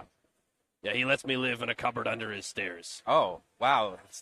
That's so very Potter-esque. Yeah, it's actually quite a good deal. I only have to pay 20,000 new yen a day. Oh. Because, that's how rent is now. Yes. You can pay for your electrical Yeah, bill by those the Toronto hour. rent prices. Then turns out the bubble never crashes. It just gets worse. What are you interested in playing? I'm kind of digging Raspberry Jam over here. Okay. I know I made a joke about him earlier, but you know what? Cannot lower his voice. Italian, get it? Okay. And likable despite horrific disregard for life and law. Let's go. Oh, it's like Boris. Perfect. Okay, so go ahead and find yourself a character sheet. We're just going to kind of dive into it, and we'll figure out what needs to happen as situations come up. We're probably I have a college education. Dear. Yeah, you're probably in debt for that, all right. All right, so the scenario we're going to be playing today is be careful what you search for. Now, the game technically starts at the beginning of the mission, so beforehand I give you all of the context and everything, and then from there we just have at her. So, the Mr. Johnson's pitch initially was that the runners, you three, are hired by Jody Stubfield, a high-level data analyst at Hildebrandt Kleinford Bernal. What a loser. One of the largest banks in the world. A rich loser. He's made a discovery that that has placed his life in great danger. Strange things have been happening to him lately. He says he is being followed, that someone has been going through his garbage, and his family is getting strange calls. Now, Jody needs to get to a safe location and be kept from harm until he can sell what he has. If he is kept safe, the players will receive 4 karma with a 2 karma bonus for keeping Stubfield's data safe. Now, karma is something that you use to upgrade your character. In the lore of Shadowrun, it's not really something you get for playing a game, but more or less, like, the mission is you can do that and you will grow as people. The objectives for this are to help Stubfield retrieve data from his apartment, get Stubfield to a safe house, and repel the gang attack that will inevitably happen. Now, the tags for this, as like a rule of thumb, just things that are going to come up within the scenario are going to be dwarfs, protection is a theme, gangs, safe house, conspiracy, and data. So that's just kind of like the move. Now, the setting of this adventure is that the job starts in a pretty typical slice of Renton. The low-rent neighborhood all around is poor and a bit dangerous, but not controlled by the local gangs yet. The Stuffer shack is down the block, and the only source of food for a few kilometers, but even that monument to greed by way of junk food looks pretty battered and neglected. They have So- very good taquitos. Yeah, you're really roughing it in the slums here. Okay. The slums where you get all the best food because they don't care about those stupid health violations. So the game works in scenes. Over the course of this adventure, we go from scene to scene. Basically, it kind of goes around the table till we've finished a problem, and we move on to the next setting. Scene 1 is going to be the... It's going to be something like this. Basically, Jody will tell the runners that before they head to a safe house, he needs to grab something from his apartment. He left a copy of his research data there and needs to destroy it so no one else can get to it first. That's Jody is incredibly paranoid, irresponsible. but the runners see no evidence of anybody out to get him. After looking around a bit, Jody becomes erratic. He can't find the other copy, and Jody continues to frantically look around for the data.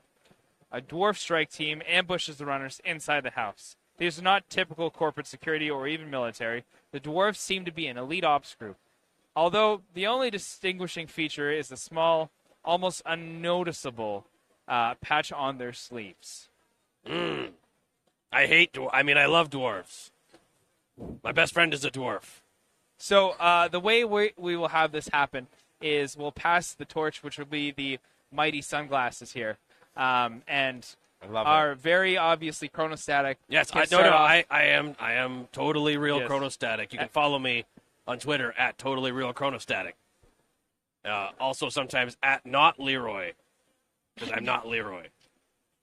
I am definitely chronostatic. So yeah, you can go ahead and you can start our scene, and then whenever you're finished, or if there's a test, I'll jump in, and otherwise we'll kind of continue through. Let's see. My fellow gentle dwarves, you may be wondering why I've called you all here today. Well, as it happens, I am here to discuss with you your terms of surrender. They would then look at each other and be very confused. Okay, now get them! So if you would like to hop in on that. Does your character actually say get them? Yes. Immediately without hesitation, Chrome Bison pulls out her heavy pistols, it looks like my thing is. Like How heavy are they? heavy pistols. Big, heavy pistols. How And try big? to shoot them. Because that's what you said, right? I mean, Yep. yeah, that Yeah. works. That could be...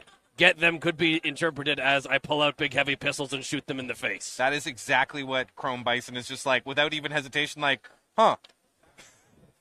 Perfect. And Okay. then start shooting. Now, do you pull out 2, or do you somehow manage to do like 3 or 4? I don't know if I don't know how to read this character sheet. I believe you just kind of say you do something, Oh. and then the sheet kind of tells you numbers. Okay, cool. Yeah, I take out like 2 pistols and just start like. I was unloading wondering them. if you were going to take out 4 and like have 2 on your pinkies and 2 on your triggers and just be like, It seems like a lot. That seems Not excessive? ostentatious. okay. Okay. You're more about just brute force. Yes. Okay. I just want to Do you, smash. do you do sideways? No, because it's inefficient, and I want to smash them as hard as I can.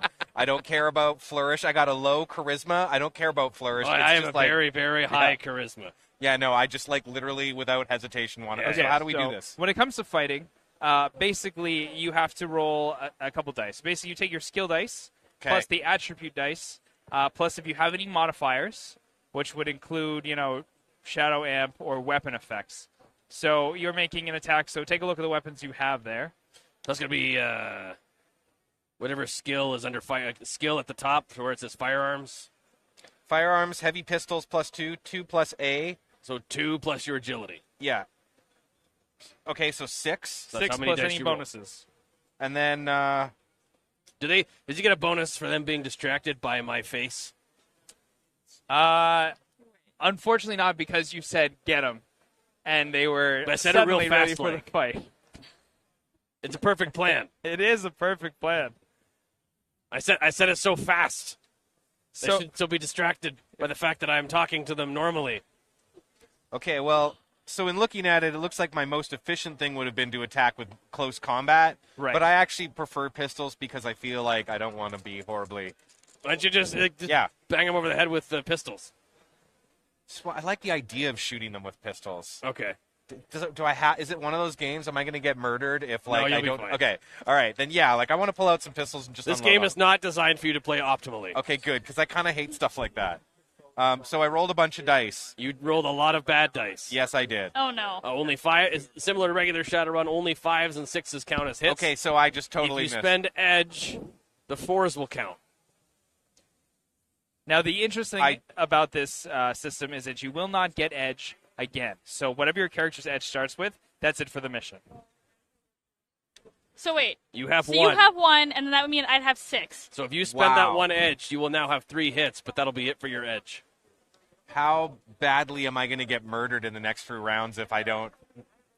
We will find out. All right, you know what? I think that since I only have 1 edge, You're not going to yellow I'm it? not going to spend it because if I were in Nikki's, like if Nikki were in my shoes, I would say use 1. But So you pull out both pistols and I get distracted by something else and like miss a bunch. Yeah. Or you know what? No, I pull out my pistols and I shoot them a bunch to send them a message.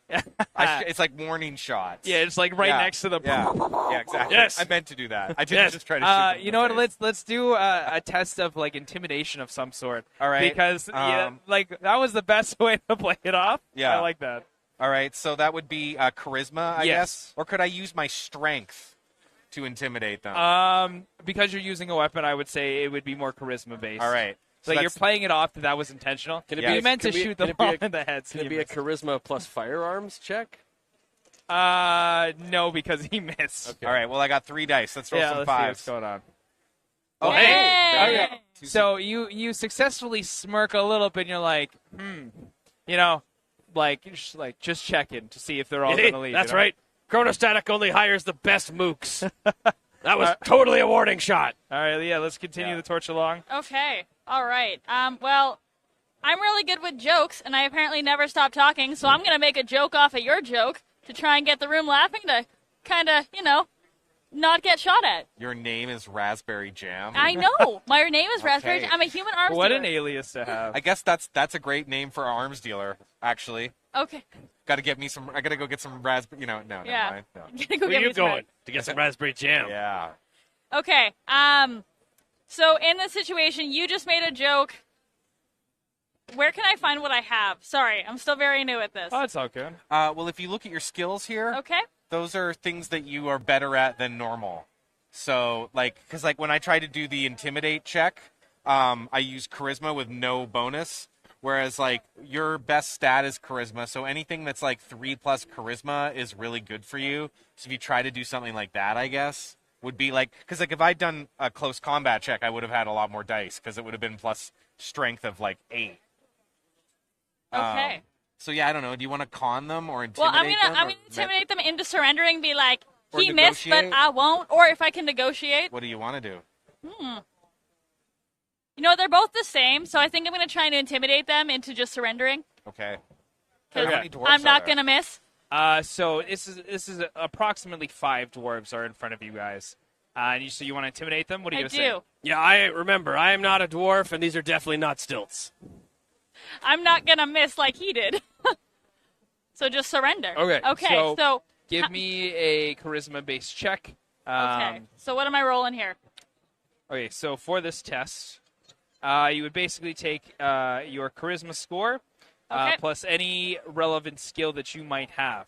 So take a look at the skills option, see if you have intimidation. I for do have example. intimidation. Okay, so it would be intimidation plus. So because I said I won't miss, does that mean if I pull out a firearm, can I use my firearm? So using firearms typically is for the actual attack, Okay.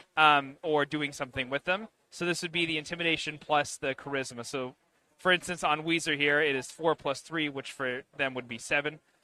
Whatever your score is, go ahead and roll that. So mine would be intimidation, so 3 plus C, and then plus 2 if I have a firearm or if I'm using a firearm. Oh, well then, yes. There you Yeah. go. There you go, for sure. If you're trying to twirl it or something. That'd be 5 plus your charisma. Yes. Okay. So my you're- charisma is 5. You're going to need more dice. Yes. Yeah. Okay, so I hire good people. So 5 dice? Yeah. Okay. No, 10. 10? Because it's 6, 5 7, plus the your charisma. 8. Ah! We're a very charismatic group, except for you. Okay. Yeah. Well, 1, 2, 3, 4, I'm- 5, 6, 7, Well, I 8, 9, hired you 10. to kill people, and you did a Okay. real great job at that. look, Here we I go. didn't stretch. So any 6 or 5 is a success, 6. is a hit. And 5. you can she also spend? Yes, you could also spend 1 edge to make all your 4s also a success. That's Oh, exactly wow. what I'm going to do, because there's a lot of those. Wow. Do-do, do-do, do-do.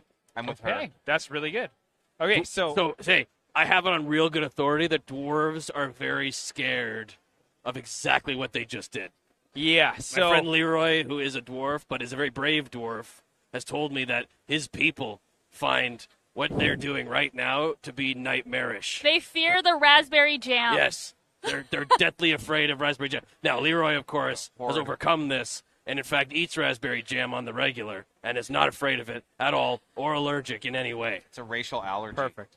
It's a So racial- with a 7, the dwarves are going to put their hands up and slowly back out. However, the security drones that were following them do not leave, for they are controlled by someone else.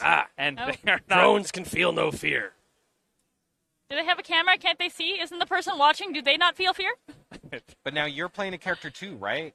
So I don't actually play a character. I play all of the NPCs. Oh, okay. You So you are you game are the master. dwarves Yes. and the drones. So you are the I'm master. Game Master Light, if you will. Is it so? This is an actual role? Are you? Yeah, Oh, really? So yeah. It's interesting. okay, that's weird. Yeah, basically there is a head DM and a bunch of mini DMs that are like the characters. Weird. I shall remove my very unique monofilament sword. Okay. A one-of-a-kind item that I, Chronostatic, have, and keep in a vault with a very badly guarded password. That you mention at every opportunity. By the way, take a plot point for being able to push them out. Would you like to explain what that is? Yeah. Yes. So plot points are a very interesting mechanic that basically works similar to Edge in this game. While Edge is something that you have at the beginning of every mission you use, plot points are something that are awarded for. They're basically like a die of inspiration. And so what you can do is to any of your roles, you can add a plot point to kind of emphasize the change. So if you want to kind of give something a strange twist, or you want to give something some emphasis, you can do that. Now, if we take a look here with the... Here What it page is. are we on? What page is Page it? There we go. 36. Page 36. 36. I'm going to use that as a You can bookmark. do the following things with plot points. You could decide to live dangerously, where you will add a glitch die to some player's roll. It could be yours or someone else's, and basically, if the roll is high, it's fantastic. That was amazing. So great. If it's a 1, well, that was terrible. It's like a wild die from 6th edition. Exactly. And so here's the thing about the wild die is if you fail your test, but you succeed, there's a silver lining. If you fail and the glitch die is really bad, then it's a super horrible thing. If you succeed the test and you fail the glitch die, well, then there's some kind of repercussions. If you succeed the test and then you succeed the glitch die, then it's like the best thing ever. So there's a little bit of gray area depending on how well you do on the test. If you shake things up, you can change the turn order by interjecting or changing the narration. So if normally right now it'd be going to Rob next, you might then decide, hey, we're going to switch it up because I want you to do an action that's going to help improve this. Double time is to take 2 movement actions. So you basically just you dash ahead. Surprise threat is just to add more attention to the scene. First aid is to heal up a little bit because you're a super big hero and that's what you spend your plot point on. Malfunction is to kind of adjust the way that something's working on an enemy or a character. And then if you take a hit, if a weaker or injured character is successfully hit by combat, the target rolled fewer hits than the attacker, then the player can spend a plot point to take the hit instead. So you just be taking a hit for a friend. And then the last one they have is a dish best served cold, which is immediately take 1 free action against the NPC who just attacked you. So there's several mechanical things you can do with it. Okay. Now, it's worth noting you can only spend 1 plot point for a thing you want to do, but across your narration turn, you can spend them on a whole bunch of things. And you can only ever have a max of 5. What does by making a narration mean? Does that mean? So the narration is when you have, the sunglasses. Right. Okay. Copy.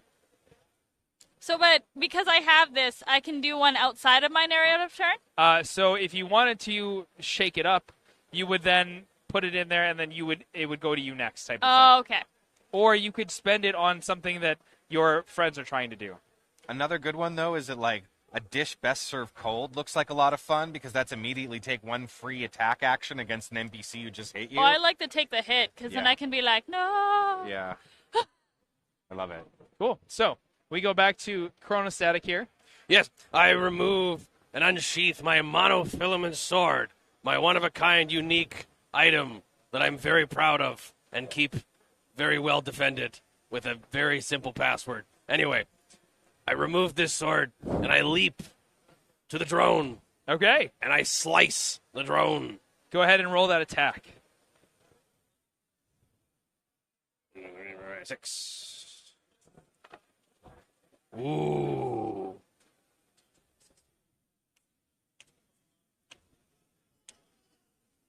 I will spend 1 edge Okay. to make that 3 hits. Okay.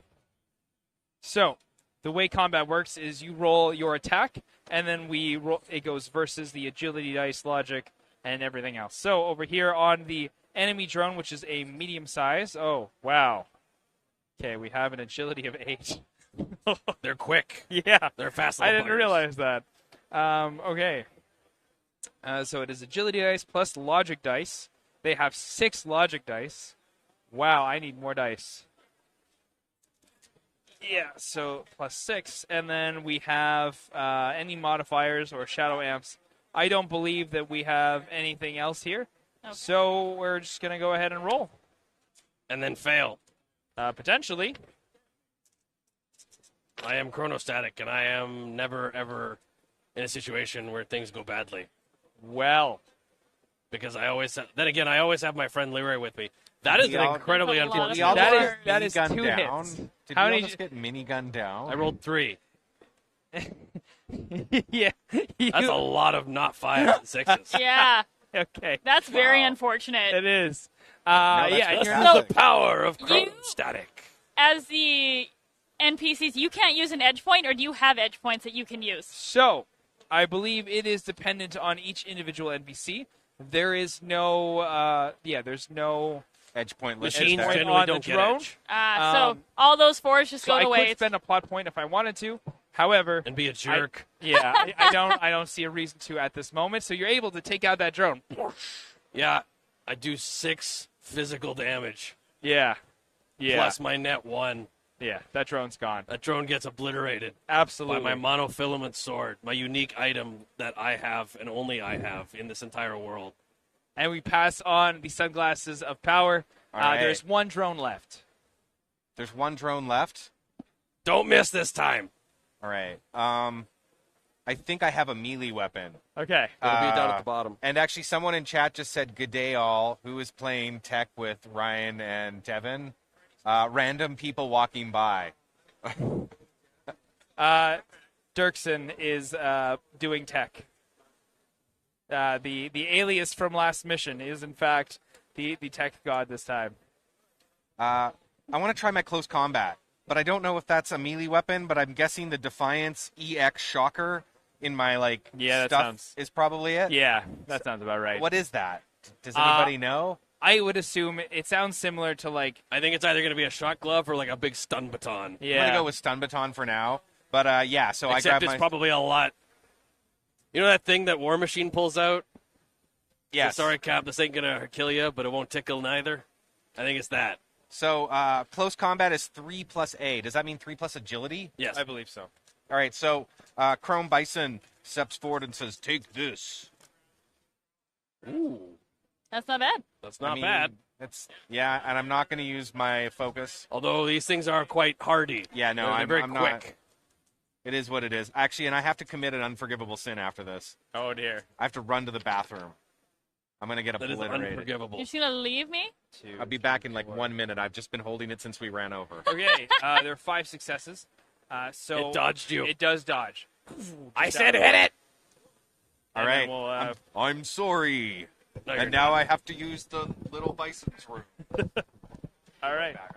He All got right. so intimidated he had to run off. Yeah. All right. It's your Okay. turn. We'll pass All the right. sunglasses over. I will. Okay. That's okay. I will pull out. So how far away is this drone from me right now? It's just across the room, so it's maybe like 20 feet over. Or is it close, near, or far? Yeah, near I would far. say it is near. It is near? Okay. In that case, I will take out my Shuaze arms monsoon and use that from across the room. Okay. Because that's a firearm, yeah? Yep. Yeah, okay.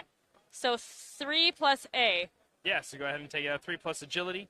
So that's 4. So that's 7, right? Yes. Yes. Wow, you're really good at like everything. This is the most like basic, like well-rounded character. That's not bad. That's 3. You can spend edge to make it 4. I don't know. I mean, I think I have a lot of edges, but I'm gonna save some. Okay. Yeah, these things are pretty quick. I don't know if we want to waste 1 edge on. Wow. My party likes to tell me that I roll poorly. That's 1 success. On how many dice? Too many. There you go. Like double digits. Welcome to Shadowrun. Yeah, you absolutely obliterate this thing. Woo! What did you use for that? I used I said it right the first time, and I'm not gonna say it right the second time. Shuaze arms monsoon. Oh, wow. Okay. Nice. I don't know what that is, Damn, but I'm I'm good gonna at do hiring fun little people. arm aerial things Perfect. to. Good job. Okay. Now Thank you. tie up these dwarves and shave their beards off. All right, pass me the glasses as we're going to move us on There to you our are. next scene. So, We shave their beards.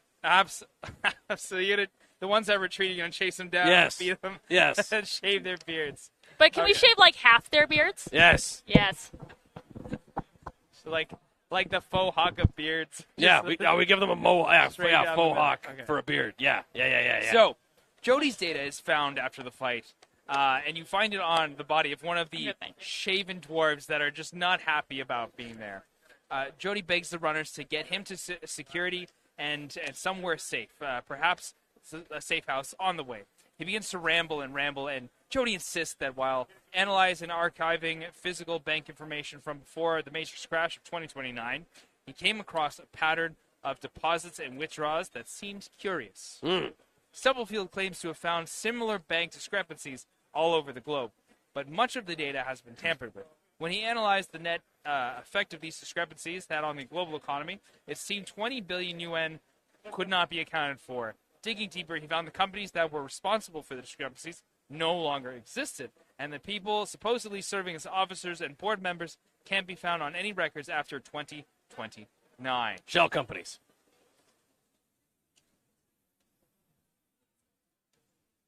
Right. I'm going to call my Decker friend Leroy to do some snooping in the Matrix. Hello, Leroy. Yes. Hey, Yeah. Are you calling someone like actually? no. Okay. That's what I thought. Hold on, I got to go make a call. Hello, Leroy. Yeah. You hear Japanese mumbling. Yeah. Hello, Leroy. Yeah, I need you to hack some stuff for me. Yeah. Hi. Yeah, it's good. I love you too. Okay, bye. Yeah, he's super awesome. He's going to take care of this for us. I'm excited. Yeah. We should all, you should probably invite him to all the parties that you know about. This Leroy fellow, Yeah. is he a person of great character? Oh, yeah. Yeah. He's so great. He's got so much character that he has to carry half of it around in a big wheelbarrow. Wow, that's a lot of character. Oh, yeah.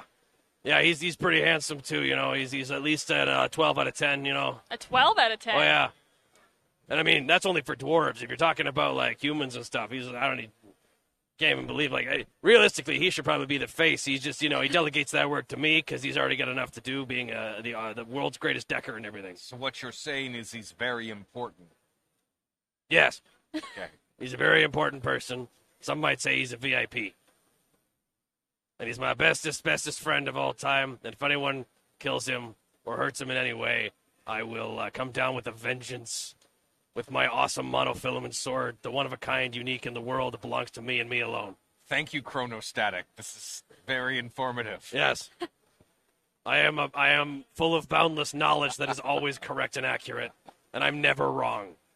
So this person has told us about this money in 20 billion yen. Yes, and they would like to get to a safe house because they're now worried for their life, and they no Well, longer seem just As it paranoid. happens, I live in a mansion Can you pass me in Zevia? that I gifted to my friend Leroy that, he can use as a summer home, but I'm sure he won't There are none mind left. if we go and take Do you want my water? this person paying us money to my mansion. I'm pretty sure that it's not in use right now anyway, because, my fiance, wife, person is currently out at her summer home. I didn't go with her, leaving my house abandoned or anything, for Leroy to move in and use as his own place. Just wanted to taste it. I would do that, but that's not what happened. I see. I'm here right now and not currently in another country with my house abandoned and a very bad lock on it. So if we need to get our way to a safe house, we're going to need a vehicle. Potentially. How do we summon a? How do we get a vehicle? You're an arms dealer. I can negotiate for one. Do you have friends you can call? Do I have friends Can I I give can these call? to her I now? would assume after a long life, you may have friends you can call. Okay. Should well, I give this to go for Raspberry it. Jam? Yeah, there's no set amount of turns. Oh, okay. You guys just keep moving through until we resolve. Yeah, the situation. there is kind of an idea where it's like in certain situations everybody might just want to communicate, Yep. and in which case you can kind of ignore the whole Okay. turn system. Okay, cool. As soon as like rolls have to start being made, then it's more important as to who's doing what. Oh yeah, I I know a guy. You know a guy? I know a guy. I know a guy. I bet your guy's not as cool as my guy, but Probably not, but I know a guy that can. Let's see, what can he do? he totally can't hack as well as Leroy, I'll tell you No, that. but I think he can get us a car to go to the safe house that we need to get to. Oh, that would be incredibly useful. So I know a guy. So who is this contact you're So trying Chrome to call? Bison, you're going to have to really pick it up. I mean, Raspberry Jam here is essentially like a three-person team, and you've done nothing but miss all of the shots you've taken. You have missed 100% We're a of the package. We're a package deal. Okay. Okay. Right, okay. Gee. Okay. All right, so who are you going to call up? Now, does it have to be somebody from the game, or can I just make this guy up? Whatever you like. All right. I'm You gonna call. may want to move that Oh, closer. Yeah. my back. Okay. I'm gonna call up my twin, Your the twin. Strawberry Jam. Ah, So I'm the I'm arms done. I'm dealer. leaving. Strawberry Jam is the cars dealer. okay. So I'm gonna call him up. The car. He's the legitimate brother. He's my twin. Yeah, but mom liked the. Do you think mom liked him more? Probably. Why couldn't you have gone into a legitimate business like your brother? Oh God. Your brother can get me a Maserati. You cannot. What am I supposed to do with you? You give me an Ares Predator? What do I do with that? I can't get food on the table with an Ares Predator. So you call your brother on the phone and you hear strawberry cars to get you out of a jam. How can I help you today? Hey! I want to give you a plot point. Yeah, except that'll just That was good. that'll be given to the bad guys. Well, yes. We'll give you an honorary one. I need a car. Oh, hey sis. Nice to see you too. Sorry. How are you? Great. After the last family dinner, I wasn't sure if I'd see you again, but hey, it's great to hear from you. Sitting on your piles of money because you sell things that are more expensive than mine. Anyways, yeah, I could get you a car. And extremely illegal. What are you looking for? And could I get a little firepower in return? Sorry. What was that last part? I was just hoping maybe a little bit of firepower in return. Security hasn't been great lately, and I think this would be a great. Can I get a I mounted feel- turret on top of my next car? Yeah, Remember, honestly, my he's Civic Jamley. could really use I want a turret. belt-fed machine gun for my Jeep. I think I can arrange something. Just give me 1 second, guys. How many people are we transporting to the safe house? 4. 4. I need a car that can 4 carry. human-sized people. 4. None of them are dwarf-sized. Apparently, we're just axing off dwarves. Lots of leg room. Lots of For leg room legs, for not 4. You know stilts. what? Just give us like an SUV. Do you have an SUV that goes fast?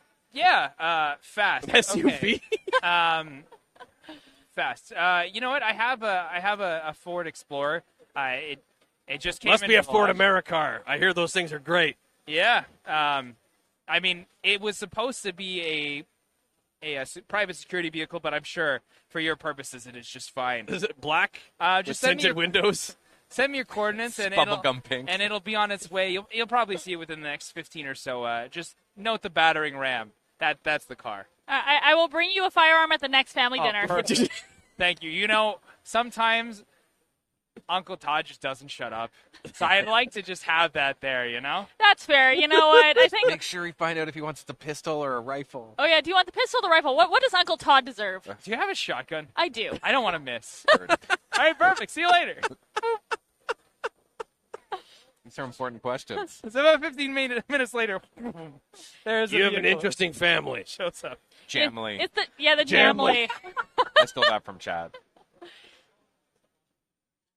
I don't care if that was stolen from Chad. You get a plot point. That was great. You're paying attention to chat. You get a plot point. Thank you, Lorcan Nagel. Nagel. I'm a little upset I didn't think of that myself, but Yeah, no. There's only so many jam puns we can do. Yes. All right, you have a vehicle now. What are you guys going to do with that? Argue about the radio station. no, I'm driving. Yeah, I know. I'm Well, arguing about my the friend Leroy really likes J-pop, and I used to hate it, but I have since acquired a fine reserve taste J-pop for is it. disgusting. I want K-pop. This is acceptable. Okay. You know what? I've heard you mention Leroy quite a few times, and I don't want to piss this guy off. So yeah, whatever Leroy You wants. seem to have a very close relationship with Leroy. I do. We are BFFs. I have a shirt and everything. We have matching shirts and Wait, everything. is Leroy in the room with us right now? No, but he always is aware of everything that happens. I'm constantly sending him a live feed just to make sure, because sometimes I screw up things, and he's always there to make sure that he tells me when I've screwed up to help me learn and educate me as a better person. It's very generous of him. Yeah. Oh, he is a pious individual, very altruistic, and have I mentioned how hot he is? So, which He's a spicy one of jam. you is going to select the safe house that we're going to? I'm not really good with Oh. this stuff.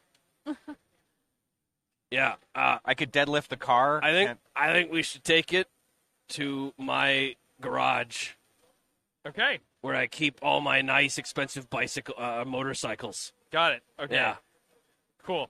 This is the summer home that you lent to Leroy. This is my mansion Oh, I see. that I decided Leroy deserved to live in instead of the crusty old apartment with his mom. Oh, right. So, but do we Leroy's out with. No. Leroy is He's on a currently yacht out right having now. having a yacht party. Yeah, got it. And I am definitely, and my wife, who You used to chronostatic, sometimes, me chronostatic's wife, which is sometimes at the mansion, is not going to be at the mansion because she is out on a retreat that she would normally go on with me, but I stayed behind to earn money to pay for rent to live under Leroy's stairs. So we're not going to meet Leroy?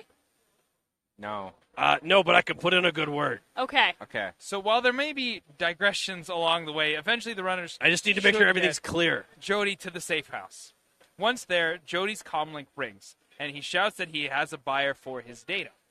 Outside, a local gang has descended upon the safe house. The gangsters aren't tough, It's your house. but there are a lot of them.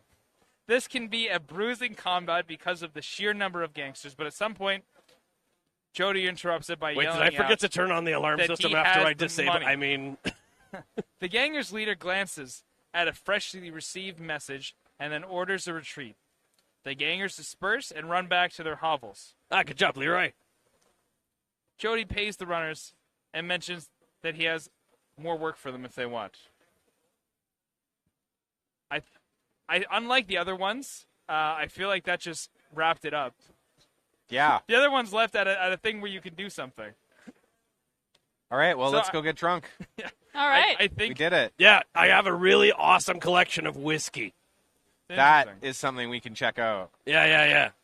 Hold on, I need to actually go turn on the alarm system. It seems like that might have been turned off at some point in the last 28 hours. I don't know why that would have happened. It's a very good alarm system that is very hard to disarm through matrix actions and definitely can't be disabled with a very easy password algorithm sent through a very dumb agent. Perfect. Yeah, it's So better than that's that. more or less how it works. I Okay. think if you have played it several times, you probably just break down and maybe like do the first part So- of the scene rather than just going through it. But yeah, How does that so you play scenes, right? Yes. And how does that work? Do you say okay, just for instance, say we're hey, we love this, we're going to play every weekend. yeah. Would you be picking a scene every weekend? Do we have level do So- we level up? Yeah, so normally, from this mission you get 4 karma. What happens here is that basically you do a mission briefing, which is like all of these missions that have a few scenes, and then you finish. Maybe you can the book says loosely you can either read the scene, go from scene to scene, or you can just kind of expand them however you want. As this is our first time, I elected to just read them aloud, but I feel like, if we did this as a weekly thing, I'd prep ahead of time, I'd read through and say, okay, cool. I'm going to break the scene up into 3 or 4 sub-scenes. We're going to go through that and then steer on to the next one.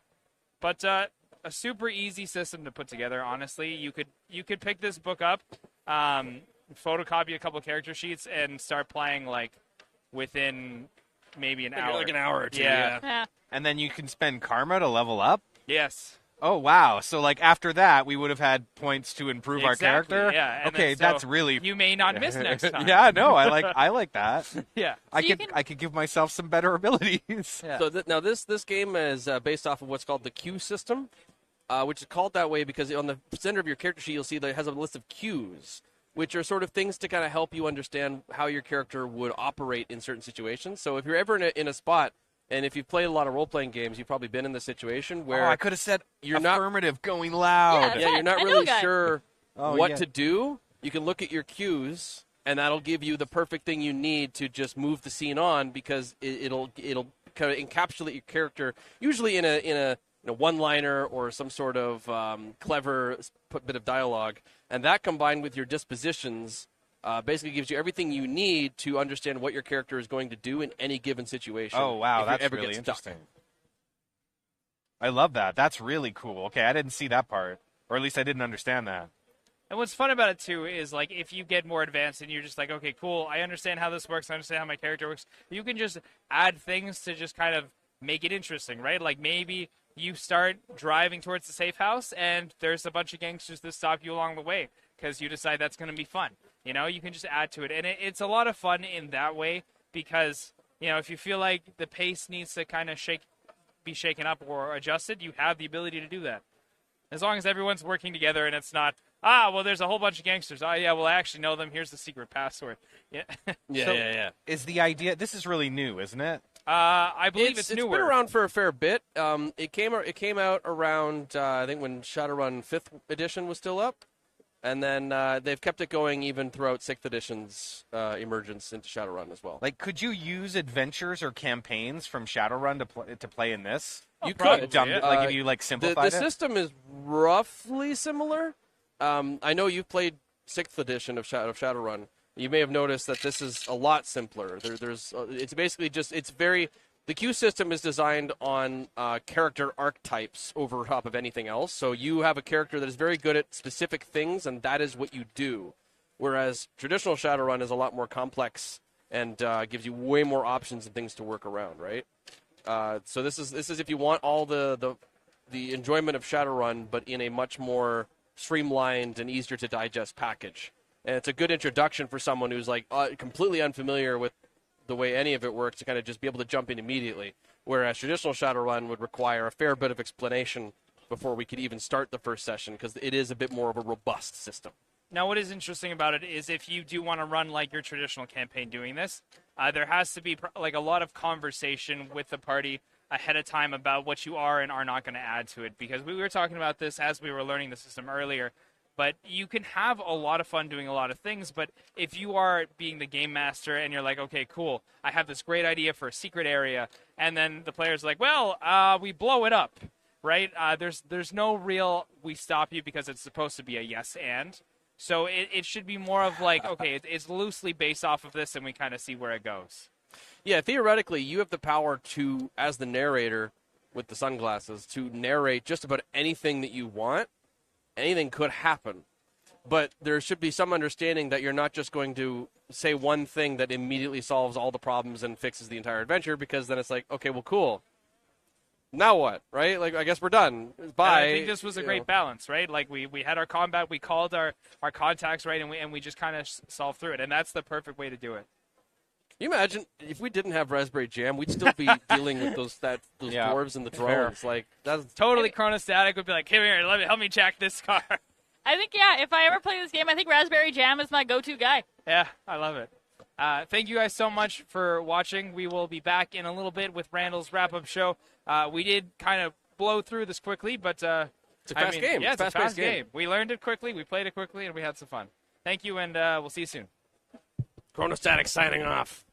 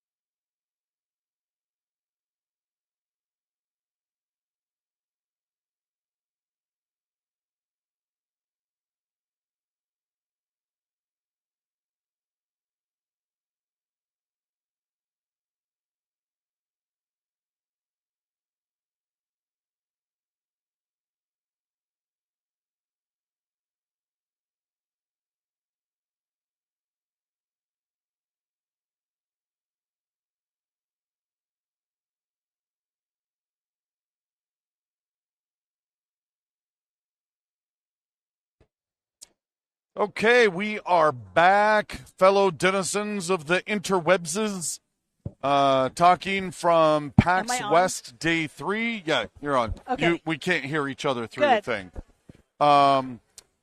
And we are here. My beautiful assistant, Tara Bills is here with us, and we're just going to have some fun talking away. There are some of you that have been around long enough, particularly if maybe you were demo agents in the past, a good Bazillion 10, years. 15 years ago. Yeah. Tara used to run the demo agent teams, would go to Gen Con, sometimes would go to Origins without me because she Always was doing would all go to that. Origins without you, yes. Oh, yeah, that's true. You and Brent and one or two other people would do Yeah. the Origins at the time. Yeah, so we are here as the last wrap-up for the day on Day 3. The room has stayed wonderfully full the whole time.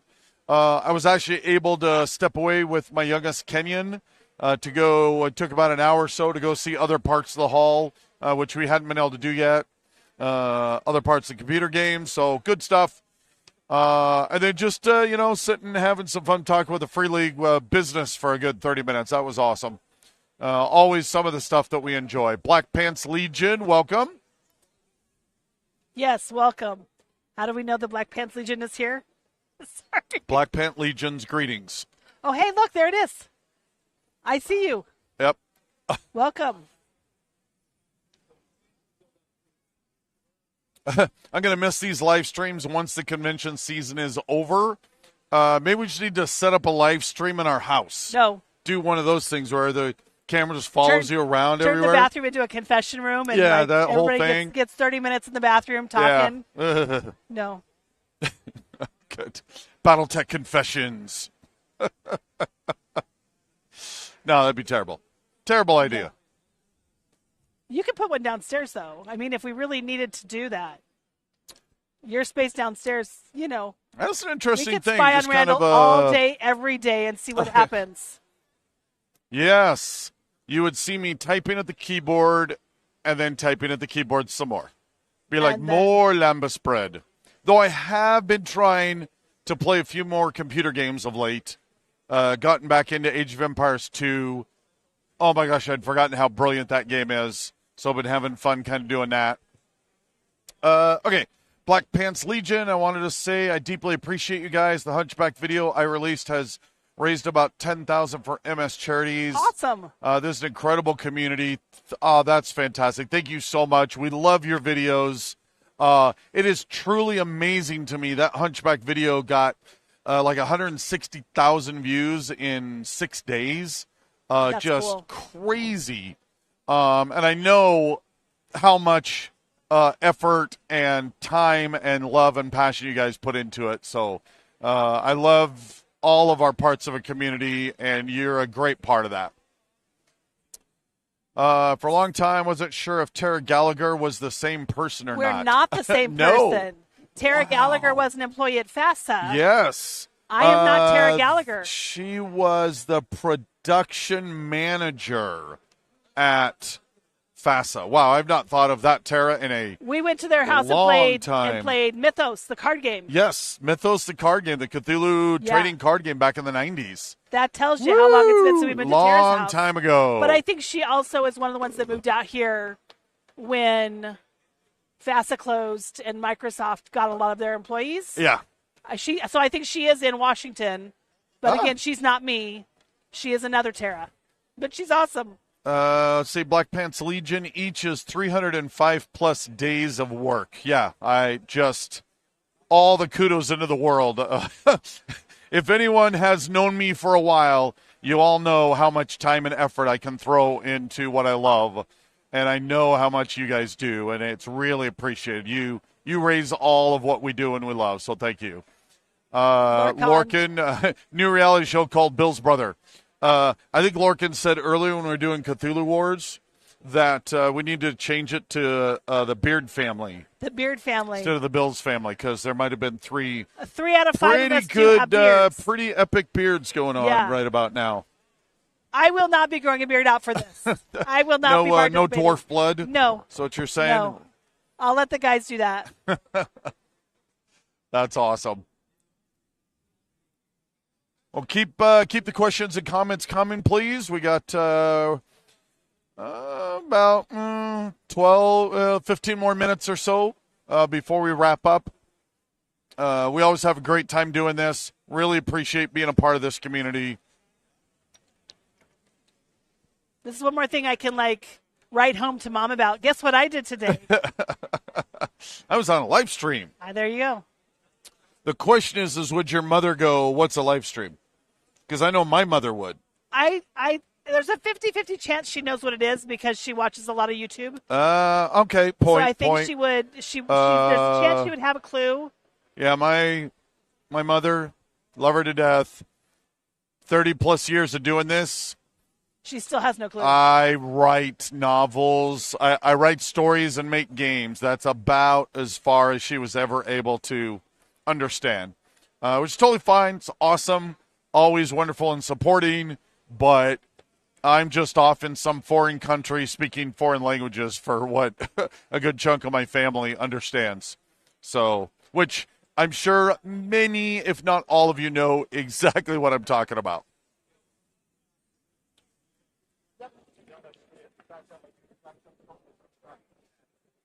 So it looks like I can see Lauren is just walked by. That was there's Bryn.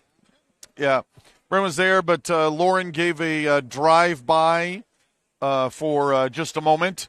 You got to see him, the elusive Lauren back at cons. No, it's because that's lagging. It's delayed. Six, That's right. 6 to 8 seconds seconds behind. lagging. Yep. I'm not good with lag. Give Tara one of the cutout beards from that old J-Cut catalog. I actually have on my Facebook page, I have pictures of the kids in those beard cutouts because, yeah, it was pretty fun. So that was I think I'm the only one who didn't put it on, though. Or did I put it on? There might be pictures of it. If I did, it's on Facebook. Super funny. Yeah, many, what Lorcan is referring to, a good 10, 15 years ago at Gen Con, Catalyst did a little booklet of what's going to be happening at the Catalyst booth through Gen Con. So it would have all of the events, cool new releases, and so on. And one of them, Matt had snuck in a cutout beard into it that I didn't know about, and then laughed my head off when I saw it. And then, I think it was closing, I had taken a pallet away. And when I came back to the booth, the entire crew were all standing there with their cutout beards in place. That's awesome. It was really fantastic. But the beard was made because you and Matt had done that. Was the year you guys did the battle to see who could grow it out longest. I think that, or was that later? Oh no, I think it was. You're right. It was when you had grown it out to ZZ Top status. No, you're right. I think that was that same year. Because Matt thought he could grow a beard longer than Randall. Yeah, he. Right? Yeah, there's not a lot that can. Spaceman, when will we get horse armor models? Probably not anytime soon. As always, there's just so much to do, and we got to pick the battles we want to fight for getting stuff out. My dad knows I work in IT, and that I know how to fix a laptop, but beyond that, doesn't understand my work at all. Yep, absolutely. And part of it for my parents and some of my siblings, some of them totally get it, but some of my siblings and my parents really also there's nothing in there that engages them at all. A good chunk of my family does a lot of reading, but they don't do science fiction or fantasy, right? That was never something that drew them in. And so when all I do is science fiction and fantasy up to my eyeballs, then we're just talking different languages. Well, you didn't grow up playing games, so it's not even, there weren't even games that much. You guys played Pit. No, we did the normal Americana, Uno, Pit, Millborn, that sort of thing. But yeah, for hardcore gaming, no, none of my, that was me finding it because I had to find it. I didn't know I had to find it, but I had to find it. Is Tara a fan of the Battletech universe? If so, favorite moments from the storyline? Tara tolerates the Battletech universe. Tara has a favorite faction, Magistracy of Canopus all the way. Probably favorite event was when my name, Erda Centrella I am Erda. That's my nickname. So when she showed up, there you go. That's my favorite because a little, Yeah. you kind of love yourself. So that would be Yeah. my moment. Well, and she's played maybe a dozen games Oh, I think over more than a dozen. 30 years now. More than a dozen. I don't know if it's been that many. My favorite part, though, is I am really good at headshots. She And almost so- always comes in with an axe so I and come in kills somebody. with an axe and shoot people's heads off. Not with the axe, obviously. Yes, so, Tara yeah. was brave enough to come on. Lauren was not. Totally agree. Absolutely. Didn't someone Photoshop Randall into Leviathan's book's cover with the magnificent beard too? It's not exactly me, but yes, the captain's manual that never actually came out. That's right. Doug Chafee The did art was based on you. was really kind of based on me. So that was pretty.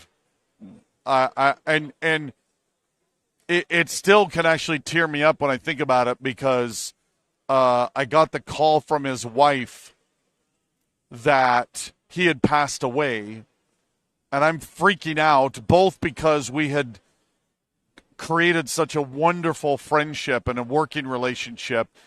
And also, to be honest, freaking out because I had this Leviathan's cover I needed. And then the wife was like, hey, let me go see if I can find it. And he had finished it the night he passed away. And he sent it to me, and he had put me in it, basically. So there were definitely tears that day. So very, very cool moment. We'll clone Tara too. No. I guarantee you only one of me is all they want. As the only extrovert, Yeah. one, that's why I'm here and not Lauren, because I'm talking to a screen. Like, that's no big. I mean, obviously you guys are there, but it's not a hard thing. But yeah, as the extrovert who wants to get people to go do things all the time, I don't know if they could handle having two of us No, that'd be too getting much. you to go do things all the time. Too much. Want to stay in my hobbit hole. But if she wants to stay and do all the chores, we could. She Wow. wouldn't do that. She wouldn't do that though. I'm like, so you're Because if it's another Tara, she's like, no, let's go play. Let's go have fun. Cloning your Let's indentured go shopping. servant. That's kind of dark. There's whole swaths of science fiction based on Yeah, that. right? So no, I'm that's not fine. quite that evil. We're planning to clone Randall already, so why leave Tara out of it? Yeah, I've all said I both would love to clone me and think it'd be a little terrifying. So I don't need two Randalls. I am plenty. You are enough. That's what's enough. I'm Yeah. enough. Okay, well we're getting here towards the end. Another nine or 8 minutes. Do you guys have any other questions, comments, thoughts about what Catalyst's doing, what we have coming?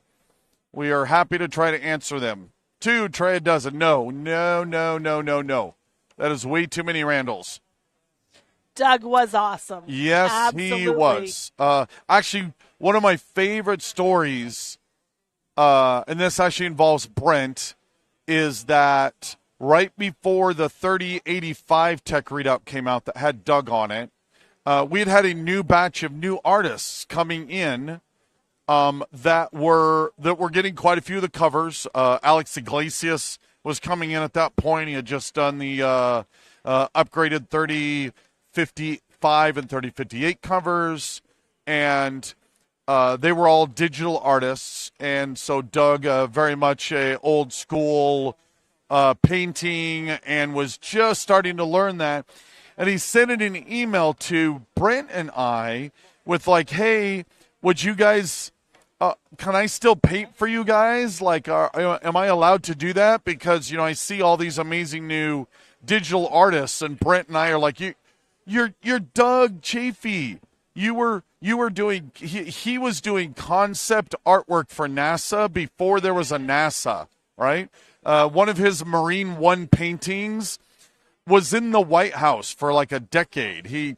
Most 4-star generals or Navy admirals have one of his paintings on his wall. He is so far above our little hobby, and the fact that he loved to come and play was always so amazing. He was just such a humble, incredibly good guy. So Ryan wants to know if they can watch the two of us do a co-op Battletech scenario. I have no problem. For aces. Nice. Well, we actually might play around with the idea of once a week, just an hour check-in or something out of my basement, out of my office. So that's something we could look at. Yeah. That could be kind of interesting. What can we expect in the next 2 or 3 months in the ways of BT products, stuff that's near? Brian. Well, we'll get to the one. Okay. We don't actually have a lot of new stuff coming right now.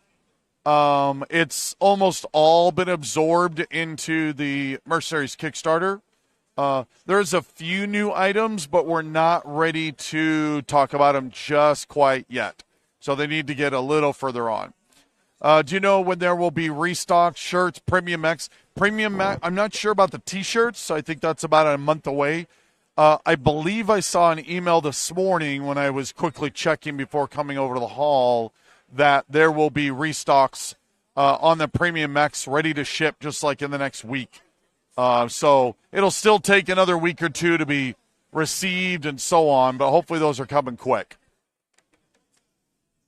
There's a Calvin and Hobbes where Calvin duplicates himself. So duplicates will do his homework and the duplicates himself to do his homework and so on. Yep. That's exactly what would happen. That's dangerous stuff. There's also a fantastic Gravity Falls episode where Dipper keeps copying himself so that he can go on the date, and then the copier that gets stuck in the copy machine and comes out all creepy. It's one of the best episodes. Did I get everything I there? think we're caught up. Okay, yeah, looks like we're caught up. We really got to, loosen these up next time for tomorrow.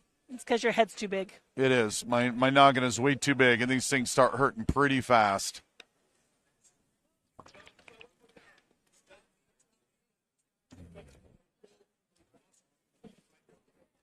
It's quiet now. It is quiet. I think we ran them out of questions. There you go. Either that or they're off eating like we're going to be doing here Yeah. very shortly.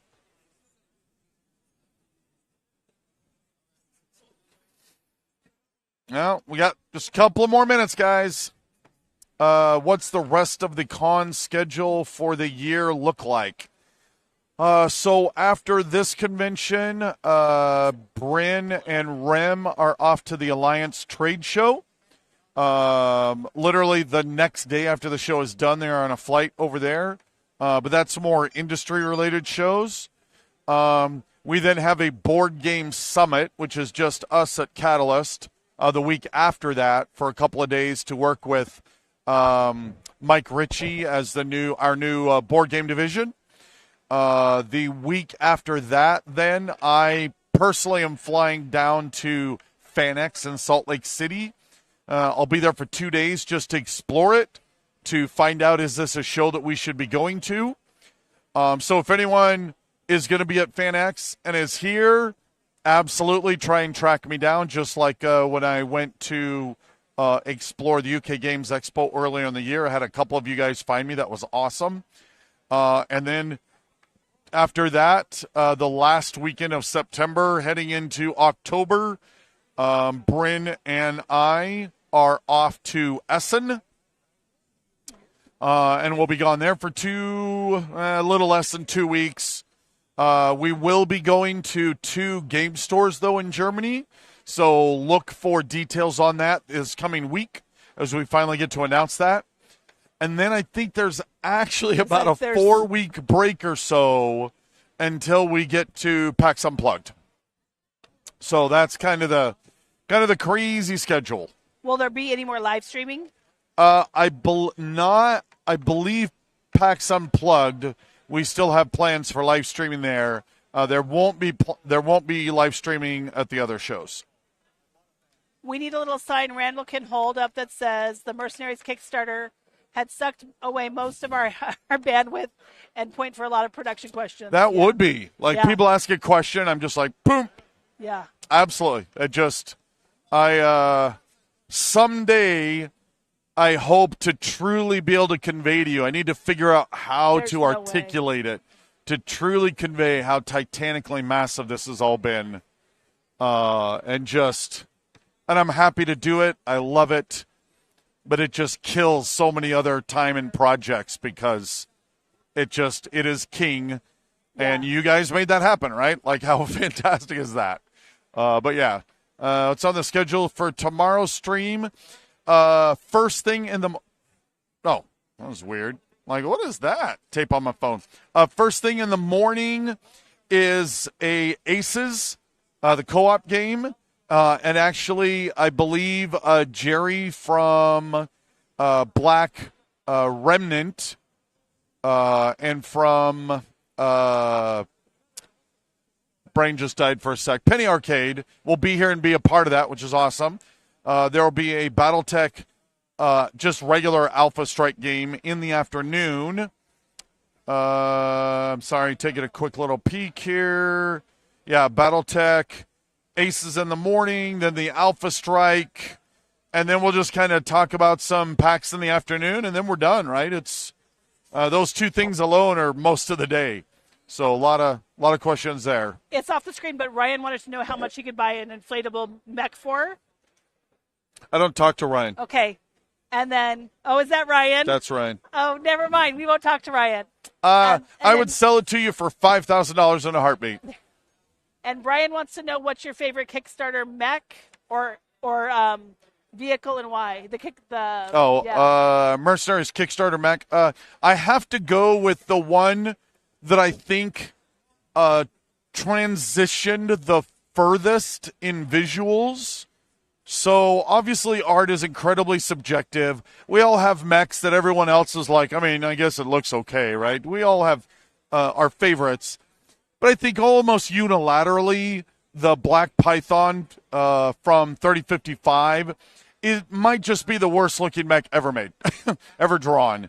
And Anthony, him and his team killed it with this new iteration. So I think I have to go with the mech. With the Black Python, because it's so incredible and it went so far. For vehicles, that's even tougher, I think. There's just so many good looking vehicles. I don't, may just go with like the Manicore, just a good solid regular tank, or the no, I'll stay with the Manicore. We'll keep with the Manicore. Talked about tomorrow. Are any more AMAs planned, like prior to the Kickstarter? Absolutely. We just kind of need to get through this huge chunk of conventions, and then we'll try to get back to that. What is it able to make it to UK Games Expo? So I had a proxy Randall say Bilson hi to Gold. Randall You for just me. skipped that one. Yeah, it's Leviathans. Who wants to talk about Leviathans?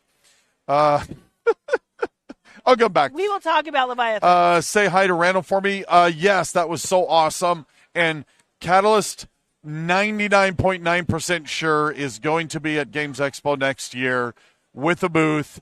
Come by and say hello, play games. It's going to be awesome. Randall Bills, will you be selling Leviathan's dice separately? Absolutely. Kickstarter is an avalanche sweeping away all in its path. Absolutely. Yes. Giant, ridiculous avalanche. And there's definitely days when, like, you go under and then you finally manage to pop up and, like, weeks have gone by, right? Like, oh my gosh, how did that month just lose me? And you think he's exaggerating, but he's not. He's Nope. definitely not. There'll be days and days and days that, like, it's just kind of like we wake up in the same room and we go to sleep in the same room, but that's about it, because it's just all sucked up by Yep. the Kickstarter stuff. And I have said this many, many, many times, but if you love what I do, first of all, thank you. I'm very grateful for that. But without Tara, none of that would be possible or happen. Lauren's photobombing us. Yeah, Lauren, nice shut up. photobombing. They were calling you out earlier. Yeah, I know. And thank you for your support of RIM. We love yeah, Ren too. absolutely. So thank you. But yeah, when you have a chance at Tara was not at conventions for a long time due to her own job, due to young kids. You know, having a real job. Now that we have reached a new place where our kids are grown and now are coming into this industry and being a part of it all, she can start coming back. Please take the time to go up and thank her. Because I wouldn't be able to do anything that I do without all the crazy support that she has given me over the years. So I have been supportive. you Yes, have. go ahead and come You've been thank me. amazing. Absolutely. You have permission to do that. Absolutely Go amazing. right ahead. And, you can think can about thank Lauren. thanking Lauren because, Definitely thank Heather. yes, that's even better. So thank Lauren, but please hunt down and thank Heather because just like Tara, without Heather back there, you wouldn't have any of this either. So they make it all possible. Rema's awesome. Love watching her learn BT. Yep, absolutely. She's been great. Love having her on the team. Very grateful. Ryan is standing up. Oh, we actually ran over. We got suddenly in a rhythm, and we're off and running. Ryan's cutting us off. I want to go longer, but Ryan is demanding. Ryan thinks he wants to go have dinner and stuff. And anyways, this has been an awesome wrap-up for day 3. Thank you so much for being here. We love you guys. Thanks, Tara, for being here on our fun time this time. And I will see you bright and shiny early, 10 a.m. tomorrow, Pacific Standard Time, for the final day 4 of PAX West live streaming. So we will see you tomorrow. Take care. Bye, all.